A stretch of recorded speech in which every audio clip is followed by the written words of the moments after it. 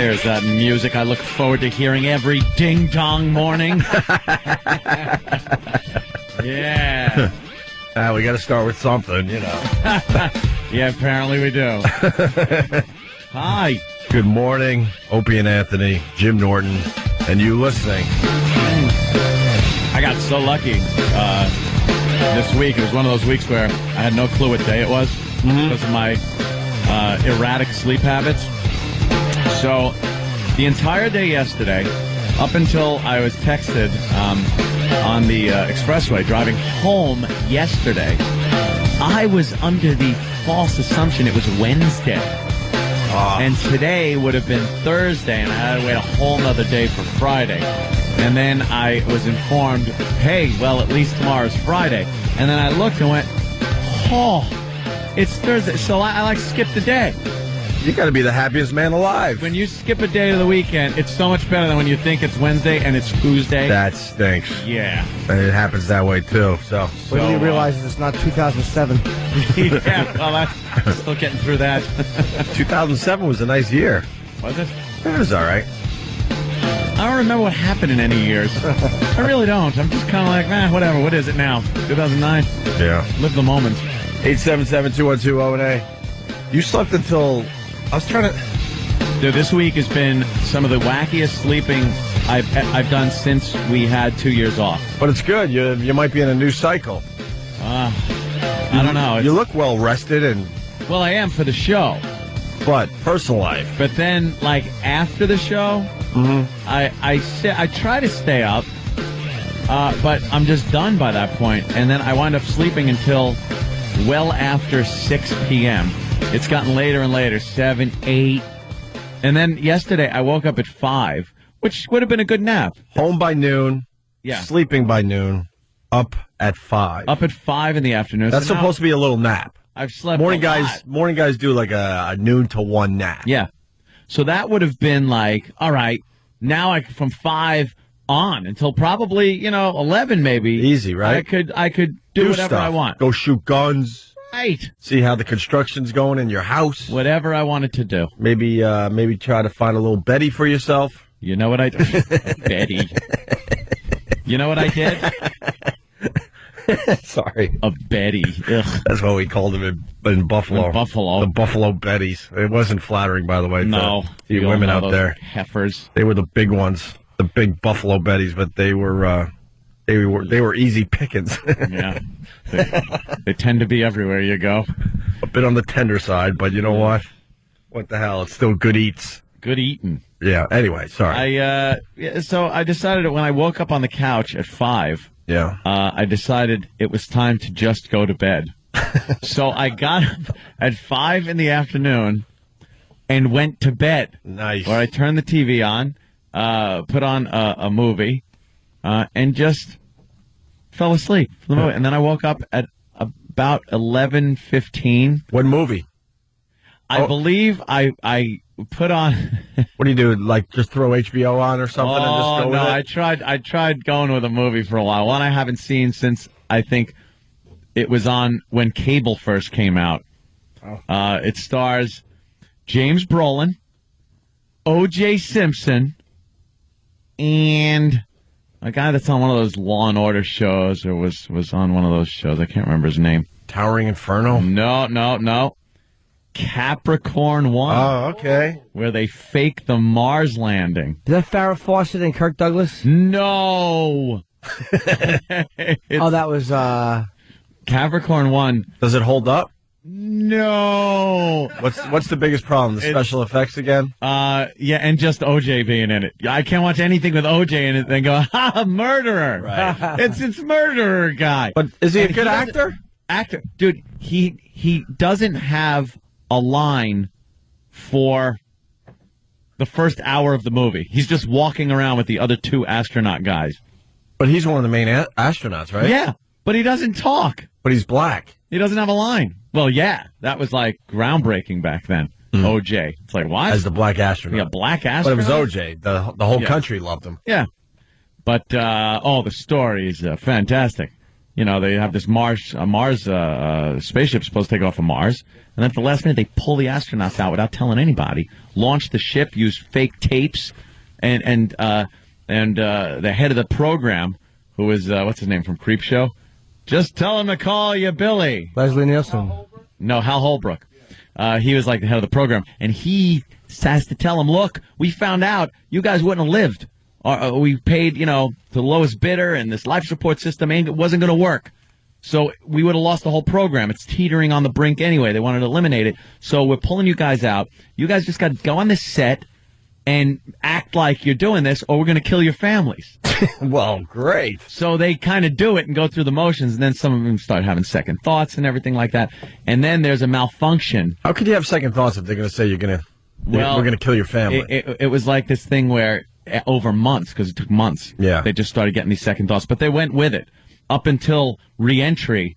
The heat shield separates from the capsule, and they would have been dead. So now they got to be dead.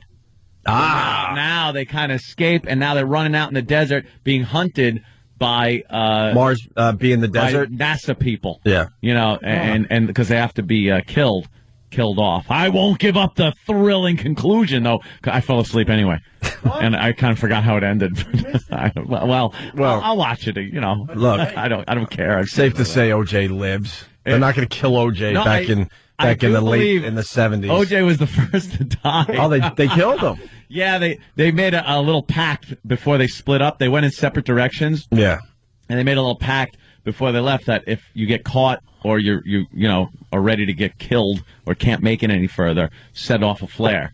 And, they showed the helicopters coming up to OJ, and OJ is like all, he's all beaten and dehydrated, and he sets off his flare.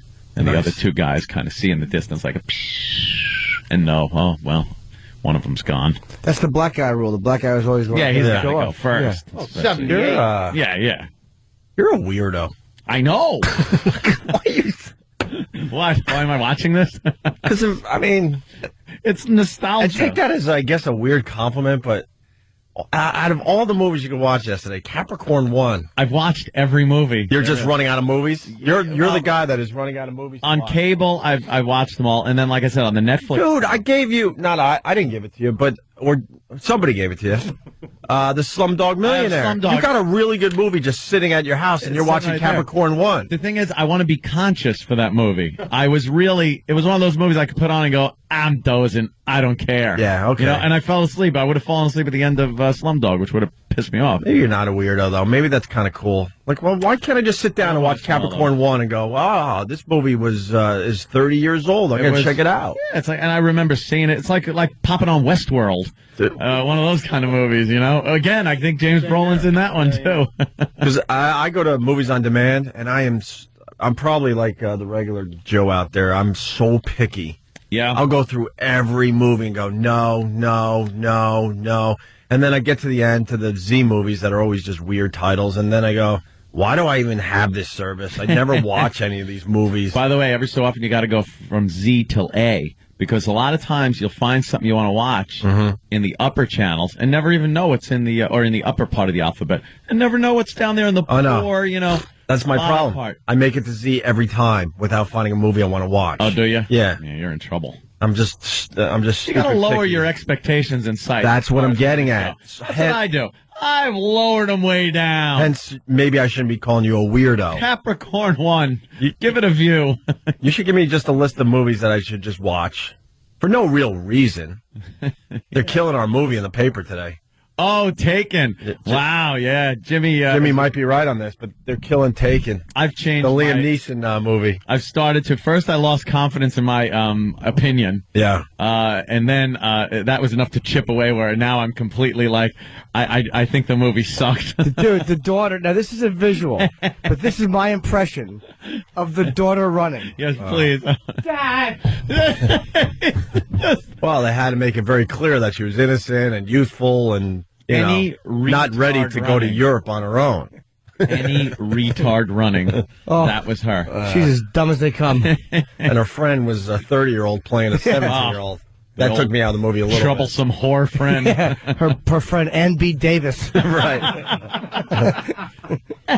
I liked it for what it for what it is, a free movie. Yeah. Maybe I wouldn't have liked it as much if I had to pay. What are the citizens paying for a movie these days? I don't know. A lot of money. I enjoy a good movie that's on a DVD, and the name of it is in Sharpie. That's the movies I enjoy. With a big "do not copy this." Federal law states. Whenever so often, screener copy for your consideration comes up on the bottom. But these mother effers are getting smart.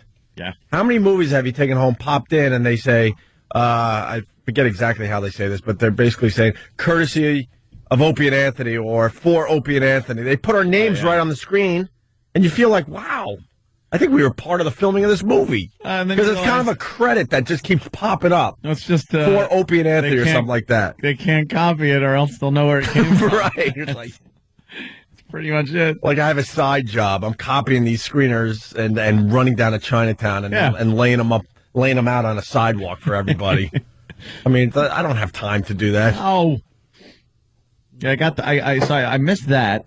And then I wake up and I guess Jurassic Park is on. And this was one of those situations where a movie that's kind of a family type, blockbuster regular movie turns into porno, softcore porno. Because I had that on.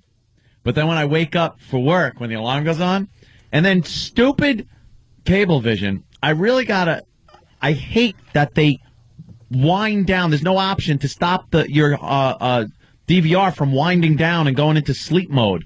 You'll hear the sound, but it'll say press any button to, start up your DVR again. And so I like just having the TV on, but I can't have it on when you have Cablevision because it just stops. It just stops in the middle of the night. Mm-hmm. So goddamn annoying. So Jurassic Park was on, and I fall back asleep. I wake up for work, and I'm hearing, really? And I can't find the remote fast enough till I get the picture. It's like covered up in my blankets, and I'm like, God damn. And I hit it, and it's one of those softcore, Emanuela kind of porno movies are on, and Jurassic Park was just on. Some of those soft porns are... Yeah, it was pretty good. Very good. And all I heard before I got the remote, was, well, what are you doing here? Oh, really? One of those? Naked. You're naked. We I was like, where's the remote? I could lend you some of my Rain CDs if you need noise to fall asleep to. No. I need. Would that freak you out? I need mindless stuff. That's like when you're falling asleep, though. You're like, oh wow, I'm back at my grandma's house, and I'm like 16, and I'm falling asleep, and there's a rainstorm in the distance. I guess me thinking. And you forget you're in a big building in the middle of Manhattan. Gets me thinking. I'm like, that would scare you. You think? Economy's bad. Thunderstorm CDs would scare you. No, it just gives me too much. It's not enough of a distraction. How about a beach with just waves and a couple seagulls? Not enough distraction. I got one of those too, and then maybe like an ocean liner goes by way in the distance. No, not enough distraction. And then back to the wave. Too much time. Rainforest? I got one of those. No, not enough distraction. The rain gets intense though. Unless there's like wild animals. You feel like you're under a canopy sleeping on a nice summer night. No? It sounds nice, but how about a little brook? With little owls in the background. No. I got them all. Try them out. I need Die Hard, Gladiator, Alien, Aliens, Shawshank. I just need... Dude, how do you... for real, I do throw these CDs in every once in a while, and if the thunderstorm, is too loud, it wakes me up. I'm like, what the F? Dude, I slept through the T-Rex. That's what I'm getting at. You're a good sleeper. Doing that yell in surround sound in my room. You're a great sleeper. Makes for great dreams, I got to tell you that, though. Sometimes they creep in there and kind of fun, but no, I need massive distractions. When I'm going to sleep. Wow. I just don't. I don't like just silence. I can never sleep like that. Bugs Make a little me. white noise. I could never go. I got a white noise noise machine is now from Brookstone. I like white noise from like the 20s. Some marching music. Maybe I can find you some marching music. Yeah, I got a sound machine from Brookstone. Yeah. I gotta trash him. Awful acoustics. I need a nice sound machine to fall asleep. They have white noise. They have rain and water and ocean and. Don't they have that on like your cable service? No. Like in your music channels? Well, they got the spacey new age stuff. That. Yeah. Because I got they wound up, I sprung for the sound system in the bedroom and stuff. So a lot of times I swear I'm going to just shoot through my balcony door in the bedroom because it sounds sometimes like something's going on outside through my door because it's surround sound. I'm laying in bed and I swear it makes it sound like something is in the room. I can relate to that. At least in your scenario, it's possible because you only have like 2 floors. Yeah. Imagine the same scenario, but you live on the 40th floor and you are checking outside the window. Could be Batman. Right. I've done it. I'm like, where's that come from? It's coming from outside. I got to take a look. Yeah. And then I'm like, you're insane. You're 500 feet off the ground. There's nothing out there. It's impossible. I don't have outdoors. I don't have outdoor space. I just have windows. Yeah. What are they going to do? Right. Suction cup their way up? But at least with you, it's, they could possibly. It's been known to happen. Right. People have gotten in second floor windows. Of course, mine are locked and alarmed. And the second, if anybody really was there, they'd have a laser dot on their head. But yeah. God, I can't even tell you how many times I almost just stopped over to say hi. Everyone's safe. You know something? Everyone is safe if they're just stopping by. I would never do it. I hear some people that have shot through doors. Nah, that's stupid, right? Like, it's crazy. That's One guy, I get the NRA publication every month, and they have the armed citizen portion at the beginning where it gives you about 5 or 6 stories of how armed citizens thwarted crime, whether against themselves or somebody else, usually against themselves. And one this month was, guy hears some sounds. He looks out a window and sees 3 guys, masks on. One of them is armed, and they're trying to bash in his front door. So he grabs his shotgun, and the second the door opened, I think he had a chain lock on it or something. It opened enough for him he shoved the barrel out and pulled the trigger. That's it. And he's fine. Wow. Because, they were armed. I guess it's enough. But even in that situation, I think I would stand back and take some cover and wait for that door to open and 100% know what your target is. I understand, he's probably very scared. He knew that they were armed. They weren't wearing masks. It's not like you're going to probably hit someone innocent if you just shove the barrel out the door. But, to not identify that target like that it's a little iffy with me. I'd probably fall back, you take some cover, wait for that door to open, and then just blast the hell out of them. But I know the difference between you and I would shoot everybody. You would just start blasting through the door.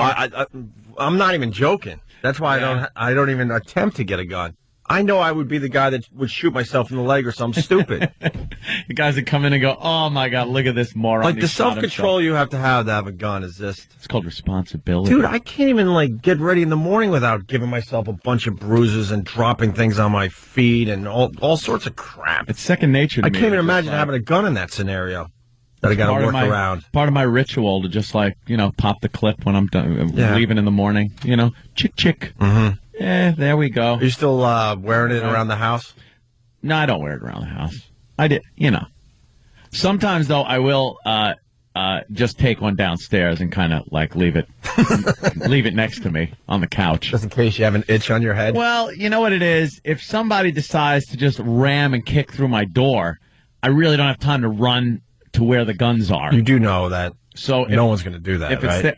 Do I? Yeah. Do I, Opie? Yeah. Do I? Yeah. Well, you tell that to somebody who it's happened to. You tell that little story that it's not going to happen to somebody that probably did have it happen. You pretty much have a cop that lives with you at this point. What? Let him deal with it. No. When I'm alone or just sitting there with a friend or something like that. Yeah. What the hell? All right. The gun's got to be within reach, or else it's useless. Who am I to say? I guess if you're gonna have it, you should have it. You can't. You know my layout. If someone kicks that door open, I ain't getting to the guns. Do you lay guns around like people lay phones around the house? Yeah. So they're close to a phone at all times. You hear a break-in. It's like when a phone rings and you go, I got one right here in the living room. That's right. One's in the den, one's in the kitchen. Yeah. If you hear a break-in, you're like, I'll use the 38 in the kitchen. When the phone rings, who needs to go search for it, right? Oh. See? Now you know I how got I it. think. I'm just trying to understand a little bit. We got to take a break. Wow, Friday. You know what I was thinking? Yeah. Last Friday we gave E-Rock the peanut butter hat. Yes, video. I think we need to give him another hat video today. A hat. I haven't thought past the fact that we need to give him another hat today. But maybe if someone comes up with a good idea, we could give E-Rock another hat. It's all frozen on the sidewalk at this point, and people pick it up. It's the law. I would love to. Would that be great? And then the Just dog feces hat. Oh, the wow. game. Then the game could be guess where the crap ends and the head begins. If we come up with a good hat idea, we'll give E-Rock another hat today. Hat. Yeah, we did peanut butter last week, which, how high was that damn thing? It reached all the way up to the heavens. Praise his name. Oh, no. praise his name. Praise his name. Praise his name. Christian Jimmy. Did you guys try to put a bill on that hat? Like, did you guys try to mold No. okay, because it looked like in the video at one point you were actually trying to mold what was a baseball cap type bill. But look at it. I mean, maybe if you were here, you could have helped a little bit. Well, I wasn't. No, I'm just saying. Oh yeah, put a little cardboard. We were just. Oh, that would have been for a good like idea. a little scaffolding, you know. No, then we try to give him like a mask, like a Lone Ranger mask. Oh. And that didn't work out too well. So maybe we could give him another hat today. And Ant's here, so we could really do a good one. All right, let's find a good product. The peanut butter was easily 8 inches off his head. Easily, if not higher. And we got lots of great stuff to do. It's going to be a good Friday show here. And Jimmy, you got tickets going on sale today. 9 this morning. My show with Artie Lang at the Tower Theater, February 21st. Tickets on sale 9 this morning at livenation.com. All right, we'll continue. Opie and Anthony. I like the shock in your face, Ed. Thanks. Well, It's Opie and Anthony. Good morning to everybody. I was just showing off my new shoes because they're kind of famous, too, because I just wandered around New York yesterday. I bought shoes, and I'm like, well, might as well take a picture and send it to the followers on Twitter. So now they're like famous shoes, too. Oh. If you have a picture up on the internet, and then you got that item on you, it's now famous. So these Makes shoes are sense. kind of famous. Yeah. I see you looking at those shoes. You recognize those? I saw them on Twitter last night. Wow. Those are the ones. Yeah. Now you're seeing them live. How do Yeah. you feel? That's got to be... I saw they were in the box. I saw them on Twitter last night. I mean, I actually bought and took the picture as they're still in the box in. Wow. And then I had to deal with the comments that, you go to pay less and this and that. well, of course. Let it be Yeah, known that I splurged and I spent almost $100 on my new shoes.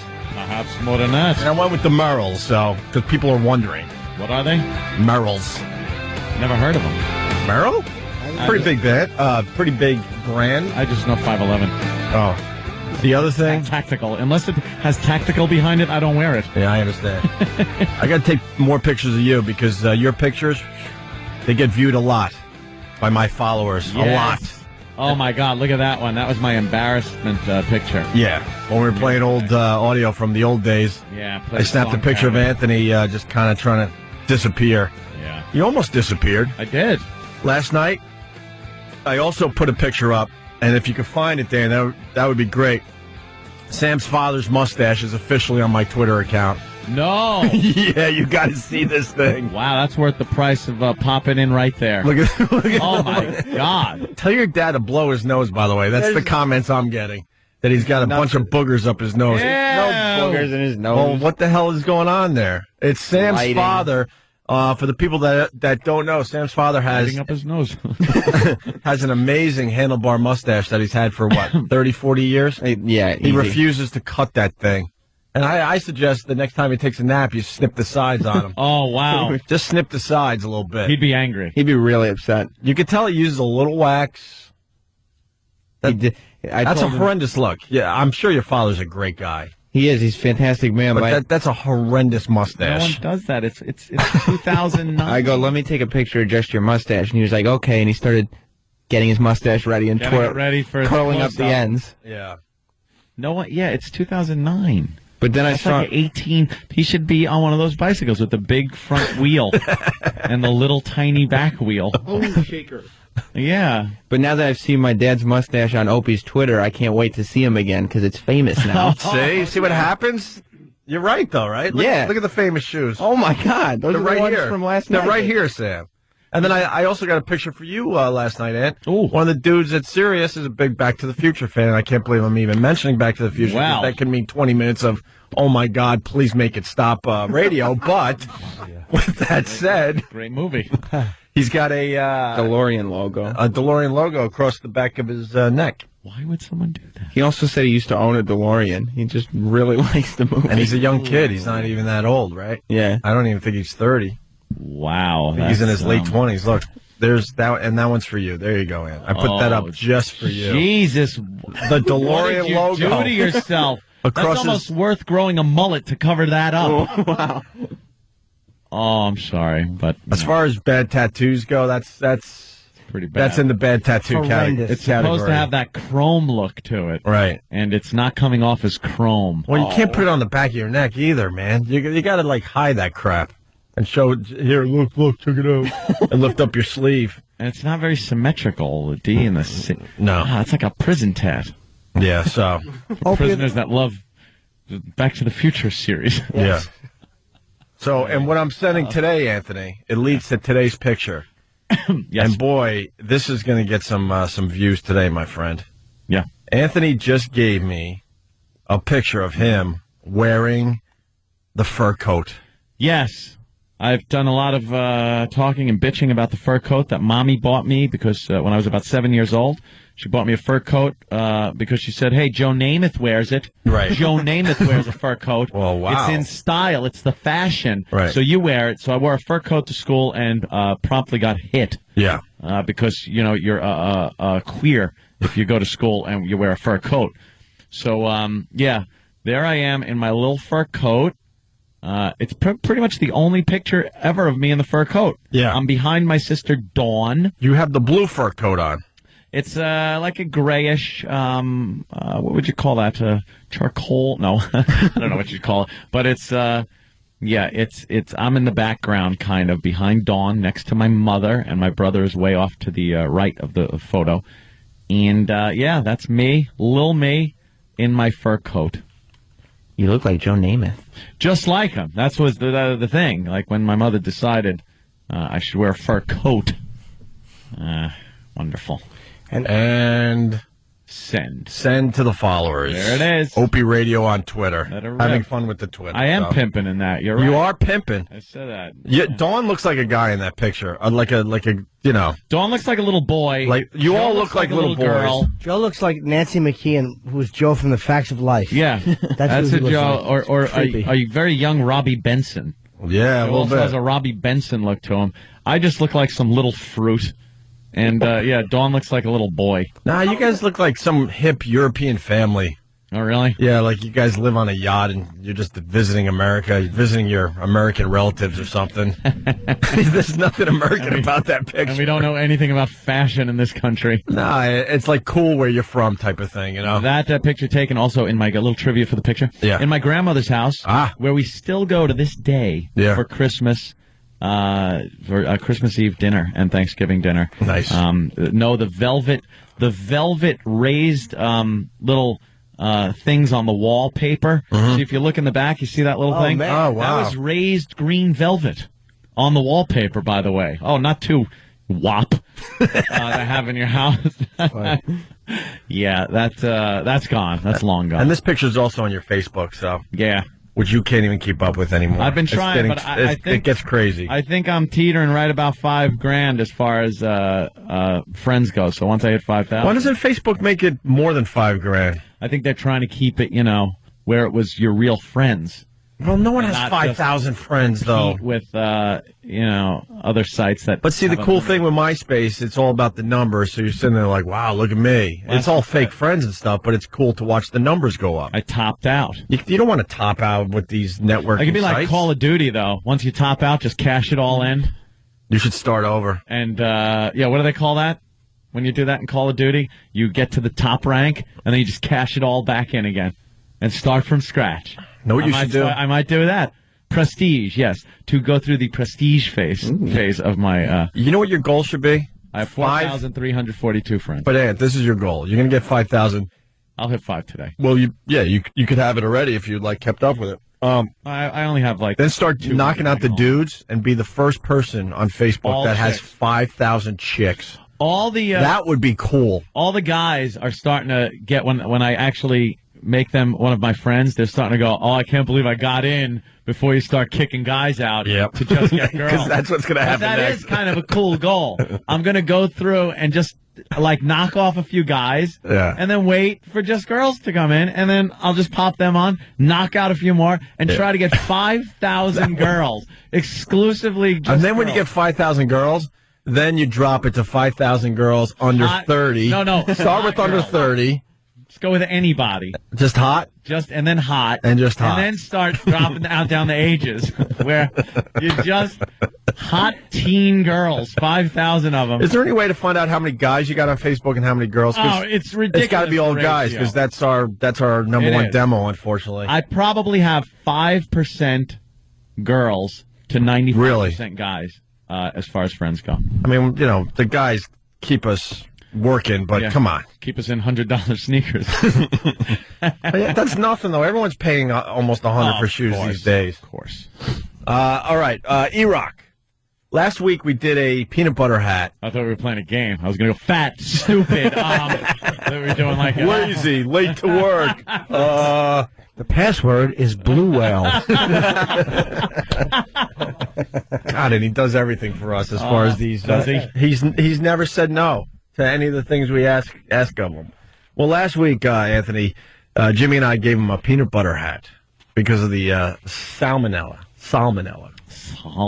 So that was our little excuse to make E-Rock wear a peanut butter hat, which was quite large, about 8 inches off his head. And then he went outside, and people were just mad at him. Yeah, why wouldn't you be? And then the dude downstairs goes, I get it, Slumdog Millionaire, right? Yeah. And I didn't even see Slumdog Millionaire at that point, and then I did see the movie. I'm like, wow, it's the exact same color as when the kid fell into the the outhouse.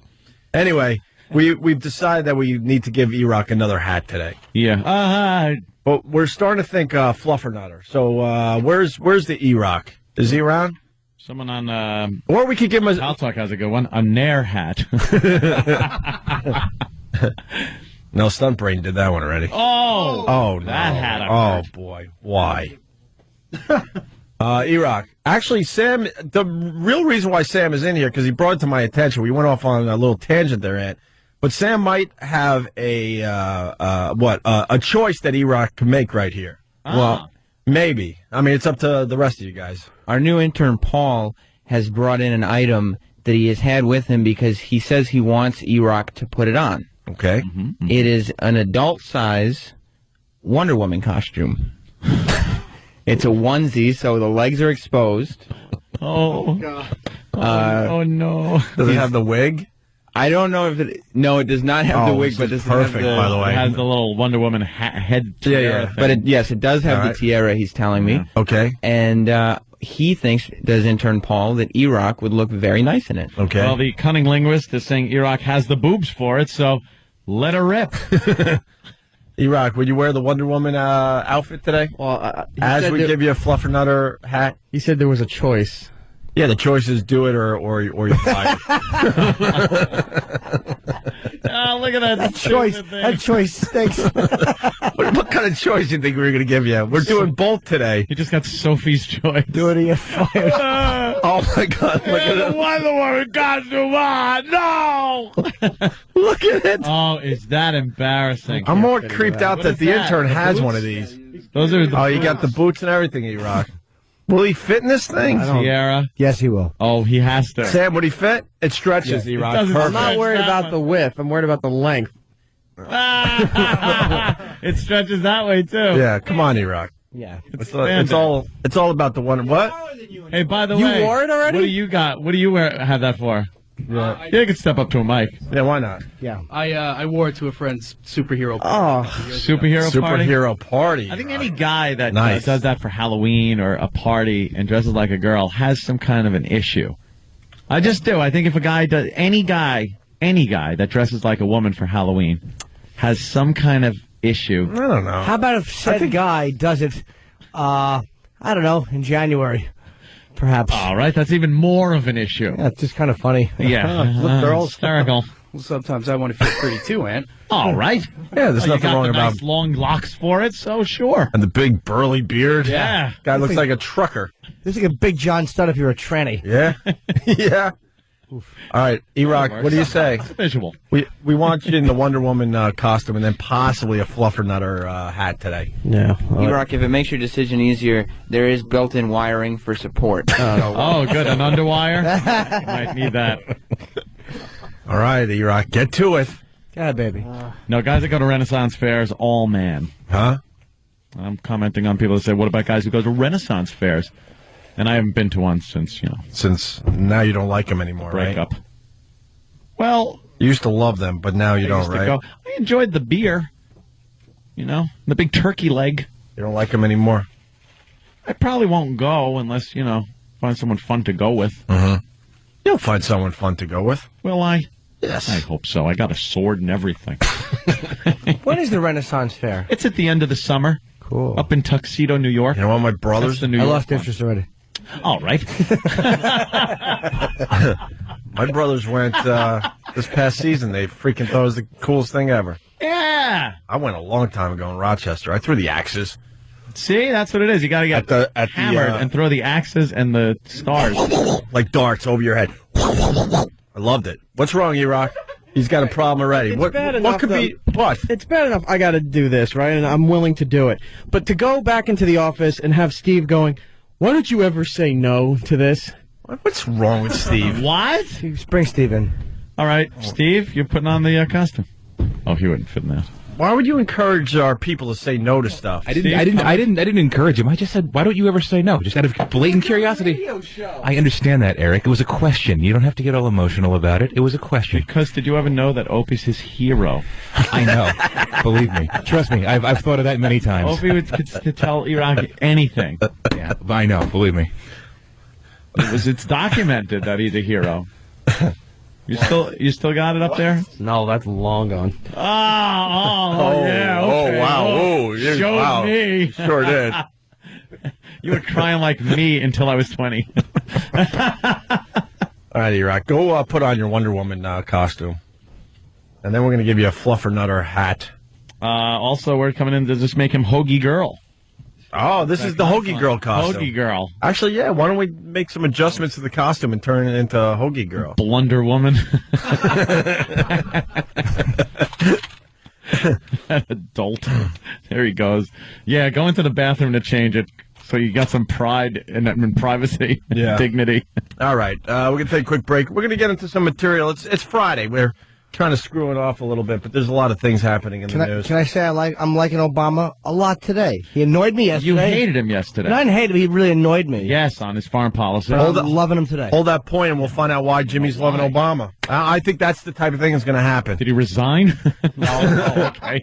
You're going to like him one day, you're going to not like him the next. I mean, he's very controversial. Still I waiting do for believe. that day to come about for me. Oh, no, but- you're a lost cause. I do want to ask you one question about Obama, though, sometime this morning. Oh, What is it going to... It's very easy. Maybe you can think about it during the break. What is it going to take for you to like Obama? All right. Very open-ended question. I understand that. Okay. It's What impossible. is it going to take? Take the good half and double it. What if he told you never have to pay taxes again? Would that be enough for you to like Obama? Don't answer now. Answer after the break. Because we're running late. All right. But I do want to know that today. FU line. We're going to do that for everybody because it is Friday. Do they need time or can we just play it? I can come right now. No, I'm playing it. All right. All right, we'll be back in just a bit. It's Opie and Anthony. Here is the FU line. Thanks for calling the Opie and Anthony FU line. Here's the latest batch of FUs. You have 9 new voice messages. First voice message. Yeah, I'd like to give a big fuck you to Al Gore. Oh, look out for global warming. It's coming. It's coming. Well, how come it's 12 degrees every morning when I fucking wake up instead of the normal 30 degrees it is every other fucking winter? I hate you. Go fuck yourself. Next message. Hey, I want to give a big giant fuck you to the stupid lady that bought my couch from my yard sale yesterday for $7 fucking, and I delivered it to a damn house, and she didn't even fucking pay me the $7. Fuck you. Next message. Yeah, I wanted to say fuck you to the DOT. You guys are nothing but fuck stains on the sheet of humanity. Next message. And I just want to give a big fat fuck you to my former boss. All the while you were telling me how you expect big things and great things out of me for the next coming year, and all the while you knew that 2 weeks later I was going to get laid off. So fuck. Oh, man, we're excited. E-Rock's putting on his Wonder Woman costume for everybody. And then we're going to give him a fluffernutter hat. How old are we? Opie and Anthony, 877-212-018. Just before the break, Jim Norton was saying that he's loving Obama. Now, sounded like you were a little irritated with him yesterday. Yeah, I think you're right. You said it. It's going to be a love-hate thing, like with his foreign policy with Muslim countries. I think he's going to annoy me.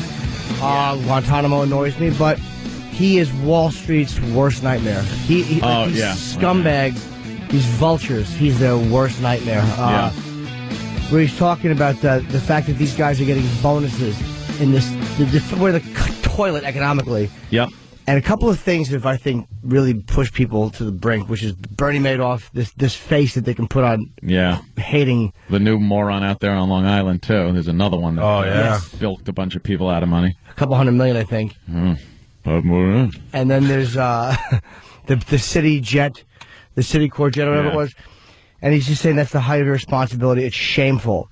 Which are kind of harsh words coming from the president. Talking about the voters? Oh, don't be so fresh. But he's talking about things like that. And Senator Chris Dodd, he's a Connecticut Democrat, of course. He heads up the Senate Banking Committee. He vowed at a Capitol press conference to seek return of the bonuses. Now, I don't know if they're going to get that. Yeah. Hell no, they ain't But the that. fact that they may put such pressure on these companies, where if you got a bailout and you still gave out bonuses, I'm hoping they threaten to take the bailouts back. The fact that a company would give a guy a bonus after getting bailed out is just... It's like we're just a bunch of suckers as Americans. We're a bunch of dummies. And people are... they said it's like at an all-time high how much people really hate corporations and hate the corporate mentality. Yeah. Well, you know, when it's business as usual in this kind of economic problems, with the economic problems that we're in right now, you know, you can't have these guys with these multi-million-dollar bonuses after they're getting bailed out. I mean, that's not the. Everyone thinks, it's the government's money and you shouldn't do that. No, it's your money. It's the country's money. It's the people's money, and it was given to you, thinking you're going to be responsible with it, and then you just keep doing the same mistakes that put you in that situation in the first place. It's ridiculous. It's like you're a parent with a stupid kid that keeps doing the same, making the same mistake. Send him to that stupid Sylvan Learning Center. Go learn something stupid. The president responding to a new report that revealed bank execs approved more than $18 billion in bonuses last year. Now, this was as the government forked over billions in bailout funds. President Obama says that this is not the time for big payouts. They have to start acting in a more responsible fashion if we are to together get this economy rolling again. Steve from Bayshore. What did he say? Hey, where's half a Thunder Woman? Goddamn Steve. Half a Thunder Woman. Nice. And I know Steve is celebrating today. I want to wish Steve happy. I don't know. What Nazi birthday is it? Well, no, in 1933, Adolf Hitler was appointed Chancellor of Germany. So for Steve, I think it's a big day. I just want to say happy Hitler is Chancellor Day. He's a big fan of the era. And he says, thanks, Ant. He's a big fan of the era, like I am. Yeah. He's the guy that, he's my go-to guy now as far as memorabilia goes. Like if I need memorabilia from the era, which I like to call it, the era. He knows where to go to get it. Yeah, he knows what's legit, nice. What's like fake stuff that people are trying to pawn off as real. Sure. So he's the guy. I'm going to have to take him along when I go visit Germany as a little tour guide. Because he knows everything about everything. You know, from the era. Hey, your boy Hannity got blasted by Stewart. What? Maybe we can find the audio, according to Fast Freddy. Jon Stewart smashed Sean Hannity last night. Good How do you stuff. smash him? Worth getting. And I like Hannity. Fast Freddy's saying he likes Hannity, but Stewart smashed him. That's a nice little battle right there. Well, all right. I'd have to hear it. Ew, the Pink Panther is ringing the bell on Wall Street. Jimmy, look. And it's for the Pink Panther 2. Oh, that's funny. They should open a casket and violate and then dump out a body. And then Steve Martin should point at it with his phony black wig and go, look, we have made it ours now. We have made it ours. He should be thrown in jail for spending what is stolen money. He stole that character. Yeah. You know, we didn't get to the phone calls yesterday, but we talked about the Pink Panther, and some of the younger demos were some of the younger listeners were calling in saying, hey, those movies are hilarious. Everyone in my high school loves them. Yeah, But the problem we have being older is the fact that the younger listeners have no clue where that comes from for the most part. That it was done brilliantly by a guy named Peter Sellers, who most people have forgotten at this point. I saw the first one. It wasn't funny. I watched it. It's just corny. Yeah. It was a cornball movie. But if you're in high school, of course I would laugh at that if I was in high school. But that's where our frustration comes from, you know? Yeah, go invent a new character and make it funny and make it your own. Yeah, you're a comedian, man. Good luck. You're a comic. Yeah. You're supposed to be original and creative, and you're just redoing comedies. Mm-hmm. You suck, Steve. Let's say hi to Tim in Pennsylvania. Tim, you got something for Jimmy? Well, yeah, I'm not really mad at him, but he said before, I'm so proud of Obama that he, whatever he said. I said I like, hold on, dude. I didn't say I was so proud of him like he's my nephew. I said I'm happy that he's taking this stance in this particular case. Yeah. But he's doing the same thing by wanting Congress to sign up in the stimulus package, which is so full of pork, so full of irresponsible spending. You know, these Wall Street guys, half of their money sometimes comes from these bonuses. Now that is true. I was going to bring it up, but a lot of these guys don't have giant salaries. I understand that. It's based on performance, Sure. which I don't know how they make a bonus based on performance in this day and age. Right. But I forgot what company it was, but the guy went from a salary of well over $10 million. He cut his salary back to $10,000 a year. And he's just bonus based. Okay. Well, if the bottom line, I don't know how it works on every case, but I will say if the country is bailing you out with billions of dollars, right, and you're an executive and you're getting a bonus, yeah, you don't deserve there's it. something wrong with that. You made a mistake somewhere if your company is in that position. And I think look, I understand about the pork barrel thing. I don't disagree with you, man. You're right. But that doesn't mean you admit you're wrong. I don't, no, it's not about being wrong. Oh my God, he just throws that out at you. No, but it's just, I know I won't because, because I'm really not. I still like the fact that he did that. I can like that and not like the pork thing. There's not a gun to my head going, make a decision, bucko. Well, we're looking at the stimulus package a little deeper, and the latest is $150 million for honeybee, what? Insurance. Honeybee insurance. What's the honeybee insurance all about? And how does that stimulate the economy? Two honeybees, they come to an intersection, one clips the other one. Well, there's a problem with the bees. They're dying. I'm going to steer clear from animal jokes. Look at the Pink Panther and is now behind. Oh, he's now on Channel 11 News. That's a man in an outfit. Is that a real panther? It should rip their heads off. Why does somebody in an outfit, what he's doing, he's putting his arms up just like a retard dancing. Yeah, anytime you get in a big kind of a shaking and like trying to be cute, furry mascot type costume, you got to act like a queer. Dude, how great! How much would you love to see somebody like it's a bus in Jerusalem just run on with a bomb strapped to them and tackle that stupid panther? You just see shards of fur. Get him in here. Nails all over.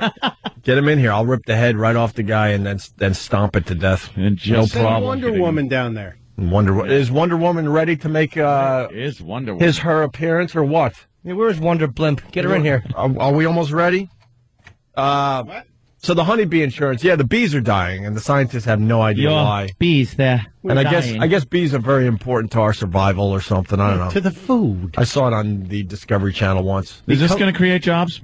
Yeah, how does it create jobs there, Stunt Brain? Yeah, this is what Jack Cafferty was going off on this yesterday, saying, how is this going to create jobs? But he's a curmudgeon. Yeah, he is. We kind of like him, but he's a curmudgeon. And let me tell you something. You could twist and pervert any money that goes to anything to it'll create jobs. You could BS your way through anything and say, well, this, 8 degrees of separation, and you have a job. We're talking a stimulus package that in an emergency situation where it's supposed to stimulate the economy quickly. What's the way of doing this that? Ain't it? What is the way of doing it? Just get like jobs and stuff like construction, or You know something? Yeah, things like that. Or how about? How do you know this doesn't help get jobs? Honeybee insurance? Yeah, how do we know? Well, what are they saying about the honeybee? How long have you been traipsing this earth? I know I've been around for 44 years. 40 years. I've never known I'm getting close to 40. Beekeeper. I've never known anyone that knows a beekeeper. Supposedly, they're very important to our food supply. Yeah. So maybe if you insure the bees, then maybe some of these companies won't go out of business. How is insuring the bees? I don't know. I don't know. We're bringing in the Australian bees. What happens that's always good when we bring other animals over from other countries. It always works well 50 years later. Yeah. Someone has an idea to put a dumb, like, a little fish they put in the water to eat some the algae. Africanized honeybee? No, what's the shell one that is pretty much destroying? Oh, the zebra mollusk? The zebra mollusk. Yes. Look that thing up. Yeah. Destroying the Great Lakes. What? The zebra mollusk is completely destroying the Great Lakes. Introduced to the Great Lakes, and they introduced it, and it decided to just eat everything, and it has no predators, and somebody didn't figure that one out, and they don't know what the F to do. What does a zebra mollusk do? Look, it just takes over everything in sight. Wait, is that a cluster of them? Yeah. Wow. And we do this all the time when we introduce animals into this country. Do they bite people? Do they bite? I love your childlike little questions. Do they bite people? No, they're like a clam, basically, or like a mussel. Clam. Yeah, not like clams. Clams don't multiply. How great would that be? They multiply like ivy up the side of your wall. A cluster of them is on your bedpost. Yeah. They look like punched wax lips. They're just a complete pain in the ass. And what's that other animal we introduced? That it's a fish that walks out of water and eats your dog and then goes back in, and they don't know what the F to do with those things. Your dog. I think it's called some kind of dogfish. I think that was a movie. I have to look that one. No, it's some kind of. No, there is a Japanese something. But the kudzu vine was not supposed to be here, and look what it's done to the south. Don't act like we all immediately understand what the kudzu vine did That to the kudzu south. vine is what you see growing all along the side of the road in the south, and it wasn't a native plant. Somebody brought it in, and suddenly... And what is it doing? It's just overgrowing and taking over the natural vegetation, which is bad for the ecosystem. Same way the Africanized honeybees are now ripping up the south. Well, they're killer bees. They're fine. Yeah. They got insurance. By the way, according to Kyle in Texas, Einstein once said, "When bees die, we die." Did he really say that? Yes. The bees are extremely important, and they are going away. What do you have Kyle, to do go with ahead. bees? I already said... No, he said as bees go, we go. And, the big problem is out west there's a giant bee guy or whatever, and he sells those to huge farmers and crops, cross-pollinate all kinds of produce and goods. And the pesticides are killing whatever it is that trains the bees to get back to their hives. So it kills their nervous system, and it's like pesticides versus bees. They haven't they haven't identified that yet, sir. The collapsed colony disorder, they first were blaming on cell phone towers, and now they're trying to see if it is related to a pesticide. Cell phone towers? Yeah, because they sell signals. The bees transmit signals. That's how they direct each other. We have enough the bees because we need to make our phone calls. Yeah, we need to text. We need a text. That's, oh my God. That's hilarious. You think Whenever you hear it buzzing in your phone. Yeah. It's the bee. Oh my God. Well, this guy's getting attacked by bees. Listen to him. Hey, and Anthony, one of your favorite Republican senators of Utah is probably happy about that $150 million. Yeah? They have a giant bee laboratory out there in northern Bee Utah. laboratory. Sure. All right. Yeah, All right, thanks, Kyle. Your phone just sucks. Call back anytime. I'm not that educated on the bee problem, to tell you the truth. It's All kind I of know is scary. When I was drinking some beers out by my hot tub last summer, there were bees all over the place. Really? Remember that? No. Bees everywhere. Bees? No, there was a Yes. seal when I was in your pool. You're saying it was a little chilly. I didn't see any bees. Nothing. I saw me in an overcoat. Jimmy's ice fishing. Yeah, it was awful. Exactly. I finally figured it out. When the weather gets nicer, you're cordially invited to come into the scalding hot tub. Dude, this explains my text message. I was talking to a girl. I'm like, what are you wearing? And she wrote back, same joke. Not as good as the second You're time not around. quite as good. Phone off. Put phone down. Well, someone help me out with the fish that walks out of the water and does horrific things and then goes back in the water and they can't kill these things. Yeah. It's called the walking fish or the snakehead. Let me go to Eddie on Long Island. Snakehead. Eddie. Yeah, I was just calling to tell you it was a snakehead. I just heard it, though. It's not a land shark. Well, what does these snakeheads do for real? Maybe they don't eat your dog. No, they could actually live out of water for like 3 days, and they could like crawl across the land and go. They can move to each like lake or any kind of body of water. Who would that be? I'd be able to live in water. So that's the problem. It pretty much has no predators and it eats everything, right, Ant? So you would think you could contain them to one little like lake or pond, but they say F that. I'm getting out of the water and I'm walking somewhere else, around. and then I'm going to populate that area. How big are they? That's it. There's nothing to eat left in that lake, so they move to a next one. Yeah, They call them frankenfish. Now I remember it. Frankenfish. Yeah, they call them the frankenfish. They brought them over from Japan. It's a pit bull with fins. One article. Wait, how do they go from? Where's their little fish feet? They just walk. The lower fins. They walk on their fins. Yeah. Yeah, They're just like- kind of like slither along the ground. They're like what evolved and came out of the water. Yeah. They're just there now. How do they know where to go? Like, how do you not just find these dead things in a parking lot somewhere, headed towards a Macy's?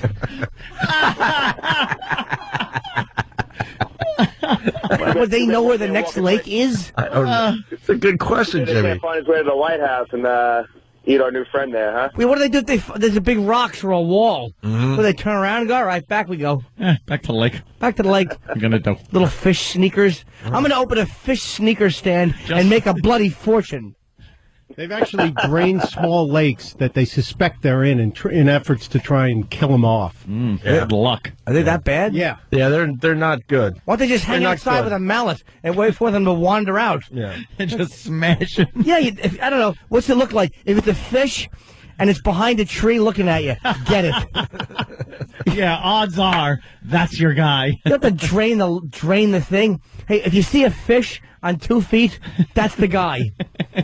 Why don't we do some research on the what is it called, the snakehead? Tell me why they're a problem, and also the zebra mollusk. By the way, on the news, A word I've never been able to say. Mollusk. the weather's happening, and the Pink Panther Oh, look at that! is trying so hard to be cute and dancing across the screen cutely. Yeah. You get in that face, Ant, like you're a little embarrassed for I it. am very embarrassed for it. Ugh. How great would a piece of that pink skull look coming off the back of a limo in Gilly Plaza? You just should never redo really good comedies. Sure. No. We've discussed this many times. There's movies that should be remade because the technology gets better, what have you. Mostly for special effects. Friday and the things like 13th. that. There. Yeah, right. Well, but they redid the In-Laws, which was an amazing comedy, and that The stupid Out-of-Towners. movie. That stupid movie, the In-Laws, sat on the shelves for years, and they finally put it out. It was a disaster. Yep. But Peter Falk and what's his name were great in the original. Alan Arkin. Yeah, Alan Arkin, sure. All right, why don't we take a break? Is E-Rock ready? E-Rock! And not. Oh, he's in the bathroom waiting. Why is he taking so? Why are the boots out here? Yeah, give him the boots. He just peeked his head out. Oh my Give him God! everything. He's got to put everything in it, and give him the little padded bra thing. Yeah, Exactly. Everything. everything. Everyone. Don't come out yet. The big reveal after the break. I just saw a little glimpse of him. Oh my! Put those boots on. Get the Pal Talk cameras next to the bathroom. We'll be taking video and snapshots. But E-Rock is going to come out in his Very good, Hoo-Hoo. in his Wonder Woman costume, and then we're going to make a fluffernutter hat on him. Trying to keep the hat bit going. I don't know. The hat. Opie and Anthony. You're checking out the Opie and Anthony Show Friday, heading toward the weekend. We couldn't be happier. Jimmy's got tickets going on sale. I know that's going on. My show at Artie Lang, February 21st, goes on sale 9 a.m. this morning at the Tower Theater in Philadelphia. Ooh. LiveNation.com. It's me and Artie doing our first real show together. This morning. We're not performing this morning. We're doing February 21st. I didn't think you were performing this morning. That would have been short notice, and you're doing a show. That would be crazy, yeah. Who'd come? People are working. Tickets are going to go real fast on that one. I hope so. That would be fun, though, to book a show at this hour and then have like 11 people show up because it's last minute. We announce it 4 minutes before we do it. Give it a try. You never know. Oh, you do. Something different. We're about to do the big unveiling of E-Rock in his Wonder Woman costume before we give him the Fluffernutter hat. You can tell it's a Friday, right? Is Opie 2 working, so we have a 2-camera shoot? Yeah, let's do the 2-camera shoot for the people that are watching the radio show. Sorry, pain in the ass. All right, he's working on that. In the meantime, it's a quickie, but thank God he's finally out, because I don't feel like trying to figure out how to say his name. That governor in Illinois, Blagojevich, or Blagojevich? Blagojevich, right. Blagojevich. I hate those names where you have to really think before you attempt it. A J and a G and a Vitch. It's like, get a hold of yourself. It should just flow off your tongue. Yeah. But he's done. 59, 52, 59 nothing. Shutout. He's done. Not one guy.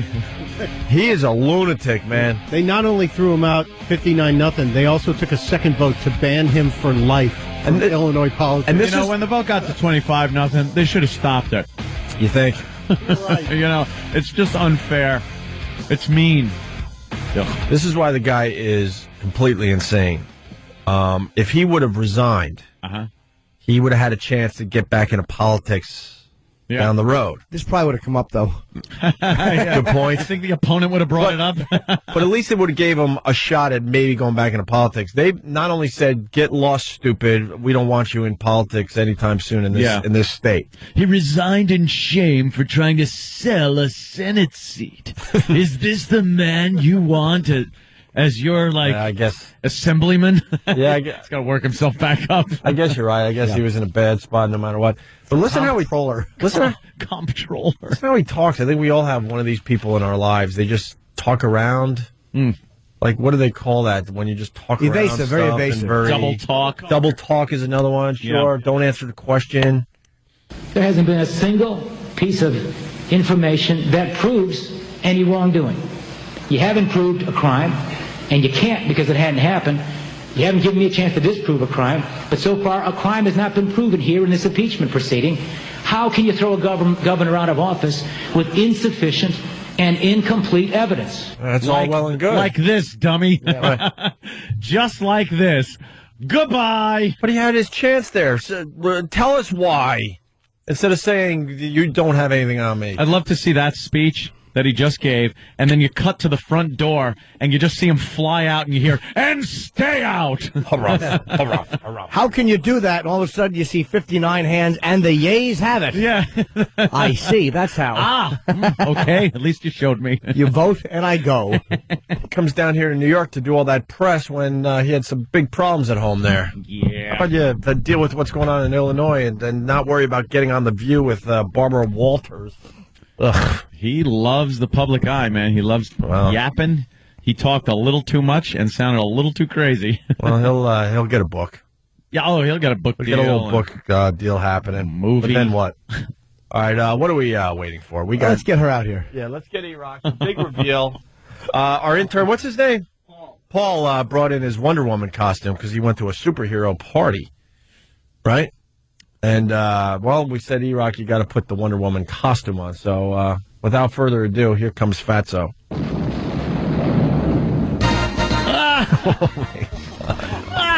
You suck. Hey, at least he's playing it up, man. Wait a minute. E-Rock just did the Wonder Woman pose and everything. Why is he wearing his boxers underneath that? Is that your boxers?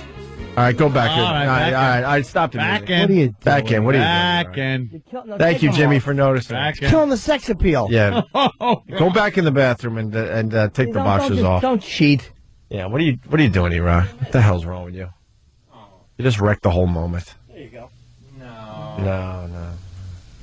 Yeah, I guess so. All right. He looks like an old school wrestler. I'm trying to remember just one to make the joke better. Like Bruno Sammartino. Look how horrible he looks in that getup. There, E-Rock, he's come on doing over he's here. spreading his cape. Yeah, he's doing the pose and everything for everybody. Ding, ding, ding, ding, ding, ding. We'll have pictures up on onaradio.com in a little bit. Able to leap zebra mollusks. Look, on the floor at the buffet. Oh, he's got his lariat of truth. Oh, his boy, little lasso of truth there. You got to watch out. Give me the good pose, all right? All right, he's going to... We're all taking pictures for our... Oh, God, hold on. Oh, you're just awful. And instead of Wonder Woman's invisible plane, he has an invisible compilation of work. All right, now put the lasso of truth around yourself and tell us what you ate. Does he have enough padding? Thanks. He just goes, thanks. What else is he going to say? He's dressed like that. Look at the real one. Danny just popped up a picture of Linda Carter in her heyday as Wonder Woman. And then we look at this. Oh, are you a mess? Yeah. You're the after shot. Oh. Of course, I can't take a picture. I can get all these pictures off my phone. How are you supposed to twit? He's got his little... What's the matter? The pads hurting your... What's the matter? Yeah, what's up, E-Rock? What's going on with the pads? The wiring is cutting my bosom. Oh, the wiring is cutting into your... well, now you know how the women feel. See? Hey, give me the pose again. That was a colorful little outfit. I need another pose. You look silly, E-Rock. Yeah, silly's a good word for it. All right, here's the... All right, hold on. I love God, he spreads his arms apart so the cape is flowing. He puts his head up and he puts his head to the side and looks up like... I don't know. Like he's... For justice. For justice. For justice, yes. If there was any justice, you'd fly out that window and hit the pavement. I know that'd be hard to explain, but God damn it, that would be funny. Wouldn't it be great to just see... Because what would the people on the street think of seeing him laying there in a pool of blood, just crumbled in a Wonder Woman costume? They'd feel good about it and not know why. Yeah, and people would be just snapping pictures. It'd be great. Good YouTube video. Might go viral. You never know, right? Put the pad back in. It's sticking up. I know. Don't you know how to put bra pads in? You're killing my rod. All right. And this outfit came pre-stained, too. What do you mean pre-stained? A big stain right here on the crotch. What is that? Ew. What happened there? Paul's a creep. That looks like... Does it look like... It doesn't have a drink stain kind of uniformity to it. No. It has kind of a... It starts out kind of big by the thigh and then tapers off right at where your naughties are. Evidence. Yeah. What is that? I don't know. My old lady's sister wore it. She's a bartender. Oh, God. Wow. Probably got nailed in it. It smells like iron. 2 or 3. 2 or 3 have worn it without a washing? No one... It's going to get a yeast infection. I'm getting a lot of visual radio rules. Woohoo! Well, if you're on Facebook or Pal Talk or check out some of our fine websites, you'll see what we're talking about. What can I tell you? It's 2009. You don't need a visual. Here's what you do. Go Google Linda Carter. Yeah. And then take her out and put a slug in that outfit. There you go. There was a belt with it. I don't know what happened to it. Yeah, the belt doesn't fit. No, the belt doesn't fit? No. Oh, how did that happen? All right. Well, look, I sent it to all my followers on Twitter. And It's just like a Simpsons belt. One of those pictures. How about the one that Saturn uses? See,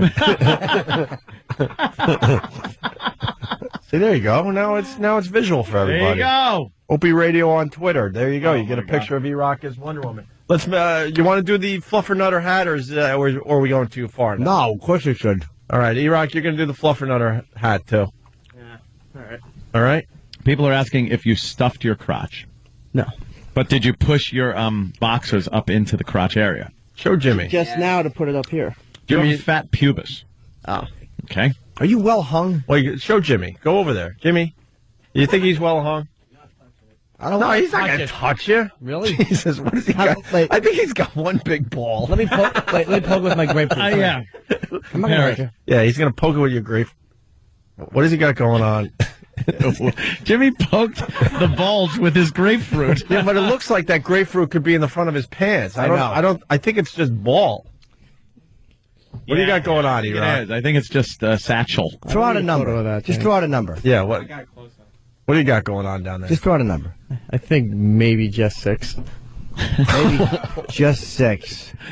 Yeah. All right, cool. He's hung like an old-time bomb. Like Spy versus Spy, whatever the hell it was. One of those Spy versus Spy bomb, where it's all just round sack and a little stem coming out.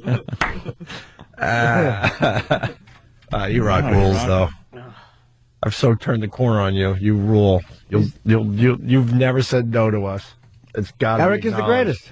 Can we do the Fluffernutter hat, E-Rock, and then we're going to put you on the street to just horrify everybody again? Yeah. What's wrong? You're getting cut up by the wire. The underwire is really bugging you. It's not the underwire now. Whatever's in the padding, I think, is making me break out. Oh, wait a minute. It's Your starting to breasts, itch. your breasts are itchy. I hope it's anthrax. Crabs. It's crabs from the suit. Yeah. And there's the old-time bomb. Maybe we could put that up on onaradio.com. All right. Why don't you sit down? We're going to continue doing our show as E-Rock gets the Fluffernutter hat. Hey, I see intern David is here today. Yeah. You're in charge of everybody. David, why don't you come over? Yeah, come on over here because we're going to start. Where's Kenny? Kenny usually makes the hats for E-Rock.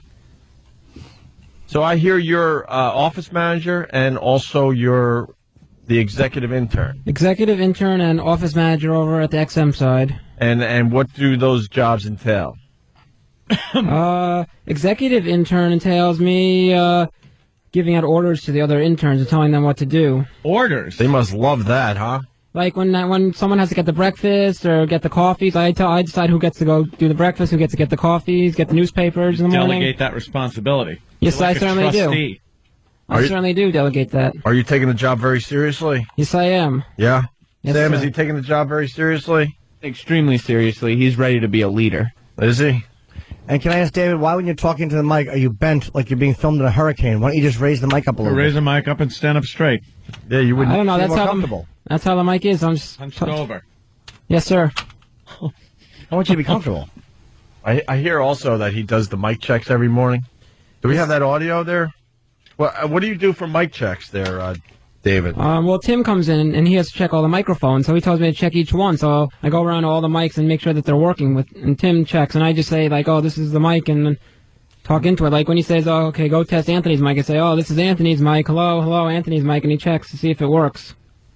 And I do that with Jimmy's mic, the guest mic, and the mics on the couch. Yeah. And Opie just shrugged because I know he's wondering the same thing I am. Which is why there's no tape. Oh, here it is. Thank you. When David's using the mic for production or doing this, you can tell he went to school for this because he puts a fist to his mouth and then to the mic to make sure there's the exact proper distance to the sound quality. Just like that. Is that how far you're supposed to be? That's what I was taught at the good old Connecticut School of Broadcasting. They told me to put her fist there so that you can have a... No, when they said put a fist there, that's not what they meant. Apparently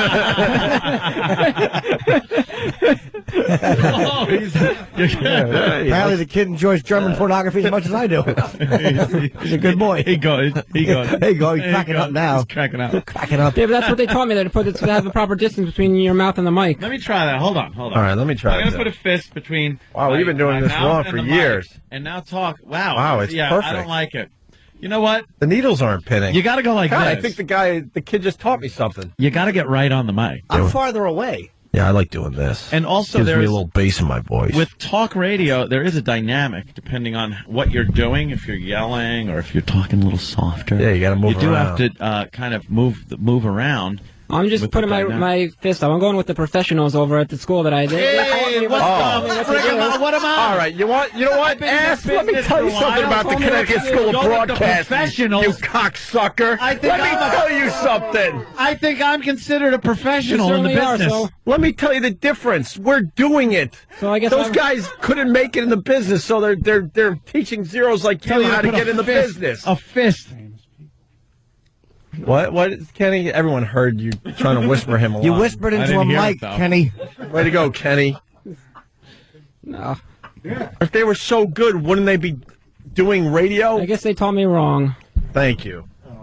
I love how he said, well, they're professionals. We're telling them different. They're not professionals. And we're not professionals? You are, but... Look, the Connecticut School of Broadcasting might... conflicting stuff. We get paid to do the job, not teach the job. I know. And they get paid to teach it, which makes them professional teachers. Right. but they're not like professional broadcasters. It might be a great company. I have no idea when it comes right down to it, but I would say that most of those guys want to be doing a radio show, not they wish teaching they could be, radio. The likes of you, anyway. Right. Tell them about the famous alumni out of. Yeah, David, that's what Kenny was whispering to everyone in two countries. Famous alumni. Yeah, did they tell you about the famous alumni that came out of there? Oh, they told me. And who are they? Well, Jimmy's good friend Artie Lang is a Connecticut School of Broadcasting. Is Artie a Connecticut School of Broadcasting? Yeah, it's the same. Yes, New Jersey. Hilarious. Yeah, It's pretty funny. Because of that, Jimmy's canceling his gig with I'm going to him. set fire to Artie's dressing room door when I see him. Oh, because of that? That's so rude. That of was you. that was kind of the joke. No, I wouldn't burn the man to death because he attended that school. No, I was kidding, David. Yes, it was a little joke. Yes. All right, so Artie, who else? A sportscaster you might have heard of named Joe Beningo. Beningo is my favorite guy at the Fan. I love Joe Beningo. Yeah. 240 on the Fan, and he wants to cut his own throat when the Jets lose. He's an animal. All right, well, that's famous. Yes, sir. List really falls off after Beningo, doesn't it? Beningo and Artie Lang. There's also, I don't know if you guys know who Kevin Burkhardt is. No one does. He's the guy that he's on SNY now, the Met station. He reports on the field. Okay, on the field in I SNY. don't know him. No, we have no idea. No one's ever heard of him. Mr. and Mrs. Burkhardt know him. Yeah. He's a sideline reporter. Like he goes on the field during the Mets games and reports from the stands and stuff, and he does interviews with all the players. Exactly. Yeah. All right. Who else? Pam Oliver. Who else? Pam Oliver? I don't think so. No, I know. Not the NFL on Fox woman. No. Right, no. So who else besides? We got Artie is by far the biggest. Artie name, and Beningo doing well. And yeah, there's also Roger. Do you know Roger All? Roger All? Yeah, the director of sports on Fox 5. Yes, he used Fox to do a 5 show Sports. with Ted Parshall. That's his name. He's a teacher at Connecticut School of Broadcasting, and everyone says he's like a real famous person. I never heard of him in my If someone life. has to say he's famous and you don't know it, he's not famous. He's not famous. According to the instructors there, he's like a legend. No, he's not. He has a great cleaning product. Well, you really are sticking with that fist length away from the mic thing. Yes, I certainly am. He knows. Well, you want to hear him doing mic checks? Oh, yes. You recorded that? Yeah, this is what he does every morning for everybody. You recorded it? Oh. What do you think? Hello, it's Anthony Cumia. Hello. Wait. Okay, so you're checking my mic. Correct. And you have to say hello. This is Anthony Cumia. I don't have to say that. I can say whatever I want to on the mic. I choose to pretend that I'm the person who uses that mic when I'm checking the mic. I know, it was uncanny. It's very smart. Because Yes, then it the is. person knows whose mic you're What checking. mic you checking? Correct. I like it. All right. Hello, it's Anthony Cumia. Hello. Hello, I'm a co-host. Anthony Jumia. Hello, I'm a co-host. Who's the co-host? Well, Mike. The one I'm sitting on right now is the co-host. Okay. Hello, I'm a co-host. Co-host. That's Bob Kelly. Bob Kelly's a co-host sometimes. Patrice O'Neill, he's a co-host. It's a guest mic, dummy. The color of this microphone's cable is yellow. Now green. This cable is green. Hello, green. Hello, I'm Jimmy Norton. Hello. He did a little voice. Hello.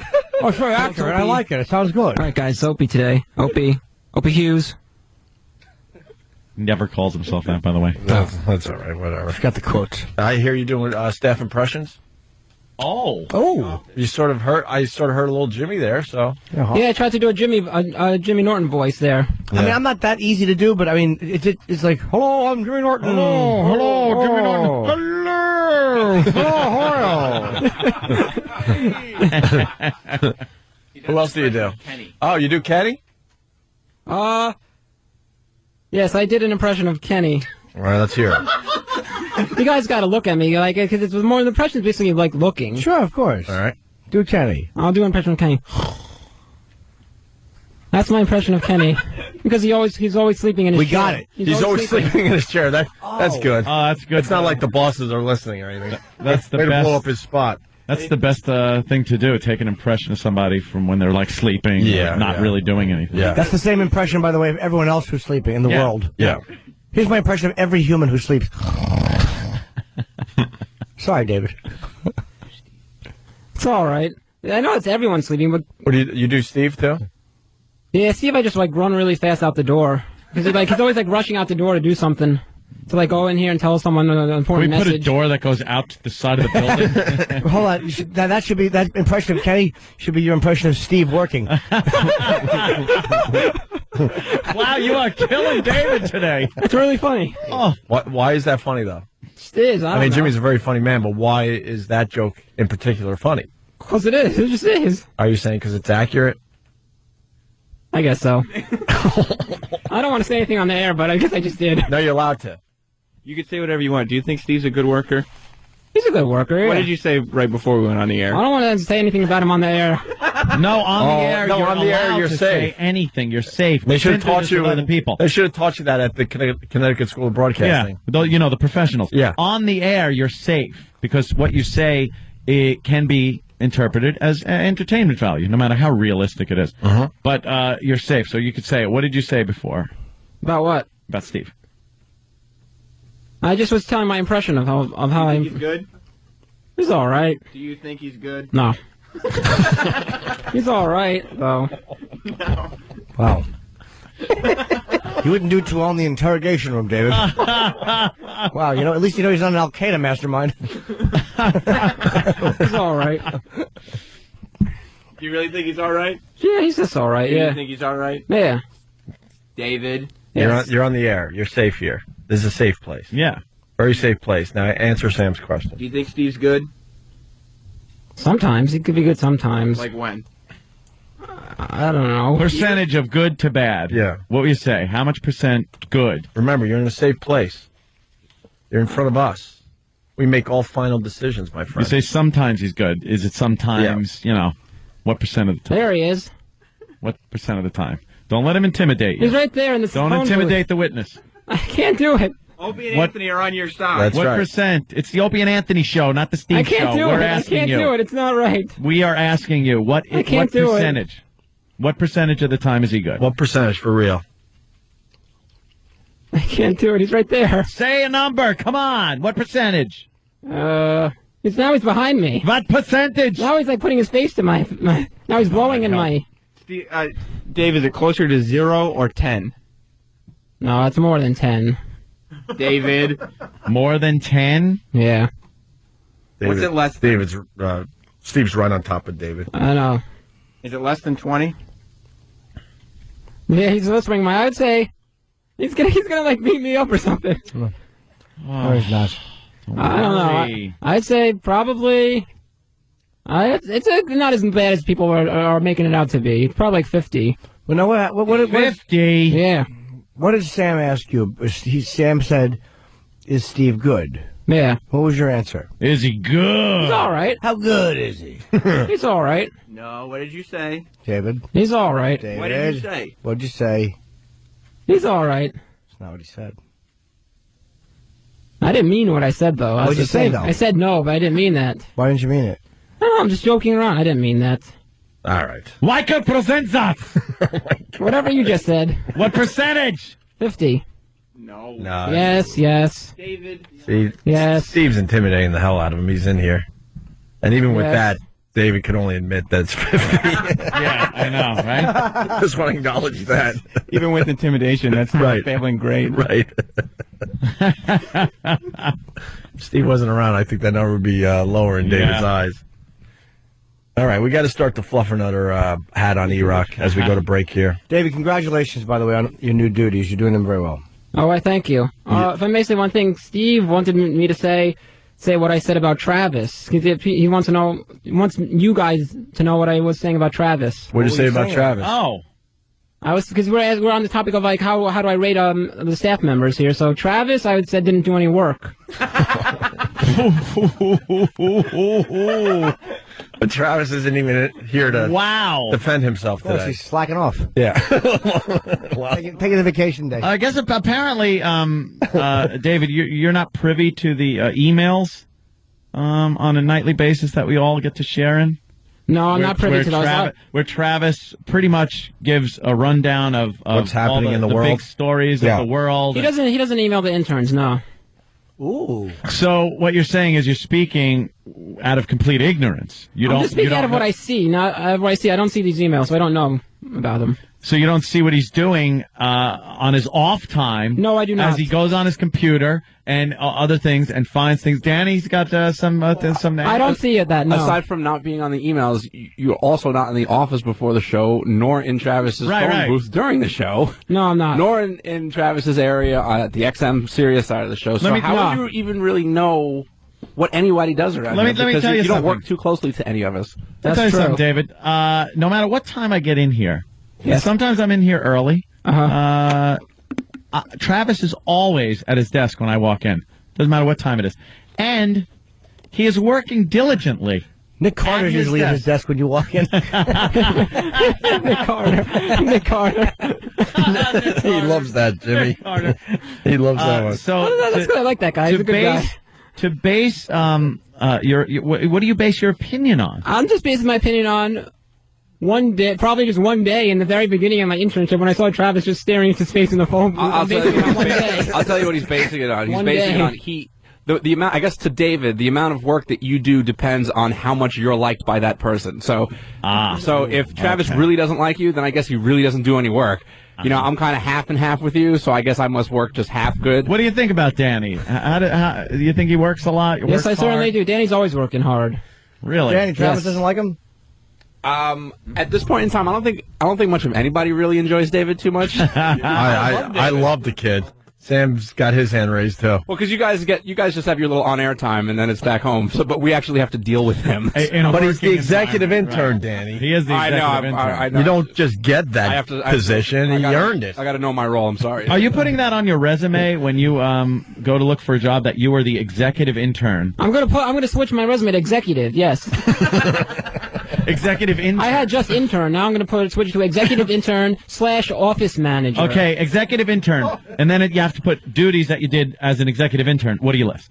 I'm going to list and telling the other interns what to do. Giving the orders to other interns. Other interns. Do you like this old man that is intern? Yes, correct. The 38-year-old, yes. The 38-year-old. With 2 kids. With 2 kids. Do you listen to the executive intern? Yes, I have to listen to. Yeah, Sam is forcing all interns to listen to the executive intern. Sam is instigating. You know he's involved with this. Sam is the one that appointed me executive intern. Of course he appointed you. He appointed me. Yes. Oh, appointed. Okay. Yeah. So he appointed you. I didn't know you had that in your job description, Sam. Well, he's just a dick. I love it. Of course he is. What I really like, David and me, Sirius came and told all the interns that they all had to have a mentor, and that it should probably just be Steve. So everybody just put Steve as their mentor, so he just signs the paperwork, except David, because David said Steve wouldn't do a good job as his mentor. and set a false on this kid. And then asked if I would be his mentor instead. Wow, he actually asked you. That's nice. Yes, they said he went from a bear to a viper. Yes, we had a meeting with the HR people from Sirius. Yeah, and you told him you didn't think. They said Steve will be everyone's mentor, and I said I don't want Steve to be my mentor. You told HR that? Yes, I did. You pretty much ratted out Steve. Yes, I did. No, I didn't rat him out. No, I didn't rat him.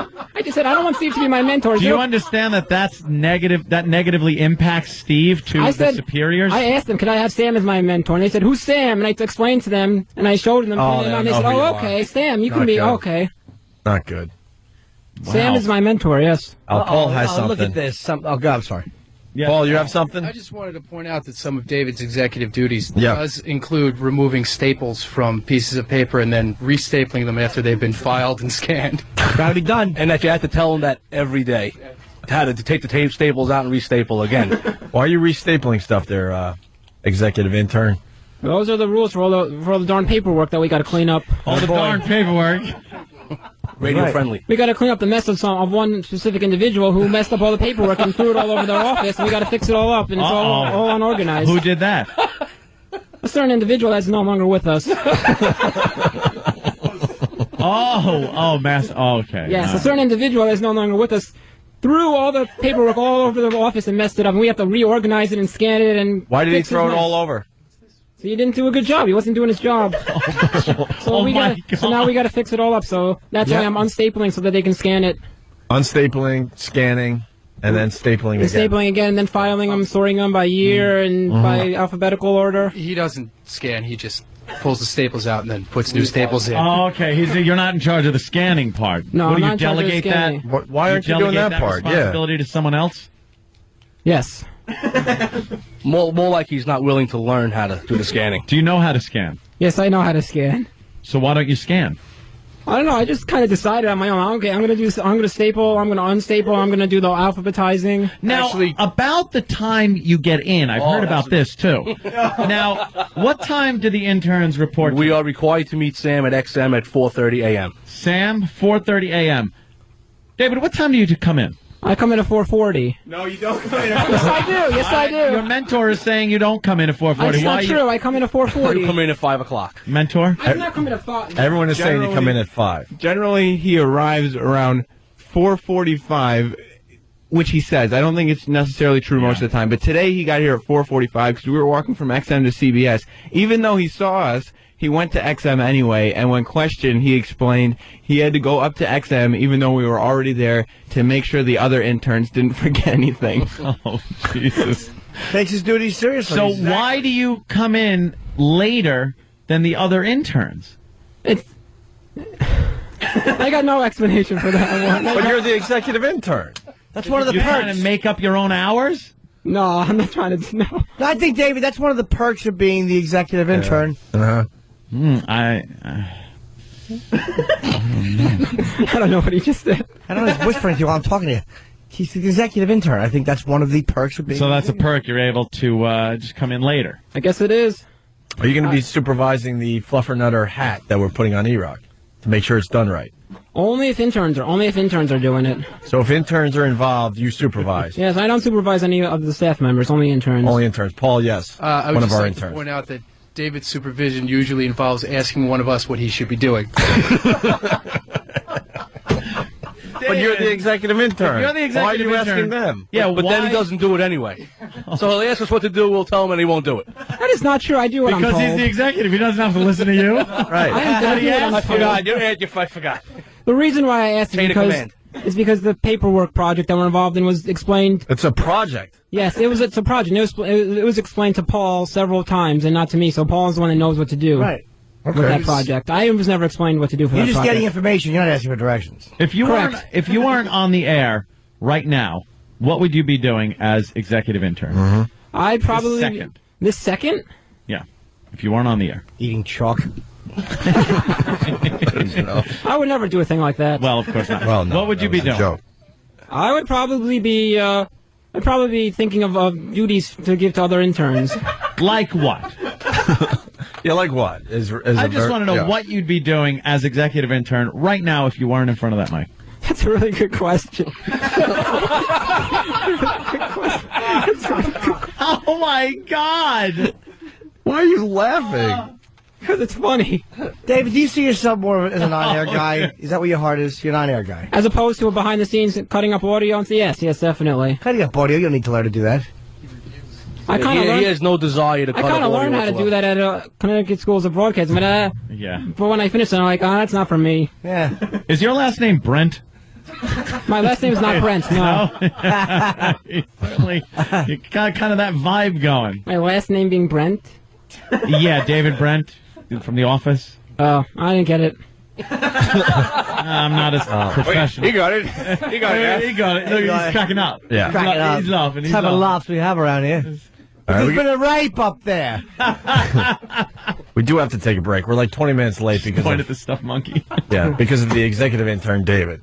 All right, David. I don't say anything. It's a scream. Like it's madness all the time. We have to take a break. We can All right. continue with that. So E-Rock's going to get his Fluffernutter hacked. There are going to be interns involved with this, David, so you supervise them. I Kenny will will also be applying the Fluffernutter to make a hat. As Now, E-Rock this is just continues being dressed as Wonder Woman. Fluff and Nutter is deceiving. That's fluff and peanut butter.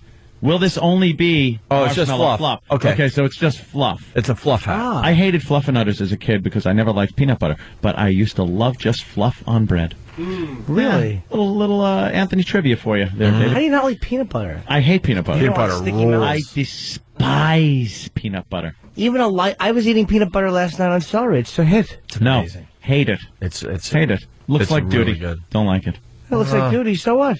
So does Hershey bars. So does Snickers. Only have to eat chicken wings. They're Your almonds, boy, almonds. Oh, almonds Cause quite will a do it too. problem. Yeah. All right, quick break, and we'll continue with the nonsense. Opie and Anthony. Jim Norton's got tickets going on sale today at 9 for the 21st of February show with Artie Lang at the Tower Theater. Opie and Anthony. It's Friday. I'm looking at E-Rock.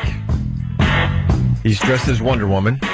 Yeah. I finally was able to send the picture to everybody following me on Twitter. It's gorgeous. Opie Radio. I had a problem for a while, but it's finally there. And now we're making a fluff hat. Anthony corrected me. It's not a fluffer nutter hat. It's a fluff hat. Fluffer Nutter was the combination of fluff and peanut butter on bread. You'd make a Fluffer Nutter sandwich. Right. But just marshmallow fluff on bread was what I used to eat, and it was very hard to spread on bread. Which, by the way, would just be a nightmare to try to make a sandwich out of that stuff. You get very pasty. But it was worth it in the end because of the goodness that was involved. Marshmallowy goodness. Yes.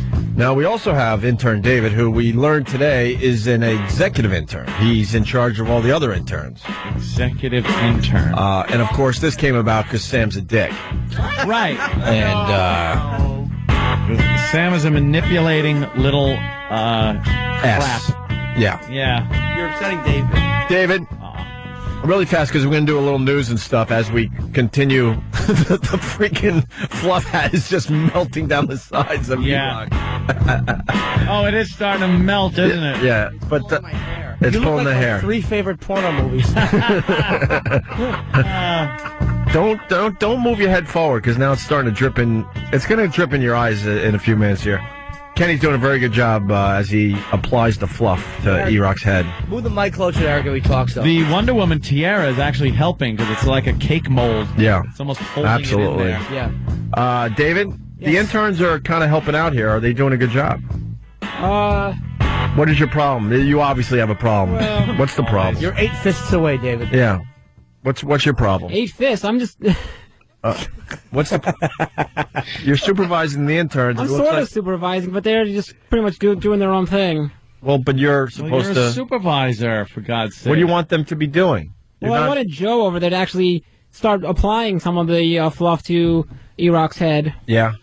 Take the bull and by Joe the just chauffeur. Did. Joe he just did. did. And now he did, yeah. All right. True joke. If you want to fire one of the interns, we'll allow that today. You know the horn. Oh, I forget sorry. about it. I'm not listening. It's okay. Neither is anyone else. I Well, apologize. Yeah. I just got a blech. I don't really want to. Thank you. Point blank. Just blech. And that was kind. Yeah. Sam? Yeah. Oh, I thought you had some. No? No. Okay. All right. As they continue applying the fluff to E-Rock E-Rock, what's with the face? to make a fluff hat. Because when Kenny moves the fluff around, it pulls my hair. So as he's trying to even it out, it's pulling my head back and pulling my hair It's out. very sticky. Yeah, but very sticky. You have so much hair to lose. Don't even worry about it. Oh yeah, I'm in the minority here. That's this. Oh, can't even Kinda fight hurt back. a little Yeah, bit. It hurts a little bit. I'm Hurts not a even little gonna, bit. Not even gonna lie to you. That's all right. He gets a shot in every once in a Rather while. have a little male pattern balding than be a complete idiot. Luckily for you, you got both. I'm just looking forward. I'm looking forward to the day Anthony takes the hat off because I take the hat off, by the way. I'm paying now. attention. I used to wear the hat all the time, but I take the hat off the second I get my vehicle. Is it growing? And then it doesn't go back on until, Is it looking good back there? I'm seeing some stubblies. The hair plugs coming up. They're not plugs. It's individual follicles that have been implanted Harvested. artistically From the in my harvest hair, area. in the direction that my hair grows. Yeah. And it's my natural hair harvested from the back. Harvested. I know. Jimmy hates that. That's why I say it. And it is starting to speckle. I see little speckles and little whiskeries coming up. So it's like when you shave your head. But the word, it was from the harvest area, and there are There's a speckles. harvested area where they harvest the hair. That nest. I hate the word harvest and nest. Anything with an S. We're nesting. They're having a tough time keeping the fluff on top of his head. Yeah. It's just starting to drip. It's dripping Yes, down. Kenny. Oh, wow. Hold on. Fluff on top of his head. He's melting. I think that's the best we're going to do. Boy, Kenny, you know. Oh, boy, just trod right over Jimmy. Why don't you just trample everything that's sacred about this show? You all right, Jimmy? Jimmy wants to kill somebody. No, that's fine. All right. I was just saying. Oh, that hurt. He's really hurting now. We're going to give it another shot. He's got fluff on his brain, so it'll be a fluff of nothing. All right. Yeah, not a great one. Would have been better right off the cuff like that. Of course it would have, but why not? Shouldn't you have? Yes, David? I have to agree with all you guys. That's just a bunch of fluff on his head. It's not much of a hat. Oh, so you're not happy about the job that is being done by Kenny and your fellow interns? It's not very... What do you suggest, David? Dictate. Well, it's pretty much just Kenny doing all the work, for the hat at the moment. Well, it's not very, too many hands spoil the hat. It's not like very moldable either. You just pretty much, what they're doing now is almost there he goes. Joe's doing some work. folding it. They're taking it and folding it up. Whatever's dripping, they're pulling back up on top. Yeah, it's more like a fluff beret than a fluff hat. I agree. And every time they pull up the melting fluff, it pulls his hair and he's wincing in pain. Well, we could change the bit into like a fluff Elvis, like Elvis hairdo too. Or a pompadour. We could do something a little different. I love the fact that David jumped in and goes, oh, there he goes. He's doing something. He's working now, finally. Right, David? Really, right, Opie. All right. Really horrendous. As they continue doing that, more is coming up. Oh, what's falling down? Yeah. Just let it drift. It'll really annoy him. Yeah. His hair's coming out. Oh, wow. That is really pulling. Wow, that stuff could be used for something else other than eating. You could use that as some kind of a weapon. That's one of those non-lethal weapons the police should use on people. Yeah. Just spray it out of a hose. Yes. When they pull the fluffer, nutter, or whatever it is, the fluff up, the hair is stuck to the fluff. And it's pulling out. Yeah, it's ripping out of his head. You losing hair? Yeah, a bit. All right. I don't know how you're going to get it out of your head. I don't think warm water is going to do it. I think there'll be enough resistance. Yeah. Like the water. I don't think it's soluble. I don't think it's water soluble. I know what they're doing. They're like combing the fluff like it's hair. Yeah. They keep trying to comb it back. Pulling it back, and it rips hair out while that's happening. It's on Pal Talk 2, eh? You take the extra and give it to Mike. Huh? Take the extra hair and give it to Mike. Oh, see that? Oh, because damn. Because you don't have It's hair. always the person sitting in the fluff seat that has to make the insults. One's dripping down.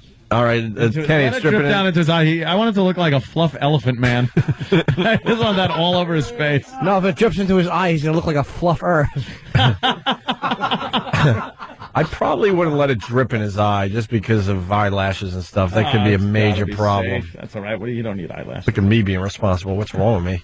All right. Hey, Joe Torre's got a book out, and we're trying hard to get him on the show next week. He's doing a lot of press. Yes, he is. And, man, it's coming out. Now the players are fighting back. First, Joe Torre took his shots in the book that's coming out. And now the players are basically saying he wasn't a good guy? Well, Joe Torre never really said much, to tell you the truth, derogatory about the Yankees, especially. Right. I mean, he was the skipper of that team. How many years, Jimmy? He was the skipper. I'm going to guess from 96 was his first, because Showalter's last was 95. So I think it was 96 to 2006, 10 years. You did 10? Wow, that's a nice stint with a team like the Yankees. No kidding. I mean, so he never really said anything. They did relatively well during those years. I mean, the tail end of it. They did great, right? But I mean, it's just because it's the Yankees that you go, oh, well, they kind of fell apart at the end. But any other team that had that record would be phenomenal. Yeah. But he never said anything bad about the players. You knew when he was unhappy with a player, but he usually spin it like, well, we're working with him and trying to get some such and such out of a slump or something. And then he goes to L.A. after he's, I don't know, relieved of his Yankee duties. Mm-hmm. A little premature, I think. I think they could have given him another year. And I think that pissed him off. He goes over with the Dodgers, has a good season, and then writes a book and starts saying some of the stuff that was on his mind during those Yankee years. And isn't there some kind of code in sports where you don't talk about the crap that happens in the locker room? Wasn't there a famous quote? Yep. Stumpbrain was saying the quote? Hello. When you go in the Green Bay Packers locker room, there's a sign as you leave says, "What you see here, what you say here. When you leave here, let it stay here." And it's one of those unwritten rules, I guess, in sports in general. Well, now David Wells, because what did he say about Wells? Called him a fat slob. No, I'm kidding. What did he say about Wells? I forgot. But Wells was on the radio. I think he said he was intentionally why don't you just take a microphone? Well, I had the information. I figured I'd contribute. See? Why didn't you ask David first if you should step up to the mic? Can I talk on the microphone? Yes, go ahead, Scott. You can talk. But David, are you a little annoyed that he didn't ask you and he just kind of jumped and kind of messed up the flow of the show a little bit? Almost pushing you out of the way. I'm very annoyed. What are you going to do about it as the executive intern? I'm going to make sure that it never happens again. And how are you going to do that? I'm just going to be very careful. I'm going to watch his every move. Watch his every move. You do have the info, though? But if he has the info, I'll let him speak. Oh, what a tool. He did say that David Wells was intentionally like a ball breaker during his time there. You know, Yeah. The other guys were maybe that's how they were. That's how they were. Kevin Brown was just a ball breaker. That's how he was born. Yeah. But David Wells went out of his way to bust chops, and he didn't like that. You know what, though? I don't think that was much of a secret. I think everybody knew David Wells is a loose cannon, kind of a ball breaker. He'll speak what's on his mind, and he's been in trouble for that before. I think it was also that one playoff game where I think he started like game 4 of a series, and after the second inning, he bowed out because of his bad back, and dumped him out of the playoffs, and Corey didn't like that. Huh. Well, now David Wells is basically saying he would punch Torrey in the face if he saw him. Yeah. Ooh. I don't know if it's involved in this clip, but let's take a listen to what Wells is saying. I'm distracted because the fluff is just melting all over E-Rock's face right now. Oh, God, I didn't turn around. It's just horrendous. It looks like he has a bathing cap in 1920. Right. Yeah, you look like a flapper. From a speakeasy. One of those platinum blonde flappers from the It does. I was thinking it looked like a shower cap. Yeah. It's like a Lord Fauntleroy hairdo. Yeah. David. David's having the proverbial ball over there. It's turning into a fluff mullet.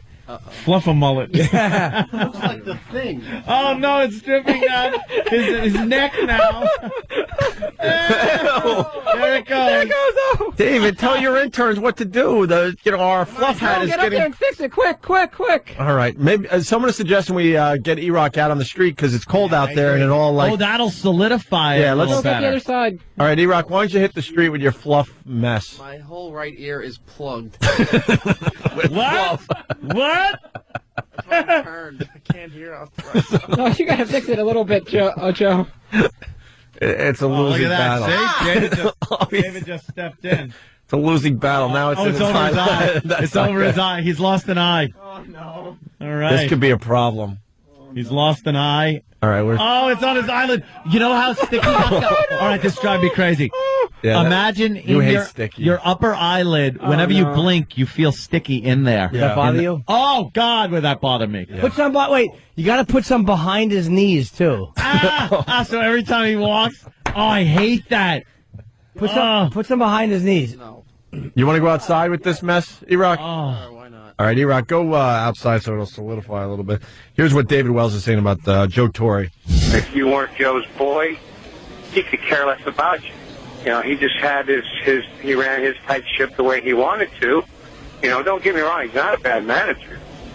I just thought he was a bad individual because of the fact that he didn't treat everybody the same. All right. One of them went on to say that he would punch him if he saw him. Yeah. So there you go. But I'm looking forward to this book now. What's E-Rock looks like he's ready to preside over an English court. Yes. That's a good one. Oh, is it really sticky, E-Rock? I just made it worse. What'd you do? Instead of moving it off my eye, it's now in my eye. Oh, boy. All right. Should wear glasses first, and then you lick them clean. Whoa. All right, let's take a quick break, and we'll continue. Get him out on the street. Yeah. It'll solidify in the cold weather. All right, we'll check in with you guys on the street next. Opie and Anthony, stay there. E-Rock looks sad. Just sitting there, Fluff or Fluff is just melting in his eyes. He can't hear anymore. We can't even get him outside because it's just dripping everywhere. It's a complete disaster over there. It's encasing his head, and where it's going down over his eyes, it's almost like he's got a furrowed brow. Yeah. Like he's angry. Yeah, oh, it's dripping down his nose now. Yeah. And no one's really helping bad. him. How are you going to get that out of your hair, E-Rock? I can't hear you. Use the fist thing. You got to be a fist away, remember? I have no idea. Probably gonna have to shave my head. Yeah, but you got to get it kind of out before you can even do that. I know. Very hot water will melt that away. I don't know. Yeah? Yeah, see? Yeah. I just had it on my hand, and it came right off when I put hot water on it. So Yeah. it should be good. Yeah, there you go. Same thing. You're going to have to deal with some hot, scalding water on your head. We could do that on the satellite side. We'll just dump boiling water on your head. Because I've had bubble gum on my hand, and it's come right off, and so the hair is the same thing. Yeah, there you go. All right, so he's not going outside. By the way, next, bubblegum hat. Bubblegum hat? Yeah, we all chew up big, huge things of gum and just slap it in his hair. Yes. Yeah. What if we invite all the listeners down that day? They all chew bubblegum, and they get to just put it on your hair. That's a good one. E-Rock, that's good. I think someone else on this program needs to step up for once. And ooh, like who? I'm thinking, I don't know, You mean somebody step with up a and lot of have your hair. job? Maybe not so much on his head, but on his face and back. Steve, yeah. Definitely talking about Why would... What's Sam? Sam is an idiot. He goes, he's talking about Steve. He's definitely talking about Steve. Just the sarcasm that oozes from him. Steve, how do you feel about that? Steve, comment? Comment, Steve? Comment? I think that's a horrible idea. Thank you very much. Good one. Thank you. They didn't like your improv, Steve. I know they don't. You, Yes. All right. Super Bowl Sunday. Is it? Oh, that's right. It is. I think we did a really good job hyping this game for everybody. Everybody did. Everyone's really conscious that it's going on. Can't wait. All the parties. I don't know which one I'm going to go to. Yeah. I've been invited to so many parties that people are having. I was hoping you were going to have one, and you saw what happened during the commercials. I kind of invited myself to your Super Bowl party that you're not having. If I was having one other person over to watch it, I'd say, sure, come on over. Instead of me, I'm not my wife, and you just awkwardly sitting there watching the Super Bowl. No one. Two teams that we don't care about. It's not even like I care. Yeah, I don't care about the teams. They didn't even sell all the commercials. There's 2 left. It's not like it's just this year I could give a crap. Why is that? I think a lot of people have... And some people say because the Giants aren't in it and all that. No, there's been other Super Bowls where you don't care about the teams, but you get caught up in the hype. There's a priority shift right now that I think a lot of people are having. Yeah. Like, my mental priorities are elsewhere. They're not on Super Bowl and things like that. They're on pretty much keeping your job. Right. And doing, as good a job as you can, worrying about the economy, just things like that. There are too many things that I'm preoccupied with right now. Yeah. That was a good one, Danny. There's too many things that I'm preoccupied with to worry about things like the Super Bowl and things like that, I just don't care. I could care less. Even if the Giants were in it. I'm not like a huge Giants fan, so don't put me in that category where you'd watch. But I still wouldn't be like, whoopity-doo, let me get out and get a party going. Yeah. I don't care. We got a new president in there that I'm very unsure of, to say the least. That's right. So there's a lot of things on my mind, and the Super Bowl is kind of back a ways. You know what people are into? What? Yes. Fluff hats. No, the fluff hat was a disaster. Look at this thing. Oh, God. What does it look like? It's just dripping everywhere now. Looks There's like no a height. 70-year-old guy when he finally finishes, just kind of oozing out of the top of his head. He looks like a bird watcher who fell asleep. That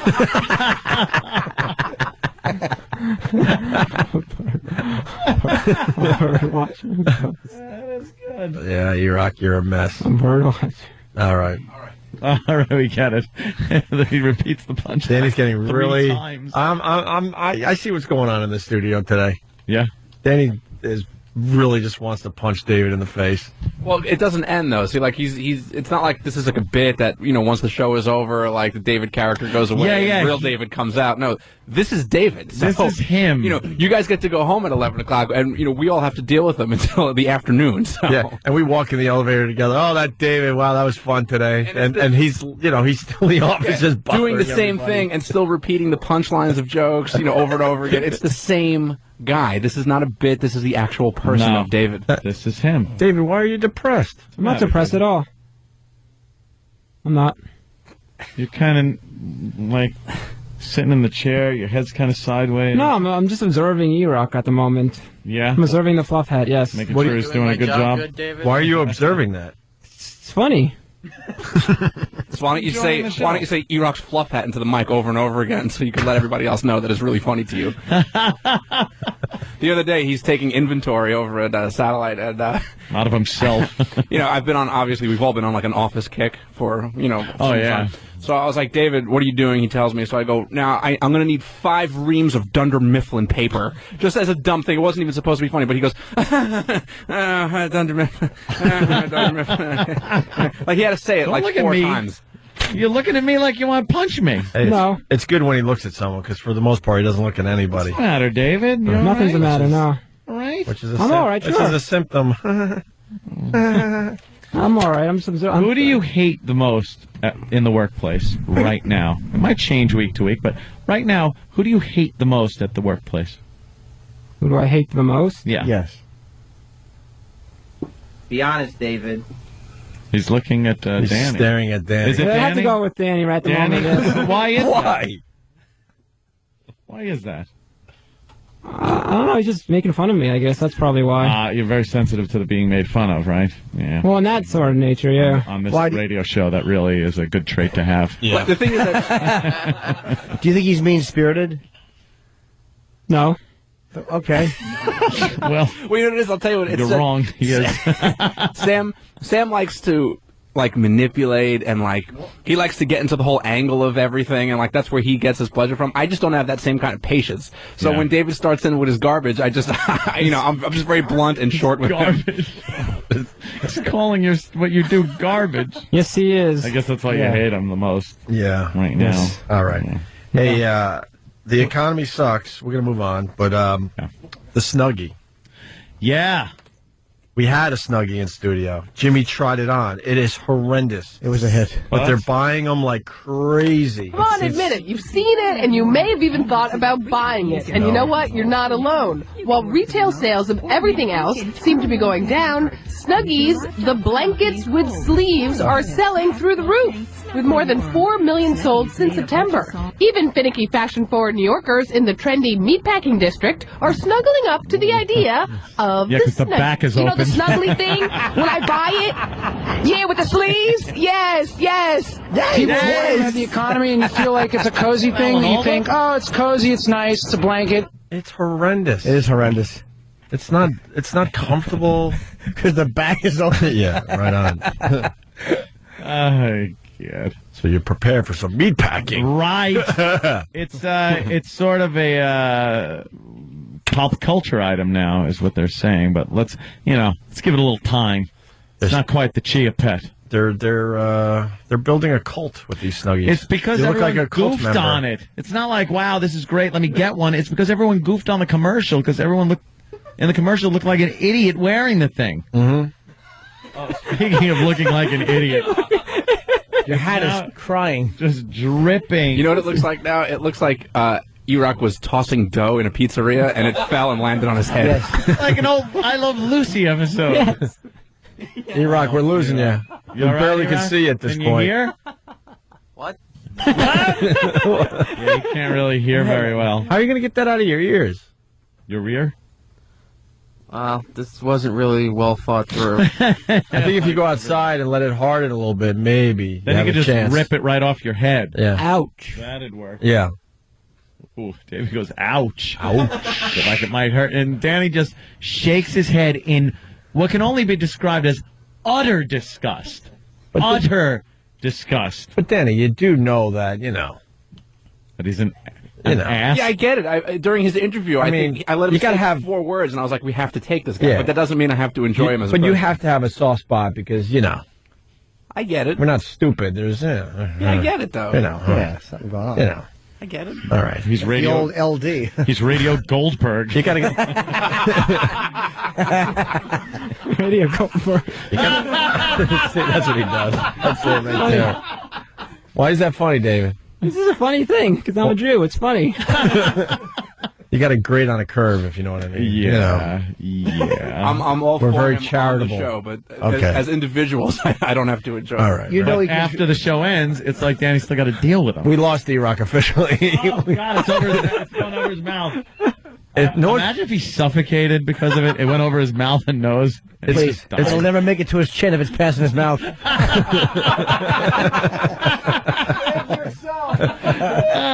Wow, you can see all his facial features through the fluff, though. It's kind of that creepy. is weird. It's creepy. It's like a cat. A hole is forming by his left eye, which is completely Because he keeps covered. blinking. You're like one of those tumor people now. I'm Tree Man. Yeah, just like it. Only white. Just Oh, eat it. don't spit! It's good. You're spitting it at me. He's making an eye hole by blinking a lot. We're getting eye. All right. Swallow it.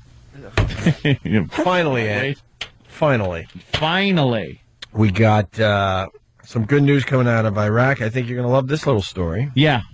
There's a statue that's honoring Bush. That's good. He, liberated them, I guess. Even though we didn't want to, but okay. Residents of Tikrit, yeah. the hometown of Saddam Hussein. There's a picture of them laughing it up around a new statue honoring shoe thrower, blah, blah, blah, blah, blah. That guy. They got a statue of a shoe. Oh, they've built a shoe statue to honor the guy that threw his shoes at George Bush. Yeah, and they're having a good old time with that whole thing. That's good. You know, I wonder what would have happened if he honored a shoe had it been thrown at Saddam when he was there. Oh, that's right. He'd probably have his genitals taken off with a spade shovel. Whatever. Just having a little fun with the shoe throwing incident. That's all right. Have something? Have a field day, Iraqis. I know they listen, by the way. Have a field day there, Iraqis, when the troops do leave. Yeah. Just have fun trying to defend yourself against the influx of just extremists and civil war that will be going on there. It's going to be fun to watch. All of you getting killed, pretty much, is because the shoe statue. It'll be a fond little memory while some people that don't like you, that believe in the same thing, only slightly different, come into your house and kill your whole family. There you go. Which should have been happening in the first place. Tell you the truth, because we shouldn't have been there to liberate those people. But I agree. Whatever. Have fun. It's going to be It's really going to be fun news out of Iraq when the troops do leave. Ew! Get away from me, sticky man. In a woman's in this Wonder Woman outfit. Wonder Woman outfit. If you're just tuning in, you missed a lot today. We're going to do a little mopping up next. Opie and Anthony, stay there. Yeah, we're wrapping up. We had a real good week of fun. Yes. E-Rock can't see right now. That looks so cool the way it's molding. I want to slap it on his face. Now he's getting kind of that Leonidas helmet thing going. It's a fluff Roman war helmet. Can you hear E-Rock? He doesn't even know where to look. I'm hearing. Are you having a problem with that thing right there or what? A little bit. Is it like kind of heavy? What? Is it the things? Oh, you're screwing with me. No. The things. I like that. I don't know. That was excellent improv. All right, let's get out of here. You got the Super Bowl Sunday. You got Jimmy's tickets going on sale in a couple minutes here for the Tower Theater in Philly. Yes, at 9 a.m. LiveNation.com. It goes on sale in about 2 minutes. Those tickets are going to sell very fast. And doing anything fun over the weekend? I'm just hanging out, man. I got no plans, man. I'm just going to, do nothing. I'm looking for a cool place to see the Super Bowl. Call of Duty. Yeah. Probably play some Call of Duty, Yeah. some movies, Yeah. drink some beers. Yeah. I don't care about the Super Bowl, like I said, so, yeah. You'll take a little peek, though? Just me on Pal Talk, probably. Okay. I like my virtual friends. They're easy. They're easy to deal with. I could just hit, like, the button and they're gone. I don't have to say goodbye. I don't have to do anything. It's great. It is kind of nice. All right. Music marathon time. What do we got? What are we starting off with? Today? Yeah. Is that the Leonidas helmet? Yes, it is. That is. Yeah, it was looking like that. How do you even know that?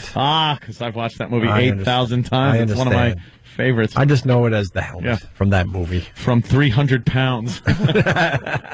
This is delicious. What are you doing, Rocky? You're like, why are you near me? You're scaring me. Yeah. All right. What's the first song? I get sticky. First up is Whole Lotta Love by Led Zeppelin. Whole Lotta Love by Zeppelin. You know that one. Because you got to right? do the lead lunch thing. You ever hear that one? It's pretty good. Yeah, I'm thinking what Zeppelin song I want to hear instead. That's a rather popular Let's number. do a little, Tangerine's good. What do you want to hear, Ed? What Zeppelin song would you Zeppelin? like to hear? You're not a Zeppelin fan. Although, I mean, you're... Dancing Days. But you hear that one a lot, too, though. Yeah. E-Rock, what are you doing? And if I say to you tomorrow, that kind of a little too slow. Huh? I believe he's trying to pull off the fluff with the cape. Oh, Why are you good pulling luck. off? I thought you were walking XM like we're that. going to do... You're not walking XM Telly like that? Savalas ass. No. All right, play the song they got scheduled, I guess. Wow. I can't stick around and listen to a song how today. disgusting this is going to be. Is he? He's trying to pull it He's off. trying to with get the it off. tape, No. And it's hurting so bad. Dude, you should have to do this at XM. This is silly. Dude, dude, it's not coming off that way. You need really hot water and hope it melts off. Hurry up. Just run a comb through. You'll be fine. Run a comb. Yeah, that'll work. Come on. Style it. What is he trying to do? Is any coming out? The excess is coming off. Now, very... Oh. Is that uncomfortable, E-Rock? Peel it off. Peel off the... No, you got to walk the streets. Shut up, David. E-Rock, you're not happy with David? Whoa. Oh. He may be, but he's not a potty mouth, is he? Yeah, he won't be on the dump sheet today. You look like Divine. How long is it my time of dying? Pat from Monarchy wants to hear that one. That's a good one, man. That might be too long, though. Yeah, that is way too... I know, it's a long song. Sorry, Pat. How about some Carouselambra? That's a kind of a cool song, but you know what? We don't even... Oh, in the evening. In the evening as long as the one they're going to play? Hang on, I'll tell you right now. Hang on. What are you doing, E-Rock? Can't get the Wonder Woman headband off his head. Good. Of course, big fat head. Nah, in the evening's a little longer. I love that All right. sound. All right, they're gonna play their Zeppelin song. We got to go. We'll see you guys Monday. Have a great weekend if you're not joining us over at Sirius XM. Smells delicious, though. Well, what do you call that snack? It's a failure. We'll see you guys Monday.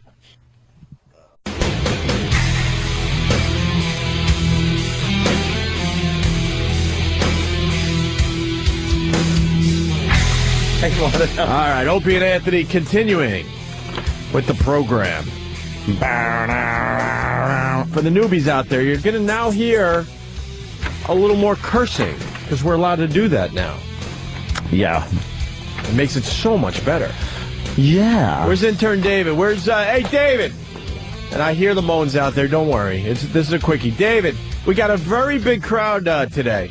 A nice-sized crowd. Yeah, really. The crowds were down this week. We had a few listeners here, a few listeners there, but the Friday show gets a lot of listeners to come by and check it out, David. Oh, certainly does. And we want you. This is your new job as executive intern. When you're here and you see a crowd, I want you to work the crowd behind the scenes to see if they have anything that we could bring to the radio show. Okay? Okay, sounds good. So you go out there and you kind of work the crowd a little bit and go, hey, hi, I'm intern David. I'm the executive intern of the Opie and Anthony Show. Make sure you say that. and then you'd see if they have anything they could bring to the show. Okay. All right? Sounds good to me. All right, go. Okay. Thank God it sounds good to him. Yeah. Have fun, Dave. What an ass he is, man. Wow, how did someone get 133,000 points on Brick Breaker? Is that a high or good score? That's a good score, and your name is really fucked up from Boston, so I can't even give you credit. Stinny K. Durson, Skinny Anderson, something. Skinny Anderson? I don't know. One thing you know it's not is Skinny Nagel. The guy's got 20 lives left.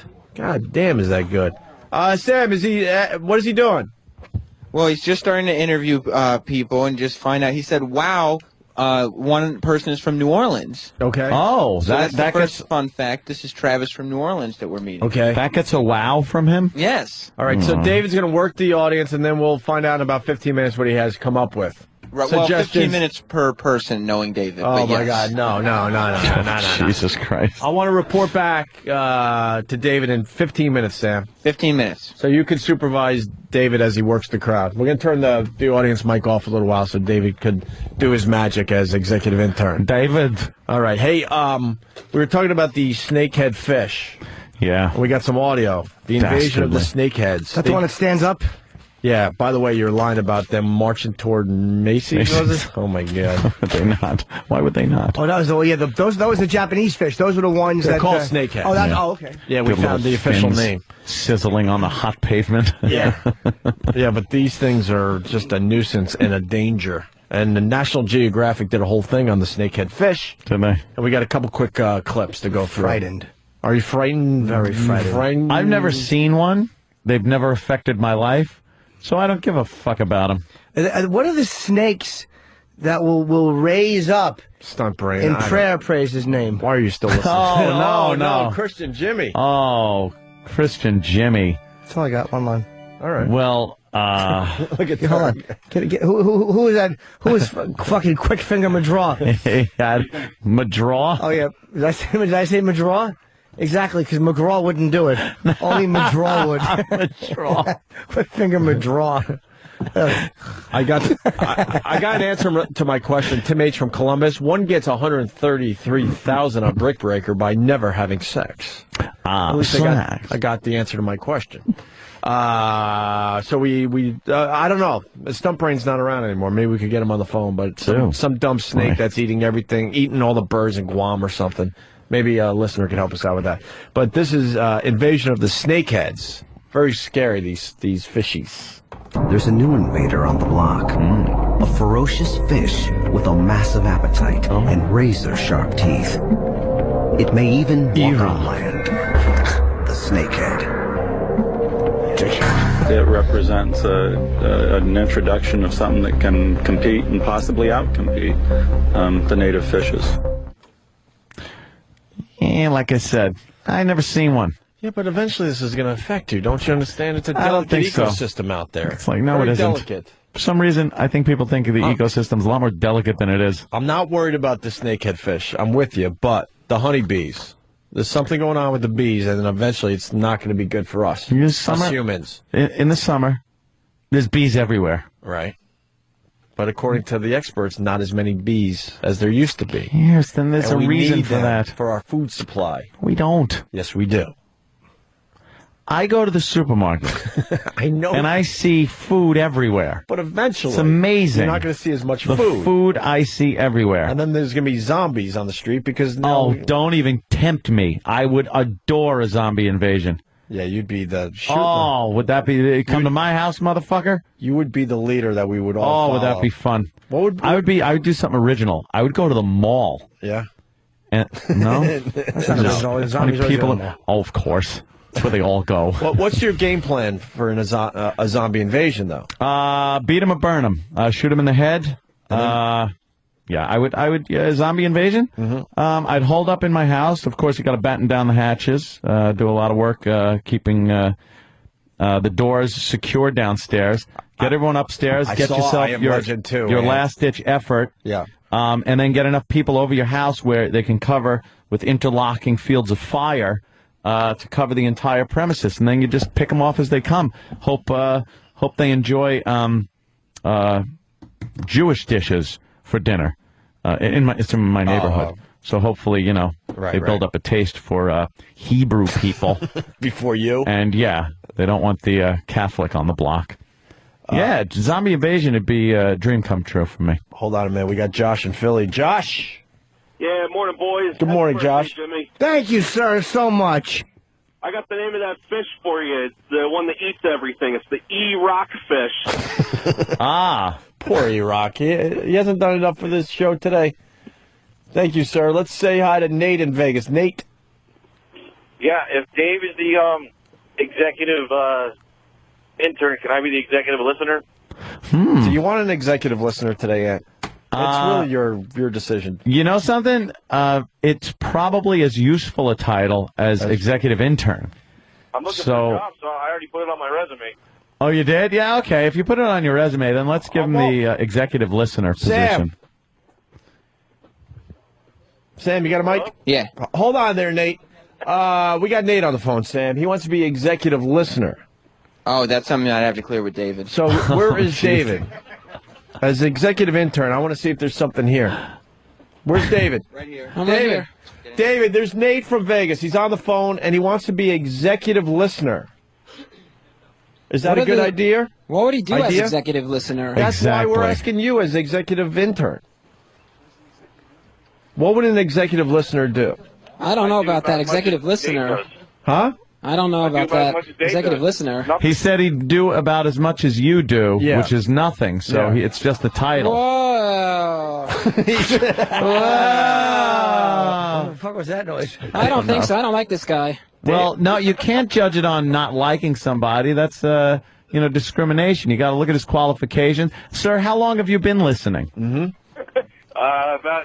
I started listening to you guys in Vegas when you were here on terrestrial radio, and then I bought XM just to keep you guys going. All right, he's qualified for the job as a listener. He's been listening a while, David.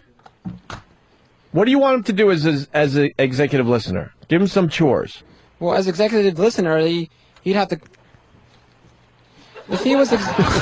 Oh, my God. He had to stop talking as somebody put headphones on him. He completely stopped talking, waited for the headphones to be put on him, and then continued talking. He couldn't talk as the headphones were being put on. He doesn't like to be touched. I told you guys that already. So that was something touching him, which freaks him out. But now he's okay because it's not a touching thing anymore. David? Yes? Give this guy some chores. If he was executive listener, then he'd have to prove that he was listening every day by calling in every single day. No. Could you do that, sir? Absolutely. All right, you have to call every day. That's your first. That's your first job as executive listener. Every single day, he has to call in over here at the XM side. Every single day. Now, David. There's Derek in New York City who wants to be the senior executive listener. Oh, wow. Oh, does he have more years of listening experience than this other Vegas guy? That's a very good question, Nate. How many years? And don't lie, because we'll. Don't lie, or I'll know. No. 2.5. 2.5 years. All right, hold on a minute. We got Derek from New York City. Derek, how long have you been listening to the program? BAB. BAB years? Wow. Are you just lying? No. Prove that you've been listening since the BAB years. Uh-oh. Oh, please don't do it. Do it. What? I'm sorry? Prove that you've been listening since the BAB years. Oh, God. Do we have to go with the brawl bombs? No, that was AAF. That was a tell, my friend. Yeah, man. Ever since you started on XM, that's when I started listening. Oh, you lying sack of shit. Boo. All right, he can't be a senior executive listener. Okay, so I guess Las Vegas wins. All right. So far, Nate, your first job is to call every day as executive listener. And then David will give you more chores after that, I guess. He starts them off easy, I guess. Yeah. You call in every single day, and when you call in every single day, you have to comment on one specific story that O&A are talking about to prove that you really are listening. All right. How come you don't have to do anything to prove that you're doing anything as executive intern? Yeah. I don't know. Oh, my God. I wasn't given this. Holy shit. Sam had to hit him to get him to talk. I know. Because he'll just ponder a question, even though it's radio. Well, Sam's his handler. Yeah, he really is. All right. Get back to work in the crowd there, David. We're going to check in with you in about 10 minutes. Can I ask David a question, though, Dave? Yeah. Yes, Jimmy. I think in response to Opie's question, it was an Ant's question about what do you have to do to prove what you do? I think that basically the proof's in the pudding, as we say. It's what your on-air performance. Okay. Way to sell it. Sam is a handler. How old do you have to let a Jew get before you could set him on his own as a handler? Born Friedman. Did you just set up your own brilliant line? I really did. actually. I set it up myself. I just want to acknowledge that. I'll set my own table and then eat. You knew you had a really good line, but you just needed someone to get you there. He's the Abbott and the Costello. Holy shit. We can't let that one slide. Yeah, I know. I'm a greedy bastard. Not to say it wasn't a good line, Selfish. but maybe you could have, like, I don't know, written a little note and said, "Can someone help me here? Help me out here. Trying to do a Jew joke, Henry. You brought prejudice against Italians. In this day and age. All right, David, go back to working the crowd. We're going to Chris in Pennsylvania. Charisma he's got. Yeah, Chris. Hey guys, I saw something yesterday that I think you'd appreciate. I was driving around and I saw like half shoveled property at a house. Yeah. With a snow shovel slightly askew, propped up on the snow. Yeah. And then on the other side of the house there's an ambulance loading someone into it. And then I couldn't stop but laugh about that. And then this morning I read in the paper he died of a heart attack. Jesus. What the hell? What do you think? Sir. The other day you were talking about what has been ruined by you guys in our lives, and for some reason I feel no compassion and just find stuff like that. He's compassionless because of this show. All right. Well, as long as they've done something. What do you think we are? Compassionless idiots. Executive producer or an executive listener also, because I even got the BlackBerry to listen to you guys when I'm doing calls, fixing copiers. Yeah. Do you think, you finish the rest of the job, or you just let it sit there? Leave it. Yeah. Why bother? Well, if the guy dies, are you doing his job? He died shoveling his own driveway, it looks like. Just leave it. That happens to a lot of people. Why shovel? Just plow right through with your vehicle. Get in your car and just drive. Shoveling. All right, thank you, sir. That was a fun little story for a Friday. All right, back to the snakehead fish. They're very scary. Yeah. A northern snakehead reaches sexual maturity by age 2 or 3. Yeah. Each spawning Uncle age Paul. female can release. They're like people. Oh, no, they're not, Uncle No, Paul. Paul, That's terrible. Two different things, Paul. Not different. Amber understands. Oh, no, she doesn't. She never understood. And she doesn't like your snakefish either. Who is that girl? I see her name. Amber Alliot. She's really cute, I bet. No, I believe that's Amber Alert. See, you're... Oh. I also believe that's an awful joke. Hard to wordplay with alert. I should executive produce the show. I ruin things. Someone has thrown the name out, Doug Yule. Wow, okay. Now that's somebody that knows. That guy should be senior executive listener. Doug Yule was probably my first intern in radio, and he's now a successful musician. I was just looking him up the other day. Yeah. He's doing very well in Woodstock, New York, doing his music. Woodstock. But he started on the BAB show. So that guy becomes senior executive listener. Zagman, actually.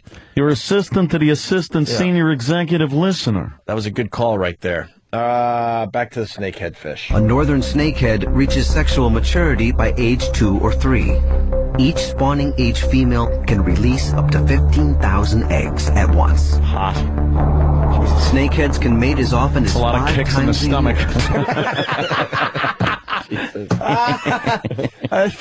You'd have to make a machine that just like it's like a robot thing with a shoe on it that just goes He's booting her in the old belly. That's a lot of kicks to the stomach. You have to get a bunch of MMA guys and do it in shifts.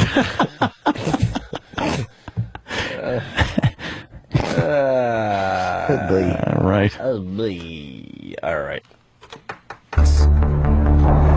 Snakeheads can mate as often as 5 times a year. This means in just 2 years. As often as 5 times a year. Often. What are they, married couples? That's horrible. Oh, it's not too often at all. This announcer's really jaded. Do you believe how lucky they are? They get to fuck 5 times a year. 5 times a year. This means as opposed in to just 2 cicadas, years. I guess that's great. Was that every 20 years? Cicada dumps one load, then 17 years later he crawls out of the dirt. That's gotta suck. Or the dumb panda. The pandas never fuck. They don't, right? What? The male just jerks off in the female's ear and then laughs with his friends. A lot of people, the scientists didn't know that for a long time, but the male panda is a jerk-off freak, and he enjoys humiliating the female by coming on her face and ears. The panda's it's a disaster, right? Yeah, it is.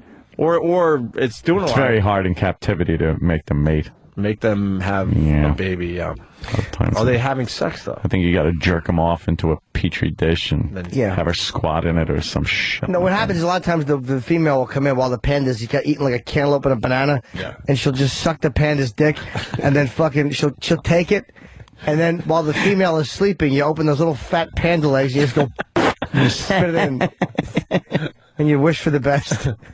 Fat panda legs, huh? You grab those little fat panda legs. They're chubby. And you'll hold her up on her back and you go and you shake the semen down into her. Old panda cum. These are awful. Tastes like Sanka. Let's go to Chris in Canada. Chris? And Chris. Yeah, I'm phoning in to apply for the position of Senior Executive International listener. You know what? We have listeners all over the world, so Canada is sort of America. I would say we need someone from far away. We've had calls from Jerusalem, Japan, and I don't like the title. I like senior executive listener abroad. International Bureau. Ah, nice. Yeah. I don't think we could give it to a Canadian. No, I really don't. I'm really sorry. No. Mary in Jerusalem. Mary. Hi, I would like to be executive secretary to the executive intern. Some Monty Python bit. Yeah, exactly. Right. You want to have babies? All right, well, we'll get an international listen. What is the title? International rep. We need a... Yeah, we need an executive listener, international bureau, or international desk. Yeah. All right. Surprising to see so many guys out there, not a lot of girls. Yeah.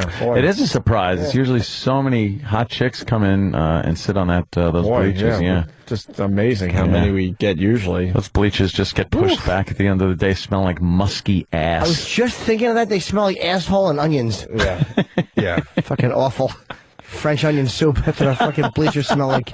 Bunch of sweaty, nervous guys, puckering assholes. Hoping to fucking bang the one chick in the stands. How about we do this? Ladies' night.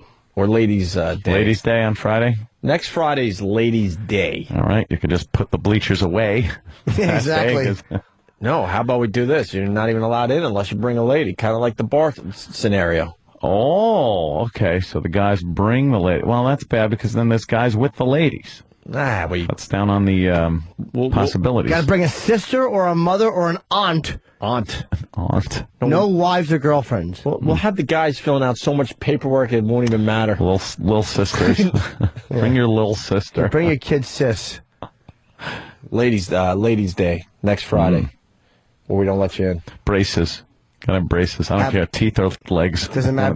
Preferably both. Yeah. So I can fucking put a magnet on your ankle and then hook your teeth to it and fuck you while you're bent over. Jesus. It's the best part. Back to the snakeheads. We're never gonna get. We got 4 more clips to go here. What? 5 times a year. This means in just 2 years, a single female can release up to 150,000 eggs. In a natural habitat where predators and prey work in balance, fast breeding's kept in check. But in a foreign ecosystem where natural predators are missing, it can lead to a disastrous population explosion. Oh, and that's where the problem is, Nancy. That's where it's going to affect you eventually. Wow. No predator. What? Spinner shark. Look at this thing. Now look at spinning in a circle. Those are the gay sharks. The gay sharks. They just come out of the water, they spin in a circle, and they go back down. It really is just flying out of the water, spinning around. Why is it spinning? They do that occasionally. They don't know why. Because they're not happy. Breach. Sharks do this breaching thing like whales do, but they're not supposed to. It's to probably shake whatever's on there off. Oh, that's good. They have those pilot fish that they get on them. Yeah, they have pilot fish and things. Little leeches. They probably want to shake those things off so they can come right back on in 3 seconds as soon as they hit the water. Dumb sharks. It's probably pollution that we, Well, they got to get that off of them. Yeah. They're fucking I think it's to show how badass he is, and don't fucking come in the water, I'll bite you. Yeah. They're very, very dangerous. Good point. Snakeheads are also known to lash out at any who approach them. Of the 29 known snakehead varieties, many, like the giant snakehead, are powerful hunters with ravenous appetites and sharp, snapping jaws. Jaws that can tear flesh, even human flesh. They're exaggerating this. At first, I wasn't quite sure what bit me. So I put a wedding dress on it and stuck my dick in its arm. mouth. And then I shit on its fins and blocked out its pubic hair. What kind of language is he speaking? Some Japanese, I believe. Was it? Who could tell? Even human flesh. We pixelate the pubes First, I away wasn't from the quite sure fish. what bit me. I saw a lot of blood on my arm. I thought I was lucky it didn't hurt me that much. They can bite your entire hand off. Then my wife, Heather, had the same thing happen to her. She tried to put her Tootsie in the fish's mouth. Fucking idiot, probably wrapped it in seaweed and rice and ate it. Dummy. Hey, Dan, how big is it? Can we Google these fish and see how big they are? Google. Yeah, they're nasty looking. They really are, but are they piranha size? I like the way they go flesh. Even human flesh. Even human. Like we go, what? Really? We thought it was other creatures, not us. Yeah. Our flesh is, we get paper cuts, it hurts. Should we continue with this? Snakeheads lashing out, giant snakeheads, jaws that can tear flesh. We did that one. You know what? I could tell by this. They're over-exaggerating. Just because this thing hunts and tears like flesh off of a fucking frog or some shit. Right. And it's like even human flesh. And they talk to some guy that got bit and he's bleeding on his arm. But like Jimmy said, we get fucking a little nothing and we're bleeding. They're saying they could devastate a food chain, though. Yeah, by fucking shit up. In the U.S., the bees. snakehead attacks are just a small part of their danger. To an ecosystem, invading snakeheads pose a far greater threat. Do they? Outside its natural habitat, the northern variety can decimate a food chain. These fish are top-level I don't eat predators chains. that will eat virtually anything in their path. They can travel across land and live out of water for Drive up to cars. 3 Yes, days. they have Winnebagos where there's 3,000 of them piled in. They make it sound like these things are such a fucking threat. Exactly. They're a member of the Delta Sky Team, and they trade frequent flyer miles. Never seen one. Out of water for up to 3 days. On land, snakeheads use a primitive lung above their gills. They have these air chambers just up underneath. Mutant! Waterworld. That air is forced up into those air chambers, which act, in many respects, like a lung. All right, we're not. Wow, they scaring could anybody? breathe out of the water. That's the most amazing thing. Fuck the teeth, fuck the thing, fuck everything. They can breathe out of the water and in the water. For how long, though, can they breathe out of the water? Did they say? 25 years. Wait, Fucking no. They're on the board of many condos in New York City. Thank you, Kenny. 25 years. This guy John had a snakehead for 7 years ago. He had a snakehead fish. So let's get some answers. What happened? John? You still got the motherfucker? Or did you eat like a catfish? Oh, John talking Jimmy. Sorry. We're getting them all today. Shut up, he tells you. All right, what's your name? My name is John from White House Station. Hey, John. I owned one of these snakeheads 7 years ago. They're not overestimating them. I bought it. It was 3 inches long. In 15 months, it grew to be 42 inches. I mean, if you put your finger in, you were losing your finger. What did you put it in at 42 inches long? His pants. And then it walked away. Went and got a job at Bradley's. He was the floor manager at Bradley's. Stupid Bradley. I had him in a 150-gallon fish tank. He outgrew the tank. And, I mean, it was just this monster fishing area. Crawl out. You get up for work. He's taking a shit on the bowl, reading the paper. He's hanging over the edge. The guy who stands outside the fucking little castle has been hung. You plow right ahead with the facts. Fish should be gone in a minute or less. Well, why would you put other fish in there? Exactly. Of course, it's called food to him. You got to eat. How big? 42 inches, dude. That's 3 feet. Yeah, over 3 feet. 3.5. In a 150-gallon tank? Come on, you're bullshitting me. No, there's 150-gallon tank. It's 6 foot long, 2 feet high, and 24 inches wide. He could barely. 2 feet wide and 24 inches high. That's a big difference. So it's 2 feet high and 2 feet wide. It's a box. You're a dummy. He threw him in a UPS box made of glass. Nah, man, we used to feed them. We'd feed them mice, rats, huge frogs. Mice, I'm surprised the mouse didn't drink the water when you threw it in. How many fucking days? Anyway, I ended up... He plows right through this guy. Anyway. Oh, he doesn't care. What's that, sir? Anytime you bought another fish, he would kill it instantly, even though, I mean, piranhas they're little faggot fish. I mean, we would eat them, and it looked like a shrimp tail floating around in the tank when it got done with it. Well, sir, piranhas are much smaller. I mean, I imagine if you threw... right. He does not care what you have to say, Jimmy. Yes. Hey, brief pause only guy. How many piranhas would you put in there at a time? Yeah. We need to know. I had piranhas at the start, and they were so boring you had to hide behind a couch for them to eat, so I got rid of them. But how many would you put in? How many would you put in? And I mean, in metric tons, how many? When piranhas, I had like a dozen of them, but they were so boring. How big's a piranha? Piranhas would be about the size of like a pancake, a little smaller. That's pretty fucking big. Silver dollar pancake. I like the Jack Dempseys. I used to feed them spiders, and they would eat them, and the legs would like wrap around a face like alien. Oh, really? That was great. Great restaurant to get picked up in front of. Yes, Jack Dempsey's. This is plow through every fucking word, guy. Hold on. Hey, the Germans were gentler when cleaning out the Warsaw Ghetto than you are in this conversation. Jesus. That's where they went wrong. You don't get what's going on here. This guy's been waiting years to be needed on this show. Yeah. And this is the day. This is his opportunity.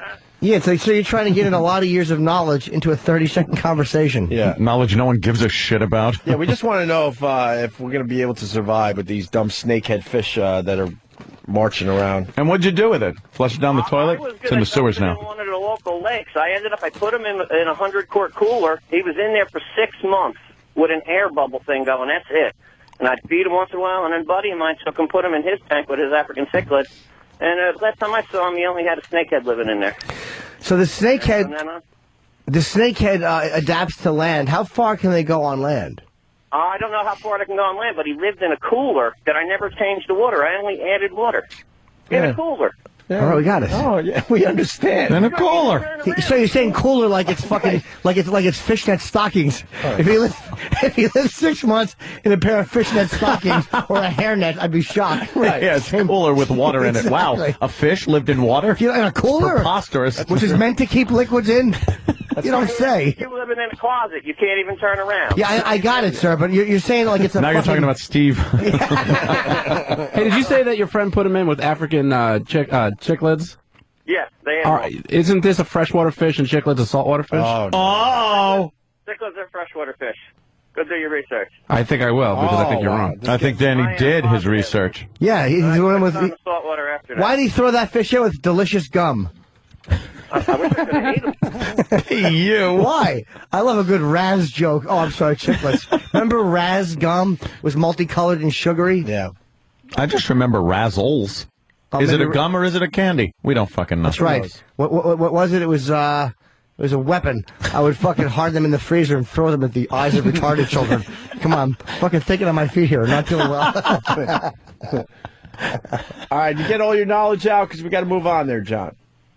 Yeah, that's about it. Enough about your snakefish. Right. Thanks, John. All right, you know what? This snakehead fish thing isn't going anywhere. Let's move on. I think it's pretty cool, though. Screw the rest of the clips. 3.5 fucking feet long, dude. That's a fucking massive fish. And they walk on land and they adapt. Yes. They're like slinkies. All right. I'm going to start a show called The Snakefish Whisperer. Where I train wayward snakefishes. My snakefish eats everything I put in the tank. I don't know what to do. Oh, Ted. That's right. I'm Ted the snakefish owner. I don't know what to do. He's fucked my wife, too, and I'm away at work. You're a cuckold for a snakefish. Yeah, he uses my slippers as his own. When he walks around your house. Yeah, that's how you know when your newspaper's damp and your slippers are outside the fish tank. You're like, I know what he's been up to. I'm not stupid, right? Yeah, your fucking refrigerator door handle is smelly and slippery. It smells like fish. And all your fish food's gone. That'd be an indicator. We're going to take a break because we got to find out what intern David came up with. Oh, yeah. He's been working the audience. Called from the audience. Yeah, big audience on the bleachers. I don't know if the mic's on. Oh, it's inside here. That's the problem. That's why we're not getting a crowd reaction. Yeah, we did tell him to put it in there. Okay, no worries. So we'll find out if David got anything for the show by using the listeners. He just worked them for a while. Stay there. I got it. Opie and Anthony. Big crowd outside. I think their mic's on finally. We're going to check in with intern David to see if any of those guys have anything for the radio show today. But first, calling from L.A., I do believe, Bill Burr. Bill. What's up, man? Hi, Bill Burr. I was very happy to look over to my right on the phones and see that you were sitting there waiting to talk to us. You know what? Yeah, I'm sitting out here in my hybrid out in Los Angeles. That hybrid. And you thought of Anthony? No, you know what's been bugging me is, I trashed the ShamWow back in the day. I actually had to give not 100% detraction, but I wasn't quite using the product correctly. Oh, wait a minute. Now, what happened? Because I always, anytime anyone crows about the ShamWow, which, by the way, in Popular Mechanics, they did a whole thing on 10 seen-on-TV products, and the ShamWow got a huge, stunning review. I read that very same article, and I was very surprised to see the ShamWow getting decent reviews. And all I've been saying, one moment, Mr. Burr. All I've been saying is, well, Bill Burr got it, and he said the plastic it came in was more absorbent than the ShamWow, I believe was your quote. So what has happened to change your tune? I was walking through a mall, and I'm seeing this guy demonstrating the ShamWow to all these idiots, and he's got the little Janet Jackson headset on, just like the guy in the commercial. Yeah. And I was just like, you got to be kidding me! I'm going to heckle this guy. He's heckling a guy on the wall. And I'm going to tell everybody what a fraud this product is. So he starts wiping stuff up, and I start heckling him, telling everybody that the thing's basically a piece of crap and it doesn't work. And I was waiting for him to completely implode, and he didn't. He calmly asked me to come over, and he goes, here, let me show you how to... Evidently, you have to get the ShamWow... This doesn't make any sense, but you have to get the ShamWow wet first. Yes, it's a chamois. If you've ever used a chamois, which they're normally for years have been used to dry top-end cars. Shut your And face. what you do is you get it damp. I use a chamois on my Mustang. You're an expert on chamois? On chamois. Just because you put a wow at the end of it doesn't mean it's a different fucking animal. It's a chamois. Yeah, how come you didn't say this when I was bitching about it 2 months ago? I didn't watch you use it. You know what? You're one of those Wikipedia guys. you just looked this shit up, and now you're just spitting it back at me like you're some sort of professor. I have a chamois in my garage this very second that I use on my Mustang when I wash it. I'd like to stuff one of those in your mouth and get all the saliva out of your mouth so you can Well, it probably wouldn't work because you'd use it wrong. Sticking it dry. Sticking in dry. Ooh, that sounds sexy. Yeah, so sure it does. Teach him who's boss. So, Bill, you have to get the thing wet. This guy's showing you in front of a lot of people at the mall? You have to get it wet, but I got to admit, it still doesn't absorb a fish tank's worth of water, but it definitely works better. So are you saving paper towels? No, I'm still buying paper towels. Yeah, I went through. I was thinking of you. See, we think of each other when we do horrific things that we know would upset the other one. Yeah. I was taking a beer out of the fridge, of course, and another one decided to follow the one I had in my hand out and fell on the floor and just exploded. And instead of using a towel, a sponge, or anything, I used an entire roll of paper towels. A giant roll, and just went all over the floor. So it covered the entire thing, and then kind of picked up everything, the water, the glass, whatever dirt was on the floor at the time. And all I thought is I'm carrying this giant, it looked like a big paper mache float head over to the garbage. Bill Burr would be so pissed at me right now for wasting. Yeah, he's a bit greener than you. He is. A little bit. I would have broken out in hives watching you do that. Hey, Bill, what about... Yeah, go ahead. I got to tell you guys this. Listen to this. Yeah. I got a rat problem out here in L.A. I pull my car into the garage. I come home late at night, and on cold nights, if it's kind of raining out here, evidently some... Can I curse on this? Yes, you can.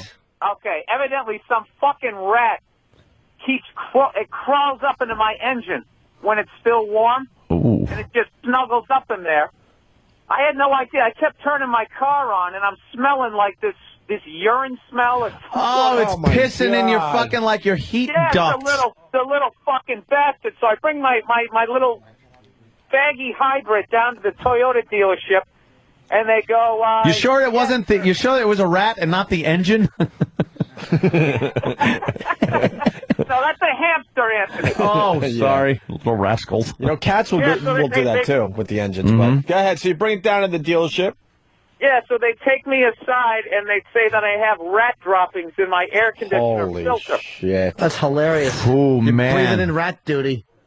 Yeah, so immediately I'm like, I'm going to kill this fucking rat, right? Yep. So I go to the hardware store. You know those little glue traps that they have? Well, the most humane of all rat traps. Yes. The glue, where they stay alive for a week. Why not hire 10 mice to stab it? I highly recommend the glue traps. A lot of fun to see the damn thing struggling. And I'm not an animal guy, but wow, when you see their ears stuck to the fucking glue it's great. mat, Their faces stuck. and they're making noises you didn't think a rat could make. Looks like E-Rock with fluff on his head. Yeah. All right, so you got the glue traps there, Bill. Yeah, because basically they scared the hell out of me, saying somebody else had the same thing happen to their car, and the stupid rat crawled up in there, started chewing up wires, and basically disabled this entire hybrid. So I'm in a panic now that I'm going to lose a $22,000 car because of some fucking rat. So I buy like literally 30 of those fucking glue traps, and I just duct tape them to like a cardboard box, and I just slid it underneath my car. Don't tell me your car got stuck in the trap because it didn't have the power to fucking back out. That's because you drive. That is great. Basically what happened. You just killed the bitch. No, come on. No, listen, Nia, my girlfriend, stinks at driving. She's typical city girl. She got her driver's license when she was like 36. You know? Yeah. So I put the stupid trap things underneath the car, and she goes to go to the gym, and I'm in the apartment. I'm thinking, oh shit, I didn't tell her about the rat traps. I got to make sure when she comes home, I put the car in the garage. And right before she drives in the driveway, I get a phone call, and as I'm getting off the phone, she comes walking in the back, and I'm like freaking out, going, did you see the rat trap? She's like, yeah, no problem. I pull in. Dude, I go downstairs. She drove right over the fucking thing.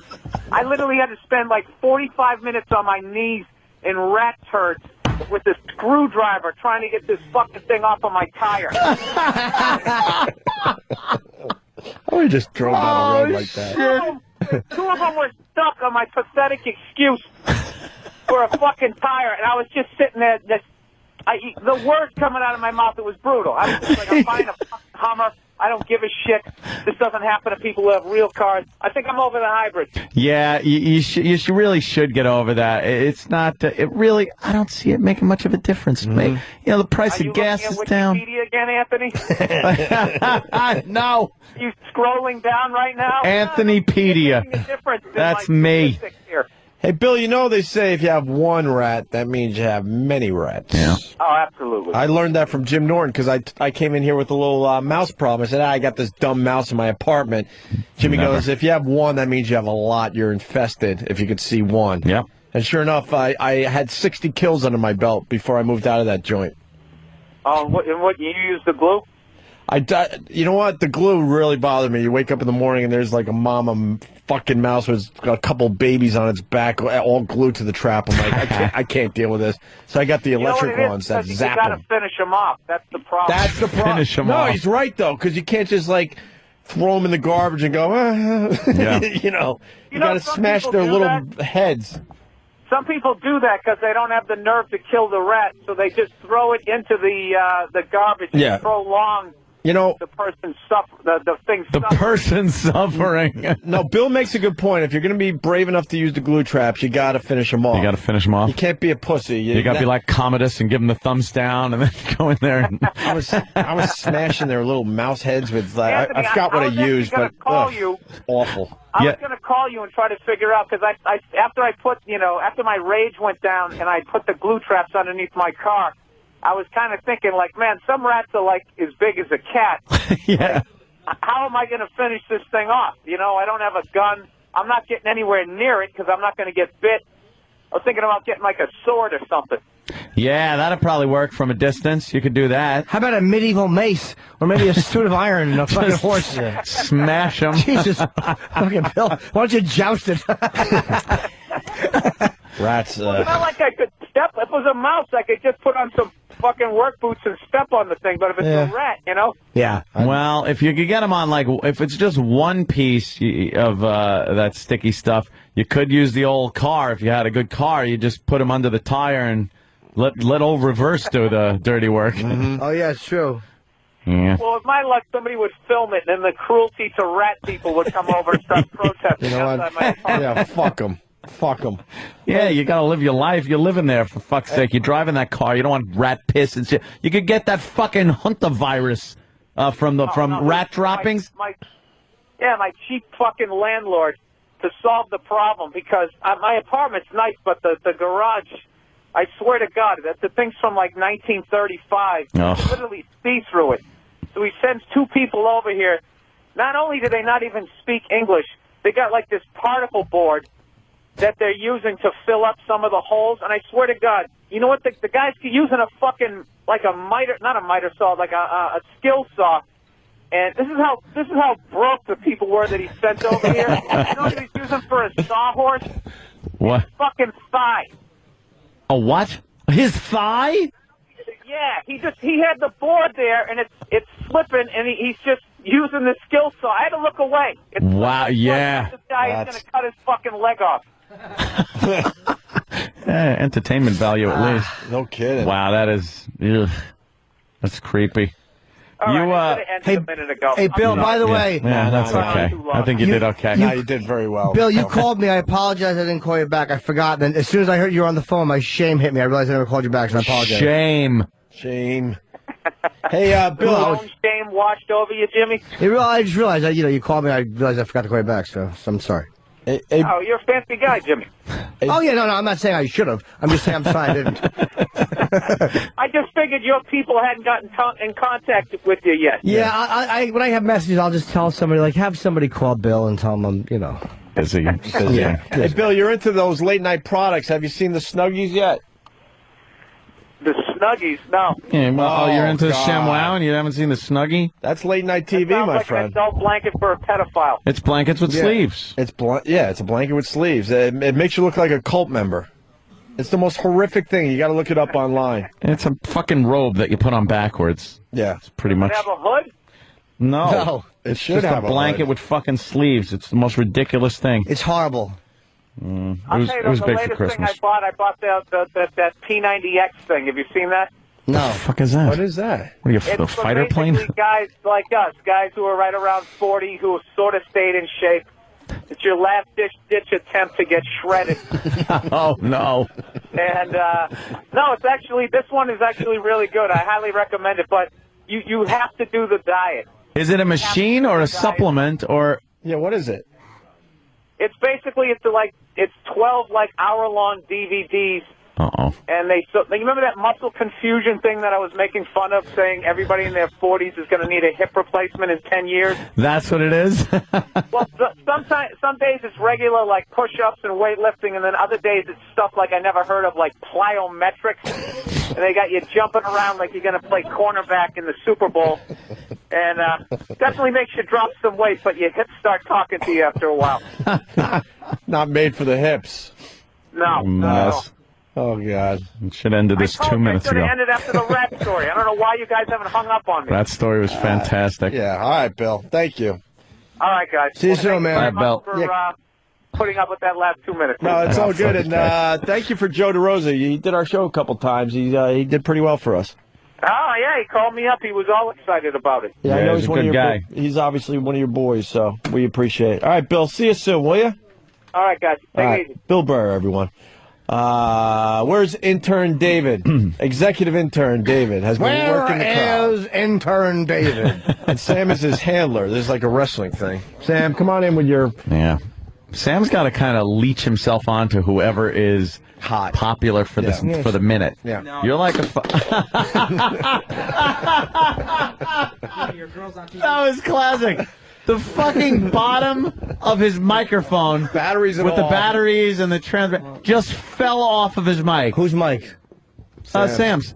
It just fucking fell off onto the floor. Totally disabling the microphone, by the way. I've been on merciful the David bandwagon since day one. There's no leech. Have you? Here. Yes. Yeah, I do like David. Day one. David's good. All right. So what do we got, Sam? Well, any observations as he was working the crowd? Yeah, he got to meet some really interesting people and asked a lot of line of questioning. His main question, when he couldn't get to like a really interesting story, was, "What did you do yesterday?" That's good, because people did something yesterday if they're here and alive today. Or one of his other tricks would be, "How did you get here?" And they'd usually say by train, and then he'd say, "What happened on the train ride?" See, you're good. You get a scenario, and then if it doesn't work, like something's not funny, it leaves you an out to get another story out of the same kind of question. Too bad you're not interviewing Long Island Railroad people from 15 years ago. It'd be a hell of a funny show. Oh, black Jamaican shot me and my friend in the face. Oh, and then what happened? What do you think happened? You're right. All right, David, you worked the crowd for about a half hour. 20 minutes, whatever. What did you find out? Anything good for the show? We got a couple of things. Honestly, the crowd was very non-talkative, to be quite honest. What do you mean? Well, okay, the crowd sucks, is what David's saying. That is kind of true.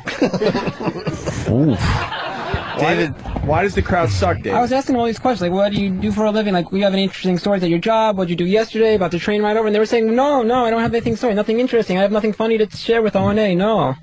So you're saying they were lackluster? They were. We do have a couple of them. I'm not saying we have nothing, but it's... A couple of zingers out there, huh? Dave did say that they were especially boring people. Really? Yes. Yeah. But we do have a couple of things we can share. All right, what did you find out? Who would you like to bring in, David? 3 sheets of paper there. Well, David, you want to be on air, so this is a good exercise for you. Yeah. So, David, are you saying they're lackluster? Say it into the mic. They were lackluster, yes. Don't talk to Sam privately. Say whatever you were going to say to Sam into the mic. Yeah. Yeah, with a fist in between the mic and yes, correct. hopefully moving toward your face at great velocity. Or how about just 10 E-Rock cocks? Jesus, almost 6? How old are you? No. 8? Oh yeah, we couldn't talk about his cock over there. He doesn't have a cock, he's got a weenie. You know what Eric has? A pud. But he must have one giant ball, though. I think it was both balls. It's both balls that makes one that was ball huge sack. ball. What did you think, David? You saw what... I took a closer look, like when he was standing by me, and it was his nut sack, and then this little pud coming off of it. And that kind of gave him a little more. Honest, I have to agree with you, Opie. I only noticed one ball. I think he probably got 2. I know he has 2, but it just looked like one big clump. Well, they come in one sack, you know. I know. Yeah. Did you notice his cock bulge? I did notice that, yes. Yeah. I noticed that, yes. Was it delicious to you? No. It's hard not to notice, though, right? It's a big fat pouch of meat. Yeah, so you couldn't not see it. If you're looking at him, it's kind of hard not to notice. It was just like staring me in the face. Just right in the face? Oh, It was like looking right at me. It was bulging out, yeah. Wow. What about the cock part? Was it big, you think? It was pretty big, yeah. For Dave. I don't know what it was. Maybe it was the fluff or something got him really super excited. Fluffer. What? The fluff. Yeah, the fluff. Something got him super excited. Yeah, I got it. We got it. Yeah, we heard. You said it same fucking inflection, same everything. You're amazing. Where is E-Rock, real quick? Eric? Eric is not... Yes, he is. Eric has the stuff out of his hair. That mic works over there, too. Yeah. E-Rock, how did you get the stuff out of your hair? Because it's like you look normal now. You look the same. Very hot water continuously dumped all over my head. How hot? Very hot, like steaming hot. Oh, you said another word for it before. Piping? Scolding? All right. What kind? You heard me. No, I didn't say it. You heard me. Yes, of course he did. That's why we want to hear it again. I think it's I never heard of... I'm so sorry that the water reprimanded you. Did your parents scold you a lot in your childhood? No. No? No. Scalding hot water on your head? Yes. David says you got a nice piece. right? Yeah, there. he was complimenting your Why don't you balls. Why don't you tell E-Rock? He's not in your studio. not your cock because it's a pud. We've decided. Not like pud. I've heard that. I've not heard pud. I love used the word for pud. dick in years. Yeah, you're a fucking gonna go home and pound your pud. Pud. Do you have just a giant ball bag? I don't know. We want to know about your genitals. Yeah. Because David was commenting under his breath about the cock. Well, the David, bulge. why don't you tell E-Rock? He's here now. What were you Tell saying him. about his ball bag and his cock and his pud? I was saying that he got super excited and looked pretty big. I was saying he's super excited. Not used to it from his people. Ooh. That Wow. wasn't very nice. No, it wasn't. Yeah, Wasn't very good either.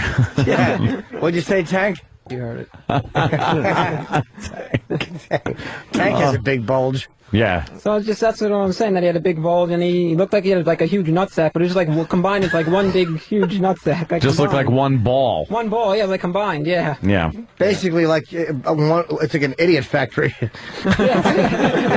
Sorry, Rocky. Yes. All right, David. So what do we got from the audience? I see you wrote some notes. Yeah, we wrote some notes. He's shuffling through. We got a couple of things. I mean, as we discussed, they were a pretty boring crowd. They were lackluster. I know, but they weren't giving any good stories. They weren't.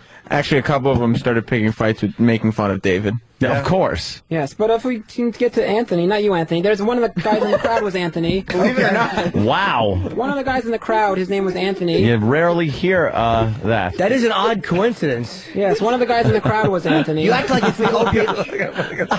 Oh no! Danny found a great picture of a pud. Giant ball sack with little pud. Yeah. Eric's cockhead is probably so spongy that even when he has a full heart on, it just collapses into the dick when you touch it.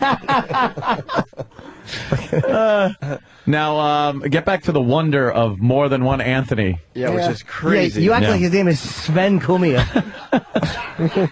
So there's a guy in the crowd named Anthony. Yeah, That's one of fascinating. them, Anthony from Toronto. Oh, Canada. Yes. And he works with the family business making pasta.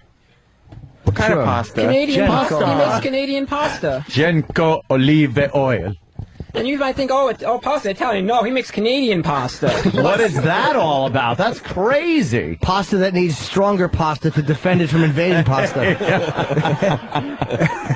I'm still trying to figure out what the hell Canadian pasta is. Maybe we should ask him. all right, you want to bring him in? I mean, I this wanna is bring him in, Roll it ask up and him about- smoke ask it him and about get his really Canadian stoned pasta, from yeah. it. all right. Yeah, probably right. And observe when he comes in. Observe him. Oh, let's observe. Why? Observe how he's coming in. Why? He's walking in. Why are He's you walking making in with- fun of the fact that he has a cane? Because that's part of the information. That's part of the story that I gathered from him. There's A horrible pasta factory accident. no. Yes. Good evening. Good evening, sir. What happened, sir? Just slip on some angel hair? I twisted my knee playing soccer. All right, as long as you didn't trip over a box of bow ties. Yes. And Okay. you want to know what happened today? What happened to him? What happened? Today, he tried to sneak into K-Rock. And while he was trying to sneak into K-Rock, he was trying to get into the elevator, and the security guard chased him. But he couldn't run away fast because he had a cane, and he had twisted his knee. So a Holy security guard shit. was chasing after someone with a twisted knee. A That's disabled person. crazy. The security guard was chasing after a disabled person, is what I found out from him. Wow, that's insanity. Jesus, how do you get 13 episodes around that? We got a show. What's going on over there? That's crazy. Oh. Why was he trying to sneak into K-Rock there? Yeah, what's there to see I there? think he's a big fan of you guys. You He wants think? to see you, yeah. Hold on, let me What was ask. your first clue? Yeah, exactly. He's a guy and he's fat. Oh, shit. Oh, he's right there. I love you, Jimmy. I love you, He's right there, though. You So know. listen, no, I don't want to make fun of cuff pants. So you're from Canada. You're in the family pasta making business. Yeah. Now what happened to K-Rock?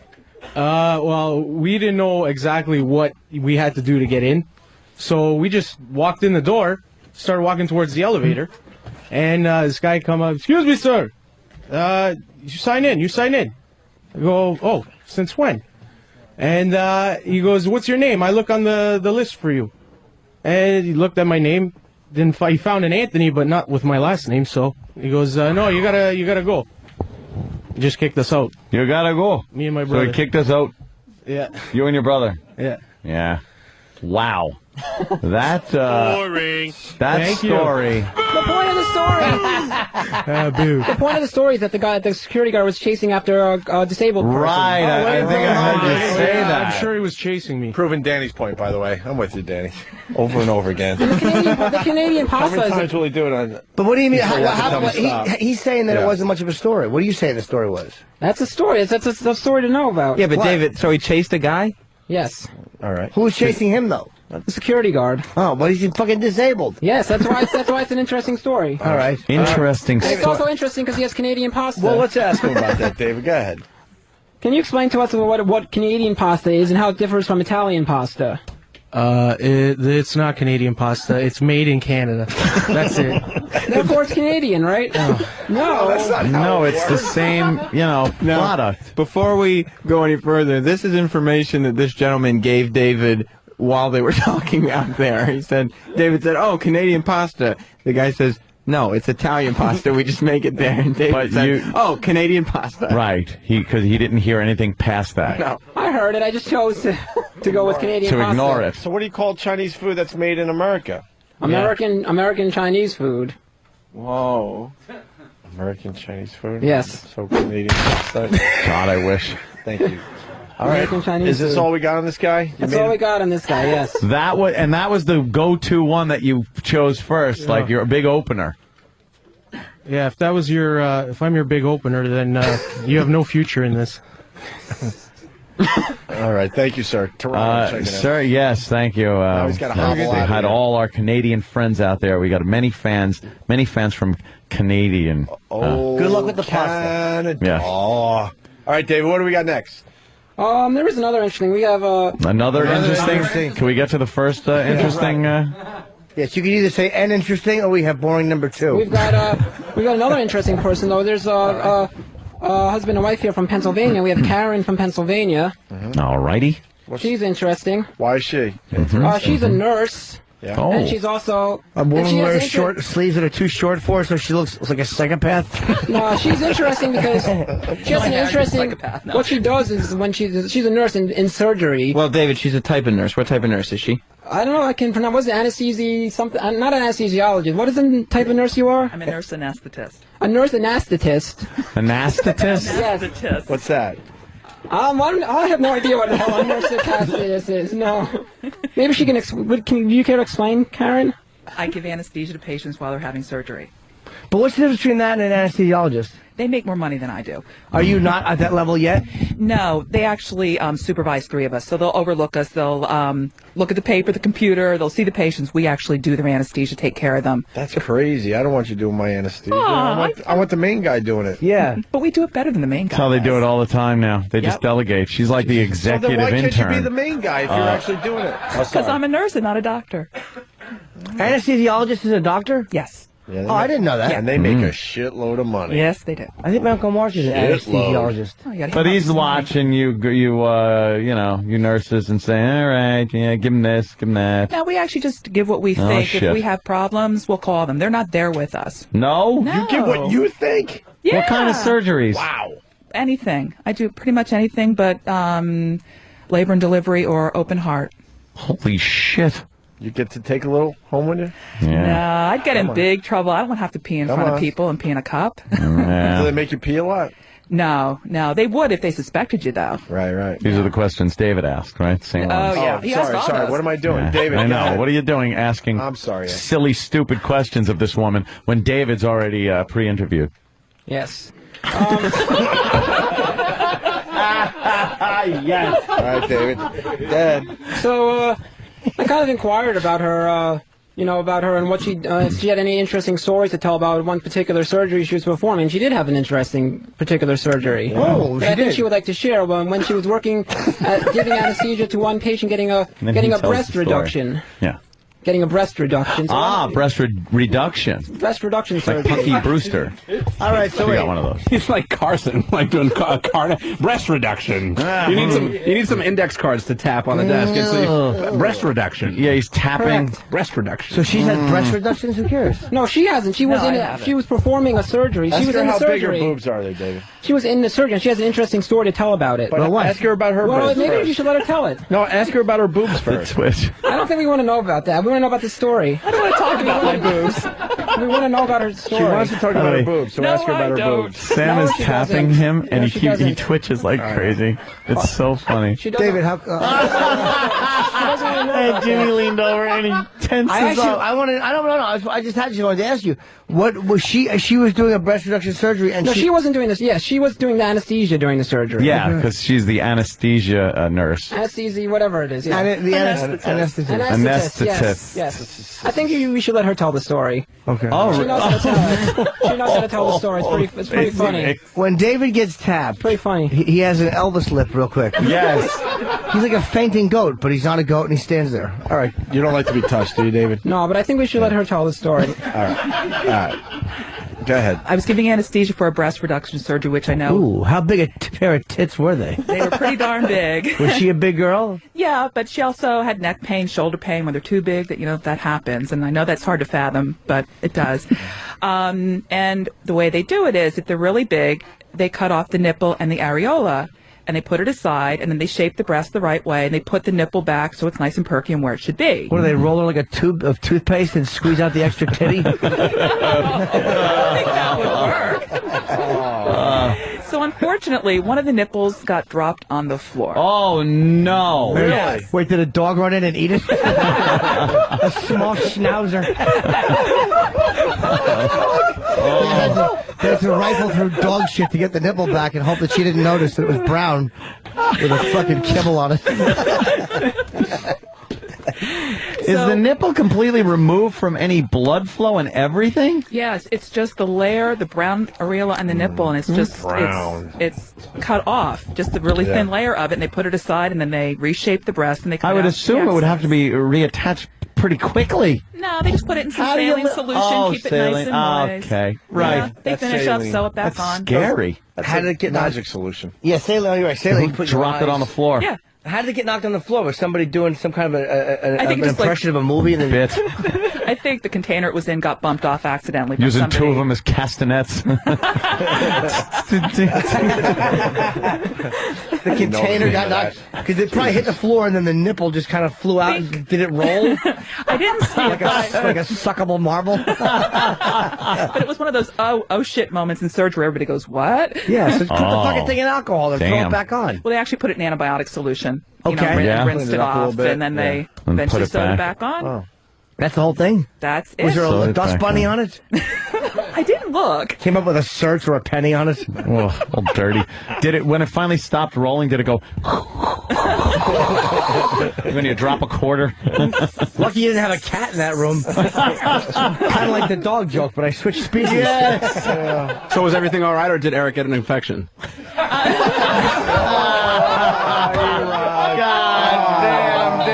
Antibiotics, he was fine. Ow. Actually, it was a woman, wasn't it? Yeah, it was a literal Jim. It's a funny line.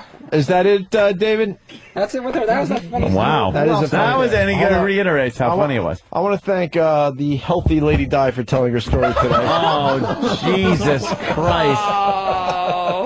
I said healthy Lady Di, though. I Thanks, you changed it guys. up. I could have just said Lady Di. Your sleeves are a little short. I know I'm tall. When you're tall, it's... See, I wouldn't even be able to tell if that was like supposed to be worn like that. It actually is. In other words, I'm calling Jimmy a faggot. Hey, No, For but I'm saying noticing. sleeves being really short make a person look crazy. I'm a little crazy. You look like a crazy Do they? person. I'm a little crazy, yeah. Short. I never realized that, but do they? Somebody You're gone. Loves to do that. I just want to roll mentally mine up ill and walk people, around. mentally ill people never have clothes that fit because Yeah. they're so fucking nuts. Nobody wants to take away their clothes. They just get wear it until it dies, and they grow up and they have short sleeves and they strangle small animals. Alrighty. And then No, I fuck just have the. to admit, I was a little hungover, and I just sort of pulled something on so we could get here. Who's your husband out here? Which Yeah, one? which one is the which husband? stud is this? Ah. How What are does you, he? What sir? does he do for a living? I couldn't hear you. why But would the I was mic- He's a gonna. network engineer. Oh, network engineer. Why would it work? Mr. Computer. Why would it work? He says. Why would it? I'm a network engineer. Computer guy, huh? Yep. Yeah. Yes. Network engineer. For what? Like freelance? What do you do? No, I work for Verizon. Oh. Wow. What do you do Well, for Jimmy it? likes that, right? Thanks to the good. Hey, are you friends with the guy who gets the best service ever? No. Is he a big shot around Verizon? The guy with does he walk in his Verizon uniform and everybody wants to brain him with a hammer, but they have to be nice to see the face on the fucking posters? We've never met him. Oh, really? I know. I was just kidding. You really work there. You're one of the guys that are standing behind everybody with the phones, right? I'm part of the network. Wow, great. That's pretty neat. All right. Thanks. It's like You have a Verizon cult. service? Hey, by the way, what is it that makes Verizon? Because AT&T sucks a fucking pile of dicks, and I've heard mixed reviews on Sprint. What does Verizon use that's different than AT&T? Magic, Jimmy. Sprint. It is magic. I thought so. Yes. Do they have little goblins?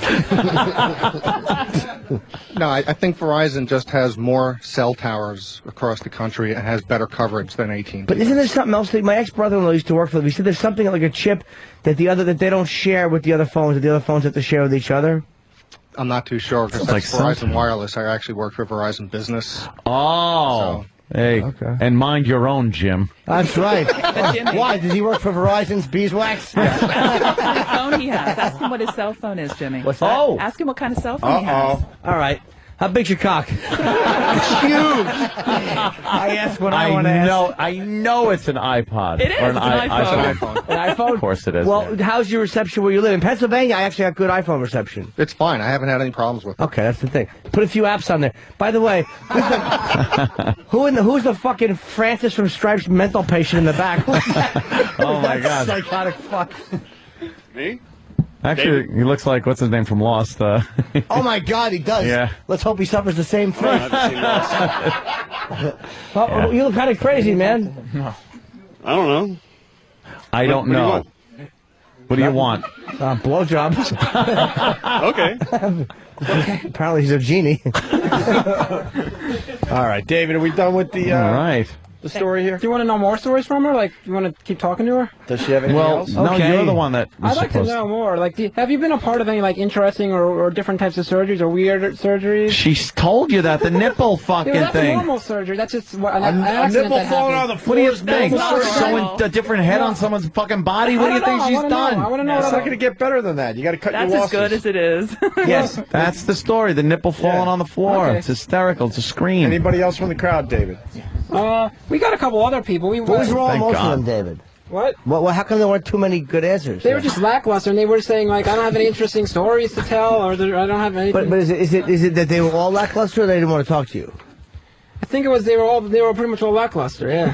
I'm not trying to be rude. I don't want to be. You're being honest. I don't want to be rude. I but don't think they weren't- want to be called lackluster. I know they don't want to be, but They were. that's what they were. Yeah. They were basically. It was basically a collection of duds. But I do have another guy that we talked to for a bit, and All right, let's see. What do you we got? have Kevin. Sam. What's Kevin all about? Kevin is all about that. Happens to be from Mamaroneck, which is the same place as where Sam is from. Oh, really? Oh, So that's from the I same ditched town. a car there once. They're from the same town, and they're from the same town. They didn't know each other. Ah. And Kevin told Sam about a place in Mamaroneck, like a deli that Sam never even heard of. He doesn't even know that Sam doesn't even. We just learned that Sam doesn't know half the restaurants in his own town or places where he What a lives. dumb cunt! And you thought this would be worth talking about on the radio? Yes. You found a guy that's from There's Sam's more town. of This is almost not even worth thinking alone, much less talking about the two countries. But let's bring in the Mamaroneck restaurant, fucking maybe. Well, there's more to this Holy guy. shit. Oh, there's more to it. At the end of talking to Kevin, he quietly leaned into me and said, "This is the best guy we've talked to." Oh, so you saved really? it for last. Why is he the best That's guy we good. talked to? Because this guy is a dispatcher for a limousine company. Oh my God! Dispatcher for a limousine Yes. company. What does he have? What does he have? An interesting stories besides selling Judd Hirsch's sweater for taxi? Holy shit! Jesus. Oh my God. Right there. Well, it's not so much an interesting story. It's just we try to inquire some questions about him to see if we can get him to do certain things. Oh, okay. Let's. We'll watch this. Go ahead, David. We try to inquire, since he lives in the same town as Sam, we try to inquire if he can get his limousine service to pick up Sam at his house every day and bring him to work. God damn, that's crazy. Wait. You mean you wanted to get Sam a ride in a limo? Yeah, Get the fuck out of here. If he lives in the same town as Sam and he's a limo dispatcher, he can get his limousine company to pick up Sam and drive him here for free. I mean, that's the least he could do for Sam. Yeah. Yes. Oh my God. All right, sir. What? Welcome to the show. Thank you for having me. Sure. What? Now, David's painting this crazy. I mean, this is the stuff movies are made of. You and Sam live in the town. All of a sudden, you drive Sam. Sam gets here with the same thing. It's crazy. How do you feel about David's? Oh, he's a fantastic interviewer. Yeah, he's good, isn't he? Yes, he's full of insightful questions. David, get something out of him. Yeah, come on, David. Guy. You picked him from the audience. You picked him. Let her rip. Oh, David, real fast. What did you have to say for me? For my, Oh yeah. He wanted to say that he wanted to give a big ups to his cousin Jerome. I just wanted to mention that. Big ups are always good for the show. We love big ups. I'm a big fan of the big ups. Yep. So you thought bringing someone in for a big ups was good? Well, as I said before, most of the people aren't that good that we talked to, so this is pretty good. Oh, they're just yelling "fuck you" out there. So, Kevin, what did you think about this? Would you consider asking your limousine company to try to give Sam free rides to work? You're going with the bit, huh? Yeah, I could see if we could arrange something like that, obviously for some plugola. Yeah, plugola. That's what we want to announce on the air. Is that you would mention it. Well, I'll exchange favors for plugs. For free stuff, right. To get free stuff, you would plug his limo company. Oh, yeah. We're not allowed to do that? Wow, I guess not. Oh, well, then someone's going to have a few problems about those products I was promised. I'm kidding. Not only did I stop the flow of the show, but I bombed so badly. Yeah. My apologies to the audience here and abroad. That was, we didn't even initially know you bombed because you have to know there's a joke maybe coming. I know. It was basically what I did was you were all standing here. It's like everyone was at a wake, and I just rolled a bowling ball in front of the coffin. And you all went, what was that? That's funnier. Yeah, I know it is. He was laying there in a bowling ball roll. See that? You pull yourself out with the familiar. Of course. Oh, yeah. The familiar. It works.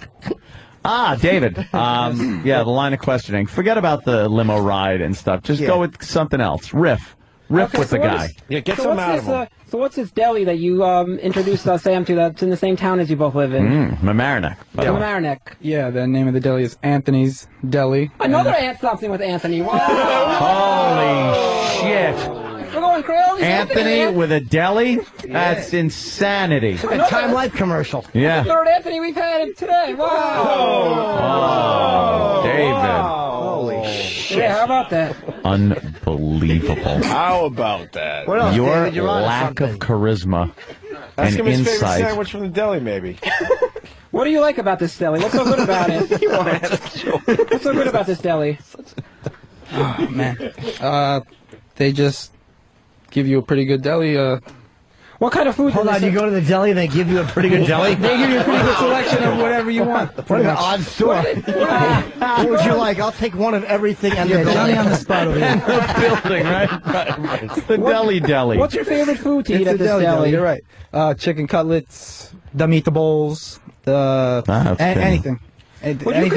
Would you consider meeting up with Sam and taking Sam and introducing him to this deli? Yeah, we could have a play date. A play date? Oh. We could do something like that. Sam, how do you feel about this? Would you have a play date with Kevin? I think Kevin should show you around the town. I mean, you live in Mamaroneck and you don't have a clue what goes on there. Right?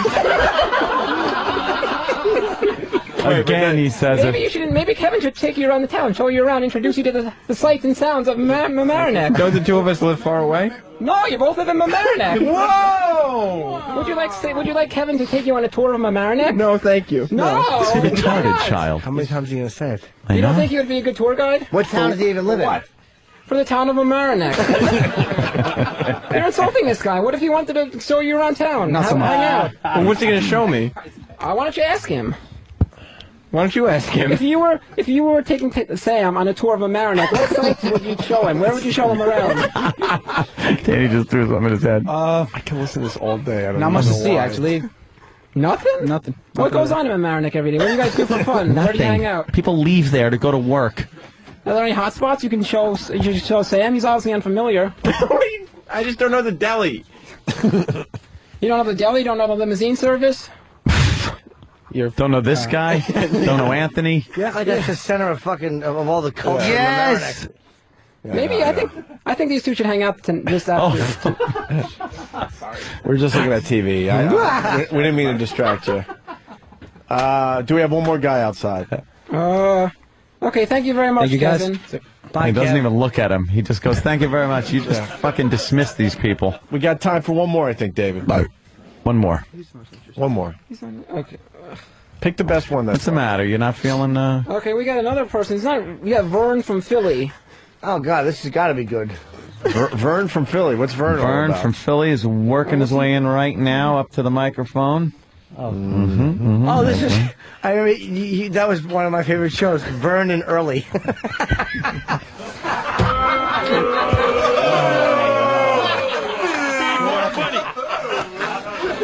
This is going great.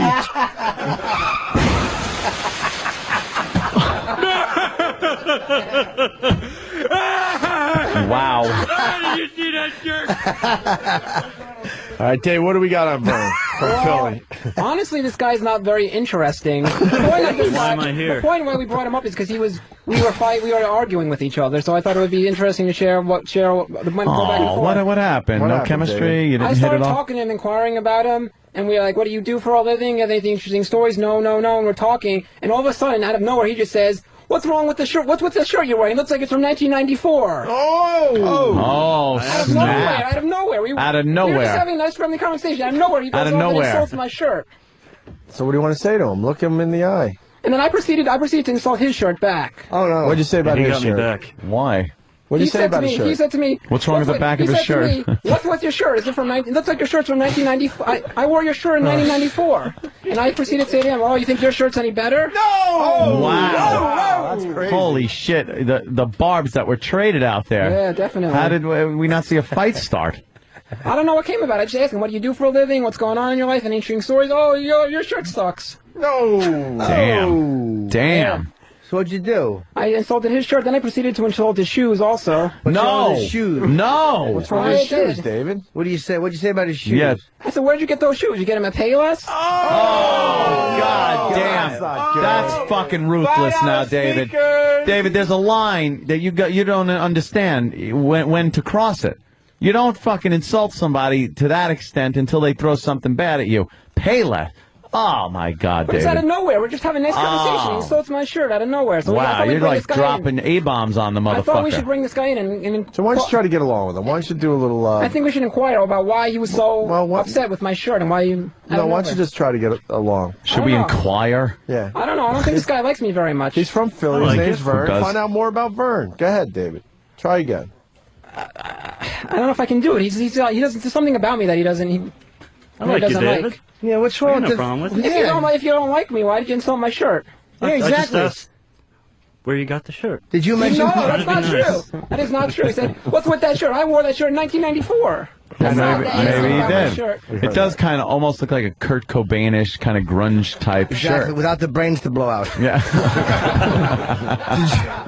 Did you, David? Do you think that he insulted your shirt because you commented that he has oh boy, can't remember the movie. Oh boy. I'm tired, man. I'm scared. I know what I was gonna say. Go ahead. Why did he insult you? I don't know why he insulted me. That's what we're trying to find out right now. Okay. Wow, that's what he we're likes trying you. to find out. He said he likes you. Yeah, he said he likes you. If he likes me, why would he insult me? Did you ask if you could also try on Liam Neeson's wig from Taken? No, I didn't.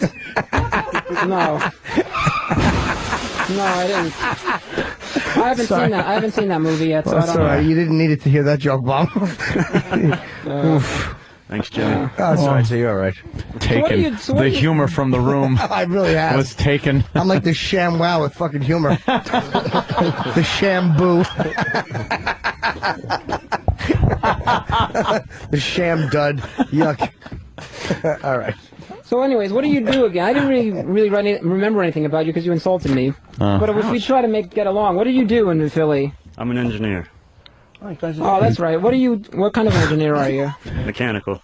What do you work? What company do you work for? What do you do? I don't want to say my company. Okay, so don't say that. But what do you do for elaborate? We design furnaces for steel mills. Oh, okay. There you go. Wow, you need a head on your shoulders for that, there, David. Certainly. Yes, sir. Yeah. So you make a mistake, and then that fucking big thing pours out that molten metal all over the floor instead of where it's supposed to go. It's probably a big time right now for you guys, especially because it's the winter. A lot of furnaces are being used in the winter time, right? No, it's furnace. Oh my God! Oh my God! He didn't just say that. What's the guy do? I didn't even hear it. No. No. He makes furnaces for the steel Well, I know industry. for the steel mills, I know that, but Yeah. for steel, I understand that part. But You I mean, understand that? So now with the cold weather, people need furnaces. No, the steel mill needs this furnace in the winter. Why? It's cold. Do you understand that they're not using it for warmth in the place? They're using it to melt fucking steel. Right. Yeah, I understand that. No, you didn't. I understand that. No, you didn't. Don't say you did. You didn't understand it. You understood that, right? Yeah. No, you didn't. You said it was to keep warm, but it's to melt steel. He really did understand. No, he didn't. No, he did. Did you mean that, or you knew what it was, right? No. Fucks it up every single way. He falls under questioning. We had a nice little bit going, and fuck. He just folds. That's right. No, all right. No, I didn't. I thought it was to keep warm. Hey, something else came to my attention the other day. He's not a big fan of Obama, right?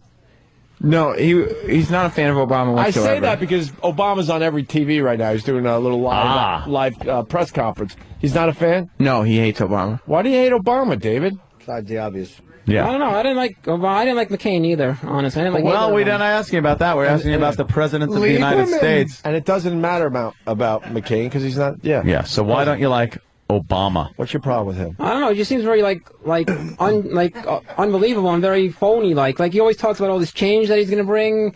To the world, and he says that he's going to somehow rescue the economy and bring all this money. I don't know where the heck is he going to get all this money from that he promises everyone. How's he going to change the world with his change? I'm very confused with this man. God, Ant's got a playmate. You might have to start hanging out with this guy. There's President George Bush. He didn't do any change. Do you think this guy can do any better? Where's this change going to come from? Where's this money and all this change the world, change everything with the war in Iraq? Oh. A better country, a better everything. I don't know. I don't believe this guy. You think he's full of shit? I do think so. The Jews don't like him, right? I don't know about that. He's a little too touchy-feely with the Muslims and the people that are against true, too. That's another reason why I the don't. Jews. That's true too. And I didn't like about the church that he preached at back in the day. That he preached at? Yeah. Well, he didn't preach there. He just went there. Church did he preach at? Well, he was the pastor at his church was the pastor. Okay. The pastor, yeah, and he was a part of that church, so that didn't. Yeah, that doesn't look good for you. But I think he's a phony. Yeah? He's phony. I believe so. Well, okay. Well, Right? he's He's the just trying to president. help people out. What do you think? I know he's trying to help people out, but I don't see where all this change is going to come from. Where is he going to come up with all this money to rescue America? Where the heck is he going to come up with that? I don't know. Good idea. Print more up. Why don't they just print a bunch of money and give it out? He's going to print it? Where's it going to come from? From the Treasury. They get paper, some ink, you print a bunch of money, and then you mail it out to people. Why can't you do that? I don't know. And if you don't like Obama and you don't like McCain, who should have been president? I didn't vote for president. No, I understand that, but who would you like in there? Or what type of guy would you like in there in the White House? I don't know who I want. I just want someone that would be more, I don't know, take more control over everything and have a set goal and a set plan and know what they're actually doing. Mm-hmm. That's what we'd like in an intern, too. Like President Bush was so... President Bush was no good. He didn't know what he was doing. He was so confused with his weapons of mass destruction and stuff. He was very confused. Well, they found them, though. They found them. No, they didn't. Okay. They didn't find them. Where did they find them? That was the whole point, that he thought there were weapons of mass destruction and there were nothing. He was wrong. He wasn't wrong. They found them in Where did they find the weapons? Right. They didn't find Yeah, him. they were over there somewhere. Mamaroneck? Oh, okay. Jesus. All right, who do we got next? Anything? Can we finish up with Yeah, we one might be more of wrapping your... up or what? It's up to David at this David? He's shuffling through his We don't really have papers. any more good people, to be honest. No? Sam? Well, I mean, if you want to talk to the woman that he said was the most boring, we could bring her in. All right. Yeah, let's bring... Come on in. Yes. Oh, please. David said that Dana from Philadelphia was the most boring person he talked to. Work your way It in seems here. to me that there's a lot of people here from Philly today. Yeah, I that's don't know. cool. We like Philly. Yeah. A lot of Philly people. There you go. Philly's actually being... All right, it's Dana. Hi, Dana. Hi, Dana. How are you? Awesome.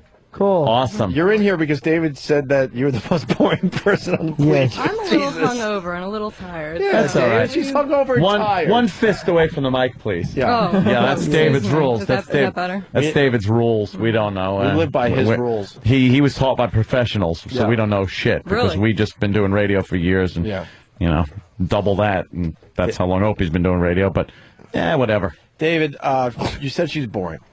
Yeah. Exceptionally so. She's Dana. She's from Philly. Though. Pretty much what I got out of her that she's a medical biller. Examiner. Okay. Yeah. And I kept on asking her. Wow, that was kind of a dismissive. Okay. Okay, she's a medical examiner. If you want to be precise. Yeah. And I kept on inquiring, like, what did she do? Like, any interesting stories? I'm saying, no. She had nothing to really say. How did you inquire? That's what I want to know. Question her, not like a fucking interrogation, but as she is somebody you are interviewing for a radio show. Go ahead, just throw some questions at her and try to get something out of her. Well, I got a couple of, like, a little bit out of her.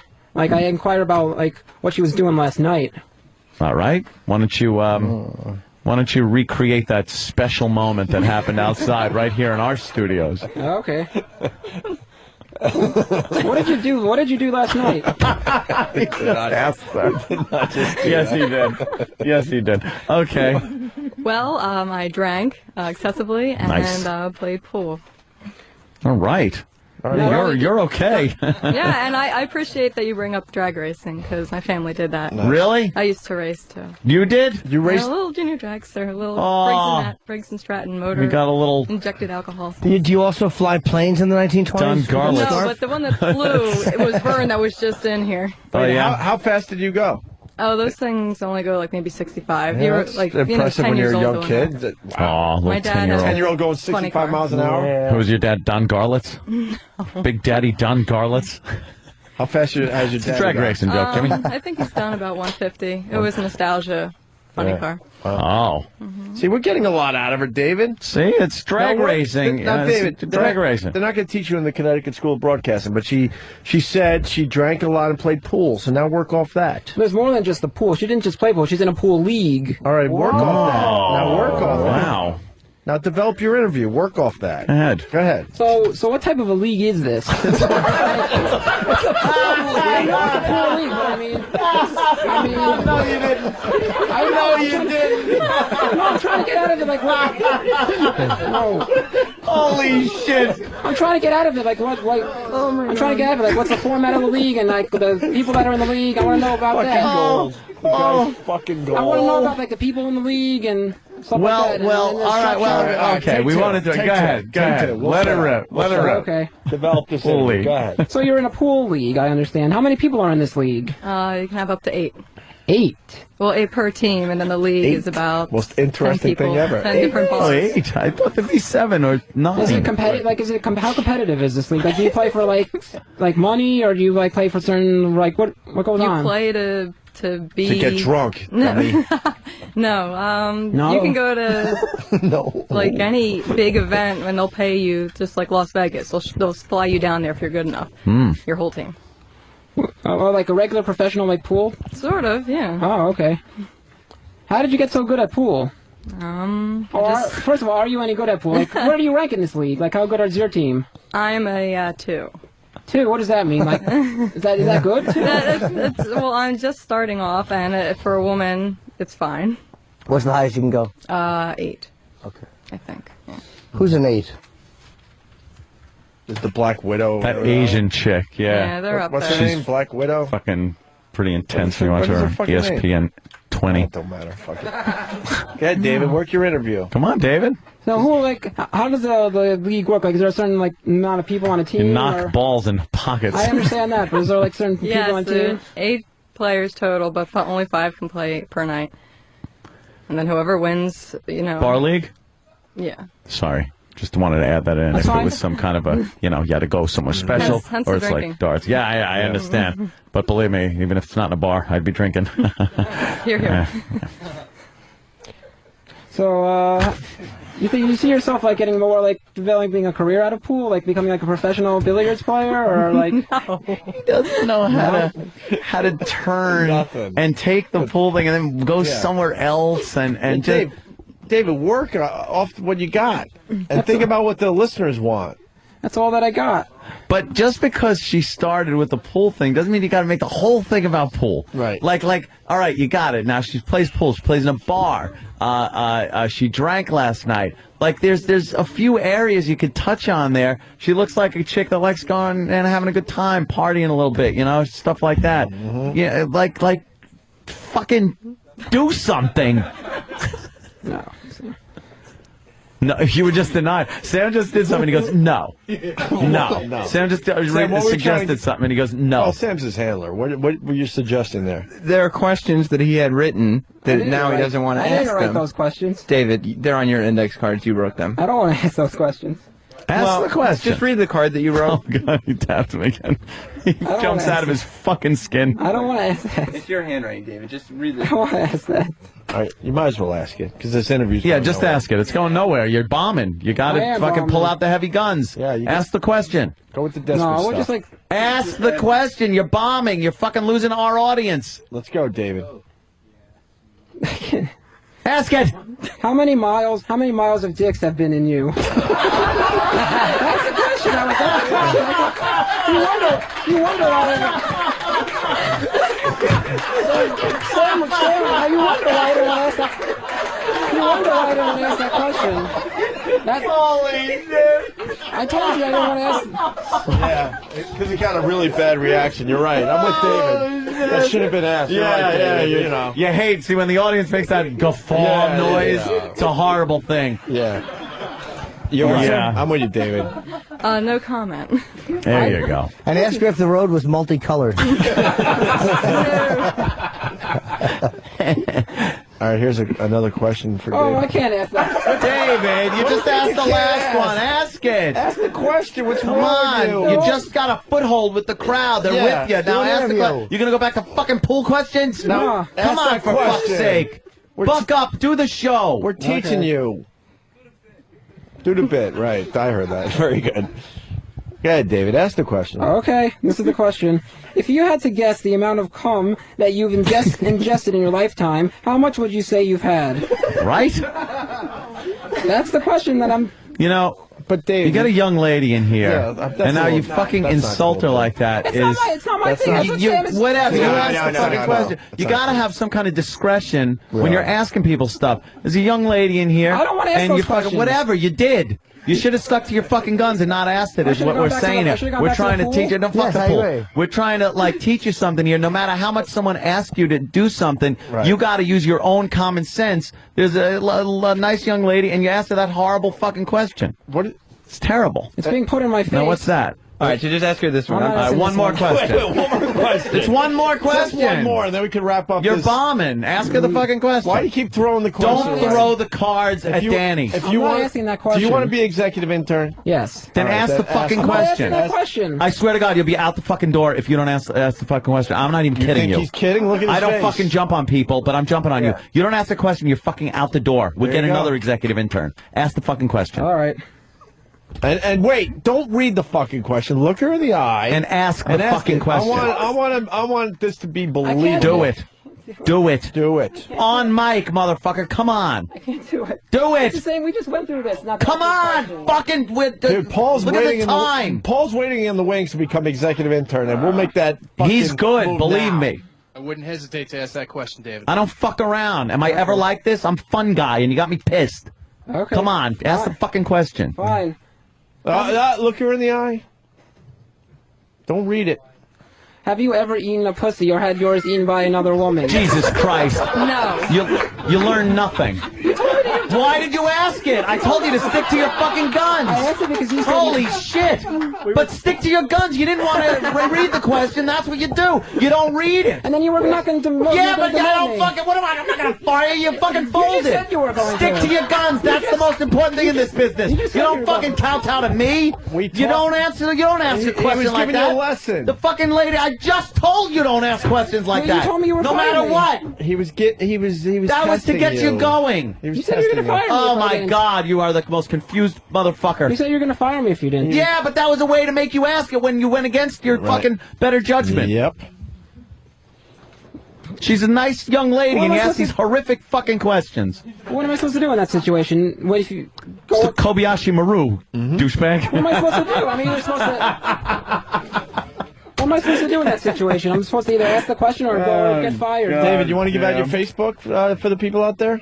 They're all dying to... What am I supposed to do in that situation? Exactly. It's really a test of character It more is than either I don't there's ask no the- right or wrong. It's either I don't ask the question and be polite and not ask rude questions like that, or I go against your wishes and get fired. That's the quandary. Test the character. Yeah. No right or I wrong won't do. answer. I won't do. I didn't want to get fired. Sam? David was panicking yesterday and leaving messages on my Facebook page because 100 people had added him after I mentioned yesterday on the air that he had Facebook. No. And he didn't know who any of them were. So he had to verify each one with you. Well, then I started getting messages from other people who are fans of the show saying that David messaged them saying, I don't know who you are. Who are you? Why did you add me? By the way, it's not going to help that they just put his Facebook name on the pad data.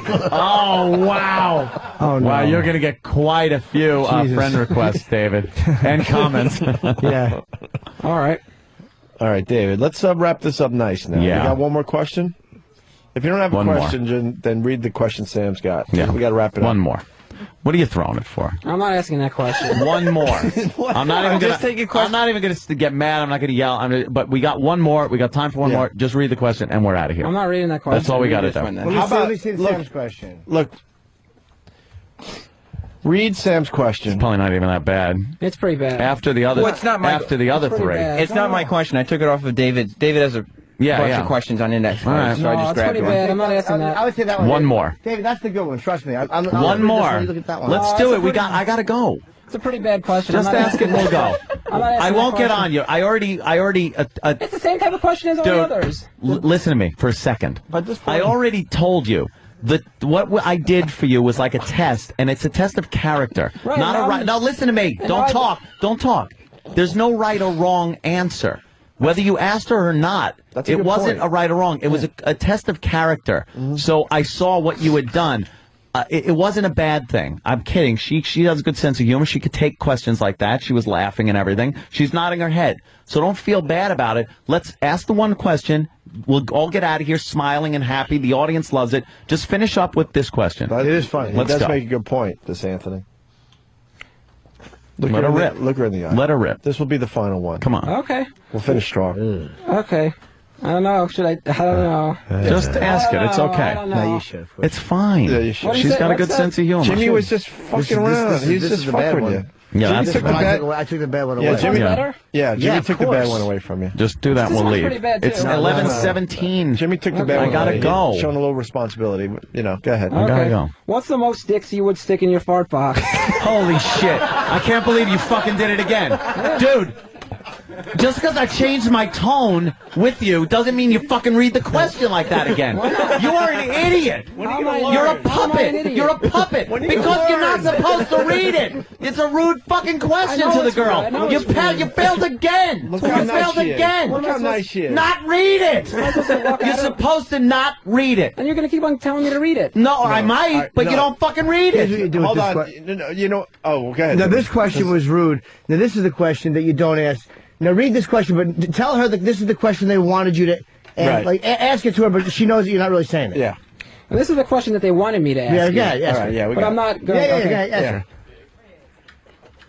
If you had to compare your Okay, okay. Yeah. If you had to compare your clit size to everyday household items, what would you compare yours to? Oh my God.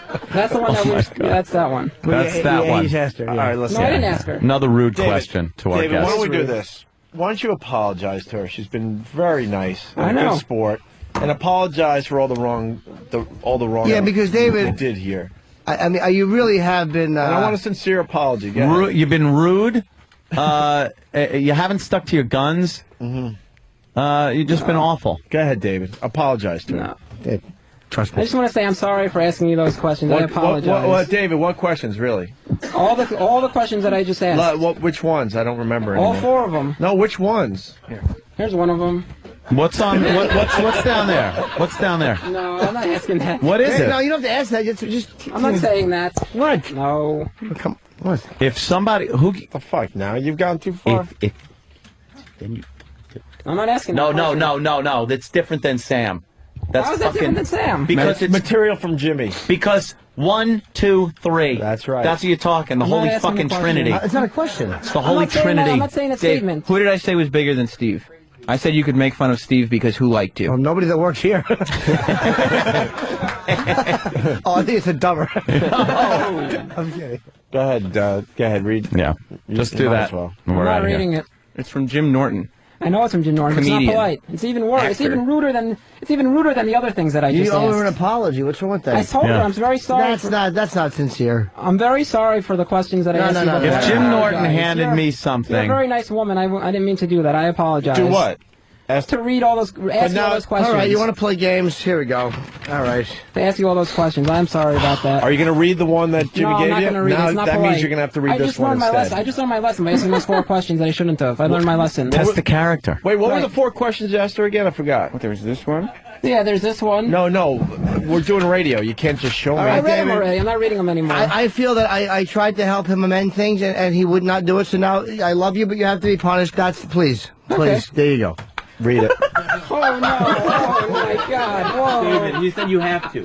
Why do I have to? What if I That's don't the do main it? guy. Well, then, have fun. It's different. I'm not even going to say anything. That's fucking Jimmy Norton, though. That's What if Jimmy I don't- fucking Hey, Norton. just go ahead. What if I don't do it? You should do it. I'm not going to do it. You'll be demoted from executive intern. Okay, fine. You don't want that. I do want that. You don't That's a want resume that. I do. stuffer. No, you I don't. want that because I learned my lesson not to ask those questions Well, or say anything rude. you're not I going to be learned an my intern. lesson. You're not going to be. David, trust me. I They wouldn't escorted steer you Earl wrong. out of here the other day. It's not me. This is Jimmy. I wouldn't steer you wrong. This is Jimmy. Look, I'm out of it. I won't get in trouble. I'm backing up. I learned my lesson. I'm not going to do it. David, I'm a fan. I wouldn't get you in trouble. I like you. I like you on the air. I wouldn't. I get know you in you like, trouble. but the point is not that me. it has nothing to do I'm with done. who it is. The point is that I learned my lesson. So just go ahead. Can we get Master Joe in here to escort David out of the off the premises? Okay, I learned the lesson. I'm not going to ask the questions. Yeah, that's not a question. I'm not going to ask questions or say statements anymore that are offensive. I just learned the That's lesson not not to go by any. Well, of it's these a people. compliment, actually. That's not a compliment. It certainly is. How? Just trust me. I'm not saying anything. Yeah. Jimmy asked you, so I'm out of it. I'm Don't asking worry you. about I take what I'm responsibility. saying. I just So now learned- it's a whole we nother just ball had the- game. We're in a whole new ball game with Jimmy. I'll take We just had the. Where's your David, trust me. I'll take We got to responsibility. show you the door. Whole new ball game with Okay. Jimmy. All right. You don't want to go. I do. You don't want to go. I do. Over that, yeah. I just learned my lesson not to say those types of things anymore. Comments, questions that are rude like that. Why? Because they're offensive. It's rude to say those things I'm to not people. offended. Yeah, because it's not towards you. Well, Ask the audience if they're offended. They're the. Why don't you read that to the audience that's and why tell we're them doing that's what this. I wanted you to say to her, and they'll give you a judgment. Why don't and you if ask it's too them- rude, then you don't have to say it. Jimmy to makes them. a good point. Read the question. Well, It's not preface a it. question. It's a statement. All right, preface it. Go. Hey, audience, would this be considered rude? And then Yes. and then read Then she's that. going to hear it. So what? She's an adult. She's there. That's a good. It's a valid There she is. compliment. You're I'm too not gonna do it, no. sensitive. You're talking to the audience now. You're overly sensitive to this David. stuff. I learned my lesson. Dave, No, they're you good- didn't. You didn't I because did learn the lesson. Yes, I did. you didn't. David, the audience is a good barometer. I'm not listening because I listened to you Listen to guys. me. You're going to learn something here. You go, hey, audience, would this be considered rude and inappropriate? And then read it. That's Yeah, all. you're asking the audience. See, in that Okay. way, you're protecting yourself. Right. Right. All right. To the audience, ask them. Or you can face Sam. Well, I'm going to think so. Go ahead, ask them. Okay. And it's not a. Okay. Right. Yeah. No, preface it by talking to the audience. Yeah. Okay. Hey guys, or whatever. Hey guys. Would this statement be rude if I said this statement to her? would this be rude? Okay. All right, I want you guys' honest opinion. Would it be rude? All right. I'm told to say, in order to apologize to her and make nice with her for all the rude things that I would say, would it be rude if I said to her, nice scarf, cunt face? Would that be rude? Would that be rude? Holy shit. Again, What do he you guys buckles. say? Again, he folds. What do you guys say? He folded again. You stuck to your guns. You took your headphones off. You did everything you should have done besides leave. You should have fucking left instead of said something like that. Cunt face. That's terrible. It is terrible. I agree. Yeah, well, you said I it. have an apology written for you on the back. You should at least use the apology real quick. What's the matter? We're not professional enough? Yeah, the apology. Make nice. Yeah, Come on, read the quick. apology. Yeah. Go ahead. Go ahead. I shouldn't do it. Read the apology. Go That's ahead. even ruder. No, it's not. It's an apology. Do it quickly. Good before I'm she gets serious now. It's getting late. I want to get out of here. Come on. Come on. We It's gotta go. Friday. I'm not reading A that. quick Read the apology. fucking thing. Come on, a quick David. apology. Don't be a pussy. Read the goddamn thing. You're being a pussy. Trust me. I should walk out. You don't want to walk out. You don't want to walk out. You're on this. You're part of the show. Yeah, you're on air. That's You don't want. The last thing you do is walk out. You know You don't walk out. Yeah. You walk out, they won't let you back. Look, Earl walked out. Look what happened. fine. All right. Yeah. Come on. Quick apology. Make Read it the apology, I'm not reading and then it. we go home. I'm not Read the reading it. apology. Bam. We hit the button and we're out. I'm not reading it. We gotta go. I don't care. How come you want to apologize to her? That's kind of rude. David, let me read it first. I'll make sure it's okay. It's not bad. You already said our scarf. Yeah, cunt face and David, that's easy. you know did that's way nothing. worse. That's nothing. Oh, I'm not reading God. that. That's nothing. That is literally nothing. Yeah, Come on, you don't want to be escorted. I do. Dr. Phil is I here. do. You don't want to be. David. I do want to go. No, Come David, on, that's you don't want to be security. escorted out. Come on now. Yes, I do. No, you don't. You're learning a lot about radio today. David, Just this is a do it. learning process for you, That's why I and gotta learn you're how to doing say very those well. things. No, Yep. you got to learn how to. Dave, you gotta stay on the air. Nope. You gotta stay. You're on the air. not learning. You got to stand there. You are learning the opposite of what we're trying to teach you. This How is am I not? You bizarre. just told me not to say those things. What if No, she- that- but- hold on, I got an idea, guys. What if she said it's okay for you to read that All final right, one? that's good. That's only fair. I really don't care. She doesn't care, David. David. Jesus, if that doesn't make it easy, If she go doesn't ahead. care, then okay. Then it's All right. fine. All right, If she good. doesn't care, then okay. All right, Okay. All right, fine. go ahead. Apologize. All right, I'm sorry, whore. Oh, Jesus. You were going to leave, too. I was what? You're fucking despicable. Get the fuck out of the studio. Get out of the studio. She said I didn't care. Get out. Get out. Get out. Get out. Leave. Get out. Boo! There goes Boo. the executive intern, Boo. David. Oh my God. Jesus Christ. He's going to have a fucking nervous breakdown. 3 o'clock in the morning, he'll be sitting there just talking to a lamp in the dark. They told me to say it. Should I have said it? I don't know. All right, I hope you guys had fun, man. Thanks for showing up today.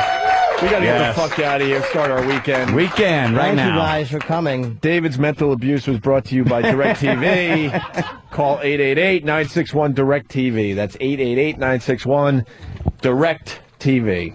And I want to thank the cute little girl from Philly for being a good sport. Thank you to you. Thank you to the nurse. Thanks to the crippled pasta guy from Canada. Right. Thanks to the fucking Verizon tech. Yeah. Who knows nothing about cell phones. And thanks to the fucking sociopath in the back with the odd hair and the fucking wider neck than his head will support. His head is too small for his neck. It's bothering me. Apparently he fucking pissed off a witch doctor. And, I think we're going to have to do this thank again you to the guy with the Friday. sweater here who owns the Next limo Friday, company. we'll do that Marinette. again. Yeah, oh, Marinette, sure. Marinette. Heard that word way too many times. I know, it's great. Anything else? Because we're out. We're done. Everything good? We're done. Done. Let's out. All right. Bye, guys. Have a great weekend. Ron and Fez, noon to 3.